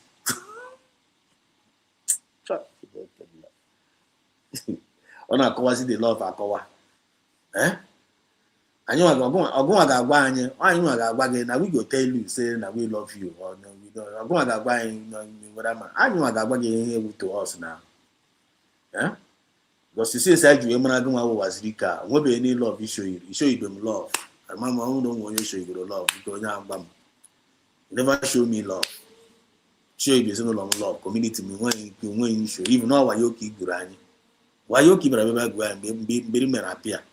When you appeared, igburu anyị wayo history gị wayo ka eji wee mara gị. Bottom line ugwu ya igburu ụmụ Biafra wayo then ahapụkwa gị onye bebe tiri gị anya based ka e were ya n'ọgụ nwa onye bụ ụzọ wepụte ibara rezikwa the matter of Biafra again. That history alone akọpụrụ gị maka amnesty gara aga nara akọpụrụ gị si gị na ozi ofu ebe at least ịgbalị ana onye ọzọ continue since ahụ na ozi ofu ebe a wuruzie problem ị nwere demand wuruzie problem chọghị n'ozi ofu ebe a na-ekwekwe na ị na-ara amnesty sọsọ na anyị sokwa wee rikwe gị dị amnesty ahụ anyị sokwa anyị rie ya aka anyị adọrọkwa ya then anyị nwa na amnesty na focus on data of freedom ahụ anyị achọghị bribe anyị achọghị anything outside ya anyị need with data of freedom. That is what we need. It's more than any billions you can offer. It's more than anything you can offer. That freedom of our people and for our next generation. Every day again across right finger. Every day now across right finger. Now saying no go area. Once you become an impediment, now this Biafra, once you become an impediment, you will be destroyed. This is one of the impediments in this Biafra movement. Based on Mkpụrụ na-amịta. Ibe na-abịa agwa anyị n'aka gị dị ọcha. Mmadụ ole ka egburu na amasakara masọp mmadụ ole ka egburu mgbe na ya tii na Manoji River. Go away number 1 kidnapper of all time. Ọ nọ na history. For ịchọka na anyị akpọrọ gị ya chere ka mkpọ ya na akụ n'ofu ya. Anyị akpọkwara gị here life and direct.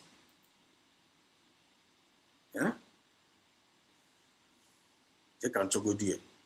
Yet ago. But it's very important. Because all with evidence, I am able to madon. Instead of figure whatever video kita na video mewe confession. This was video good mewe good confession. If type na be akora ya condemn. You can akra condemn. Wait, I noticed something last night. President onye ka na-akọrọ akọ ndị mgbu a Mazen Nandekal is not coming out again. Look at this video yourself. Why do I like this? God will destroy them. You can total the thing real. Be very, very important. I know I go to Punugu, I go Mazen Nandekal talked about this man. What is this? This man here, Christopher Musa.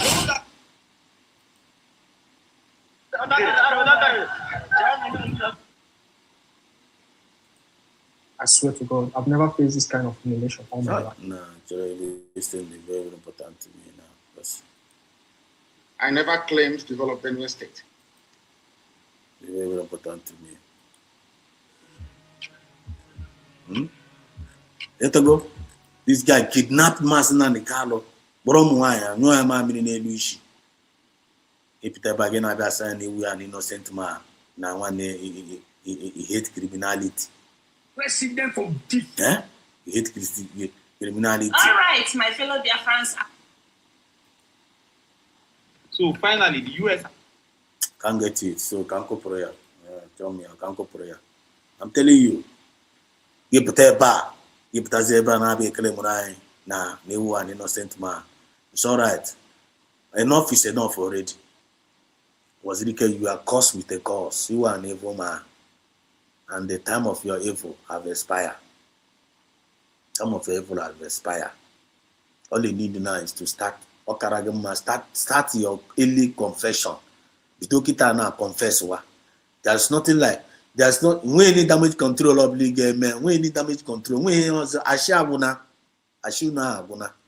Oh no, when you Gragana Kanire, oh no, when Konona Kanire, Unfino Kayanire, Unibapata Kukumobia, when because you people have food lies, even anytime you open up your mouth to talk, your mouth smells. Your mouth smells evil. It smells so much evil. You are making you are even provoking them. In a provoke, see the Biafran spirit more. In a provoke, you are more. You are provoking the spirit more, which is very, very dangerous to all of you people. You people have committed a lot of evil against us, against we, the people. And this is the time for confession. This is the time of confession. All of you got put up because I saw it after moon no ever had anything with okay. From my goes very, very clear. If I need to with okay, no need because no bar no more. Because no bar no more, because no bar and I want to some of them can say, some of them will escape. I'm when Daga Bahara, when they are manage Bahara, but when the Naga Bahara. This is a very, very good opportunity. I don't know why these people are not here. I don't know why they don't want to listen for once. It's not a kind of ever. I got a message if lobby finance here, but when my own hand here as we are speaking it. All go na hand here as right now as we are seeing it. All go na hand here. Message Janya. In my Biafran spirit them. On the blue message Janya like this. Man, I know you know. I the thing with the thing with the message Janya. Anaro kunya no be bagam. Yam na go no life and direct. And I'm yam na go no ezoku. I know the thing they put the thing. Gaga kunya ha ni mobia. Message find me go back and if not I Israel. Buy na heart of BB. Buy the mobia. On a banner heart of Trump. On a banner mobia. Yam na go no ezoku because always ezoku kind of go and they kwizoku the highest weapon. And that one I get you a million one in a Mandini Nebu Mamma they are trying when I get Jesus with TP all of them. I get me escape. I get me escape. Over here, Dibia. You know, Catagana, Siena, Dibia, Gabo, and I got Bob, and I got Grofo. When you won't you can in an aka, Nina be a god of one. When you won't you can in an aka, or watching a can Jehovah. You can in an aka, go pay Luguala. I want when you will find us. Yes, that no game or no game so all these people from there for a committee gas leave that they have no conscience. This if not conscience and all. Because all conscience was leaking around by this time of the day. Was leaking this was if you and no confession. If we near one conscience. By this time of the day, Tulumbu I was supposed to be dokita and no confession. By this time of the day, people be supposed to be confession by now. Man, this had to my even my soludo. But if I had a make my panda, no way, amen. No problem. Another mamma that the delivery go no other delivery by more. This will play evil. United States of Biafra with divine mandate, opera for redemption, and opera for liberation. And the way any of them will get make up because always divine, none of them. Because Hanine would be created, no matter how tough they think they are, Hanine would be created. They are not the creator. They are not the creator. No Kataguan would be created, and Alosaya creator. That is what is all in, that is what this thing is all about. The created fighting against his creator. Mazoration master. When you was literally thank you much for Kabiama. I was then not to carry watching because well much this is 4 hours here now. Yet ago. So that we one down this program. One down the program because Danya the message that they go well delivered. Carry another different thing. By tomorrow, and they will tell another fresh program. As we are moving, we are progressing. As we are moving, we are progressing. The time of the puppets are over. Time of the puppet. We might preach but here last time around. Puppets times are over. Time had to go over. So you need to find this Wednesday you don't believe from Howard. You're a minister. They will conclude. want to say something. Chiri okwu. Na abụọ ma ocean master banyana na room nke ọzọ, ije minista bakwa na room nke ọzọ ngwa nsogbu adịrọ ka nchịkọtawazie. Okay, echere m ahụtụrụ onwe m na-ekwu okwu.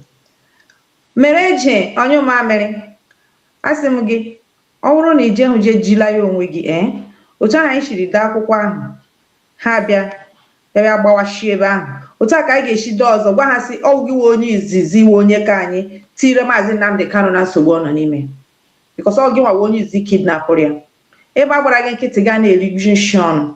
Jee nọrọ nwayọọ, jee nọrọ nwayọọ. Ndị na-arụ anya ka ụmụ gị anọghị ebe ahụ ị nọ, ụmụ gị sokwa anyị nọrọ ebe anyị nọ, ka gị onwe gị nọ. Ọkwa ya ọkara, onwe ha onye ụzọ ụnụ a ga-ezoche ebe niile, enwere ndị ma ụnụ. So ụnụ ị na-arụ mmadụ otu aka mara na-akpọ nọ na-arụ gị. Echefula iru ahụ, oke arụrụ ala. Echefula iru ahụ. So ọhịa nsị ka m chetere gị. Ị na-eme ihe ahụ imega dike ahụ ịwụ n'ime ụlọ gị ahụ ka ị nọ wuru dike, because iri shie n'ọnụ until eshi nwụrụ waziri ka iri shie n'ọnụ. You can't do more than a dead rat. You can't.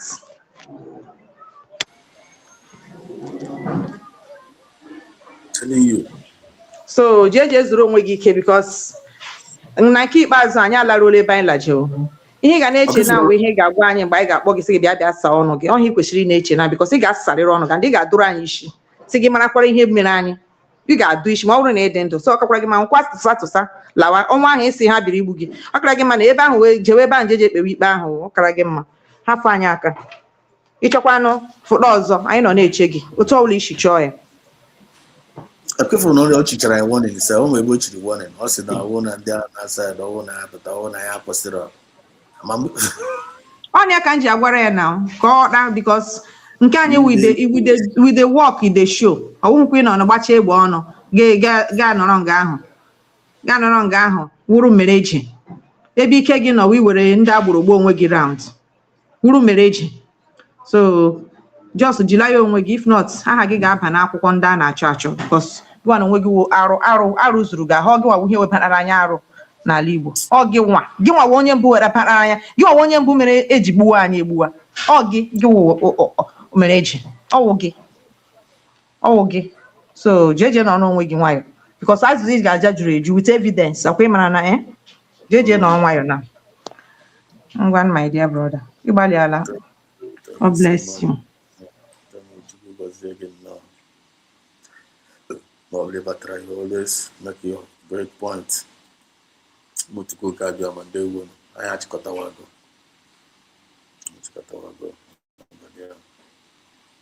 This is for us now. So let's listen to this. God will destroy them. I just want all of you to watch and see what is going to happen to the zoo.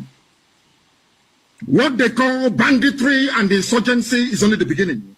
Just an appetizer. The real dish is coming. The main course is coming.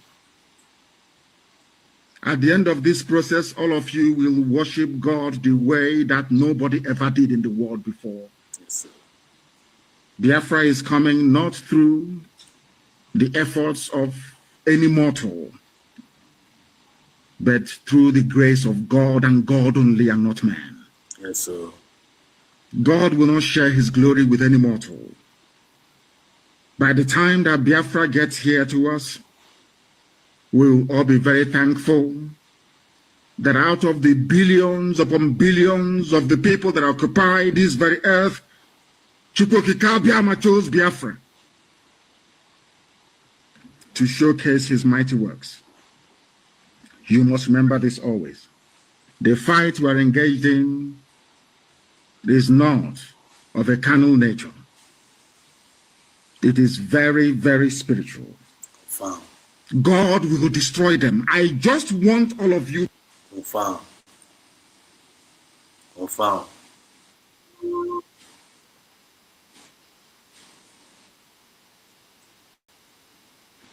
Confirm. It's your Kuchinaka.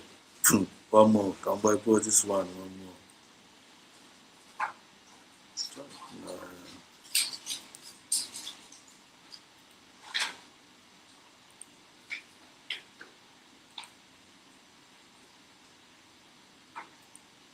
however they like. Once they announce it, Yoruba newspapers very foolishly and stupidly will support them because they want Tinubu as the president. And you are all dying every blessed day. You are all dying every day. Have you people risen up to say that what is happening in Nigeria is bad? There is no way that Fashoranti's daughter will not be alive today. That is the price you pay for duplicity. That is the price you pay for trade. That is the price you will continue to pay until you rise up and say, enough is enough. It is up to you to do it. You did it during NSAS. You can do it again. Can you imagine Fulani people telling you, if you remove Fulanis from Yoruba forest, imagine Fulani telling you, if you remove them from your ancestral lands, there will be war, and you are panicking. And you have not asked yourself, why are they not saying something about the East? Why did they not say to Eastern Security Network? Why did they not say to me, if you don't stop evacuating Fulani terrorists from the forest, there will be war? Because they know, they understand psychologically that you don't have what it takes to resist them. Anybody who knows who I am knows I speak the truth always, and I damn the consequences. Because nothing will happen. Let heaven fall. You were campaigning for Buhari. You were warned. You are digging your grave. You did not listen. You did not listen. Now they have gone to Yoruba land. They want to take over Yoruba land with terrorists. And then they face Eastern Security Network with the army. That's what they want to do. It's a very simple game plan. What they have done, they have bribed every media house in the world, has gotten nothing less than $50 million. Suppress the news with the help of Britain, so they can come and kill us. So you don't know that? That's what they want to do. They want to reduce world population. And the more black people dies in Africa, the better for them. Don't you understand? Are you people that stupid you cannot reason? They have turned their attention to the West. They are forcibly occupying their land and telling them that they cannot do anything about it. A whole presidency in a country openly and brazenly supporting terrorists. All of you watching and listening all over the world, you know that Miyetti Allah is a terrorist organization. You know that. They have killed. They have said that Benue State is theirs for the taking as a spoil of war. All of you are aware of it. You know what they are doing. Anywhere you have Fulani headsmen, terrorists for that matter, they tell you, oh, they are pastoralists. They are allowed to do their businesses in the forest. All of you are aware of it. But you kept quiet, hoping that somehow Tinubu will emerge as the president, or an Igbo man will come as the president, and your family will start enjoying. But in the meantime, you have no more farmlands, you have no more forests, you have nowhere you can call your own home. The same stupidity exhibited by Hausa peasants that enabled Fulani to take Sokoto from them, that enabled Fulani to take Katsina from them, that enabled Fulani to take even Kanu from them. Every Hausa land is occupied either by a Fulani emir or a Fulani governor. Some of you don't want to reason, you don't ever learn. And you don't ever learn. But this time around, hey, learn where I go. Lovers of freedom, Biafra fans all over the world, and I'll conclude here for now. Thank you so much for being part of this particular program. I believe we have received the word, and you shall know the truth, and the truth you know shall set you free. Long live Mazen Andekalo. Long live PM Sam Neba. Long live Dr. Ngozora based on all the genuine cabinet members. Long live all the forces guiding our land. Long live all the USB medias doing their effort. Long live all the genuine Biafrans all over the world. I love you all. And thank you so much, Mazi Ocean Master. Thank you so much, EJ Minister. Thank you so much, Mazi Odogu Enugu. Thank you so much, all my brothers and sisters in the comment section for being a partaker of this particular program. May God bless us all. Love you all. From me, from here, it is good morning.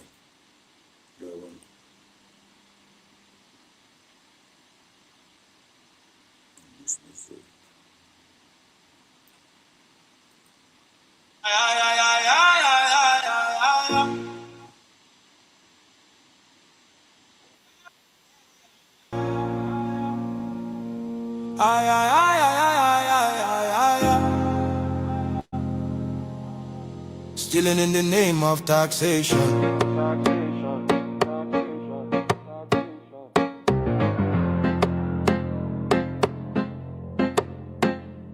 Shine your eyes, smell the coffee. This no be reform, now robbery with grammar. Then call them tax reform, but we see deception. Stealing from the poor under policy protection. Broad daylight robbery, pen instead of gun. Sign paper, drain pocket, tell us of a small endure. People they struggle just to stay alive. Food don't cost, fuel don't climb.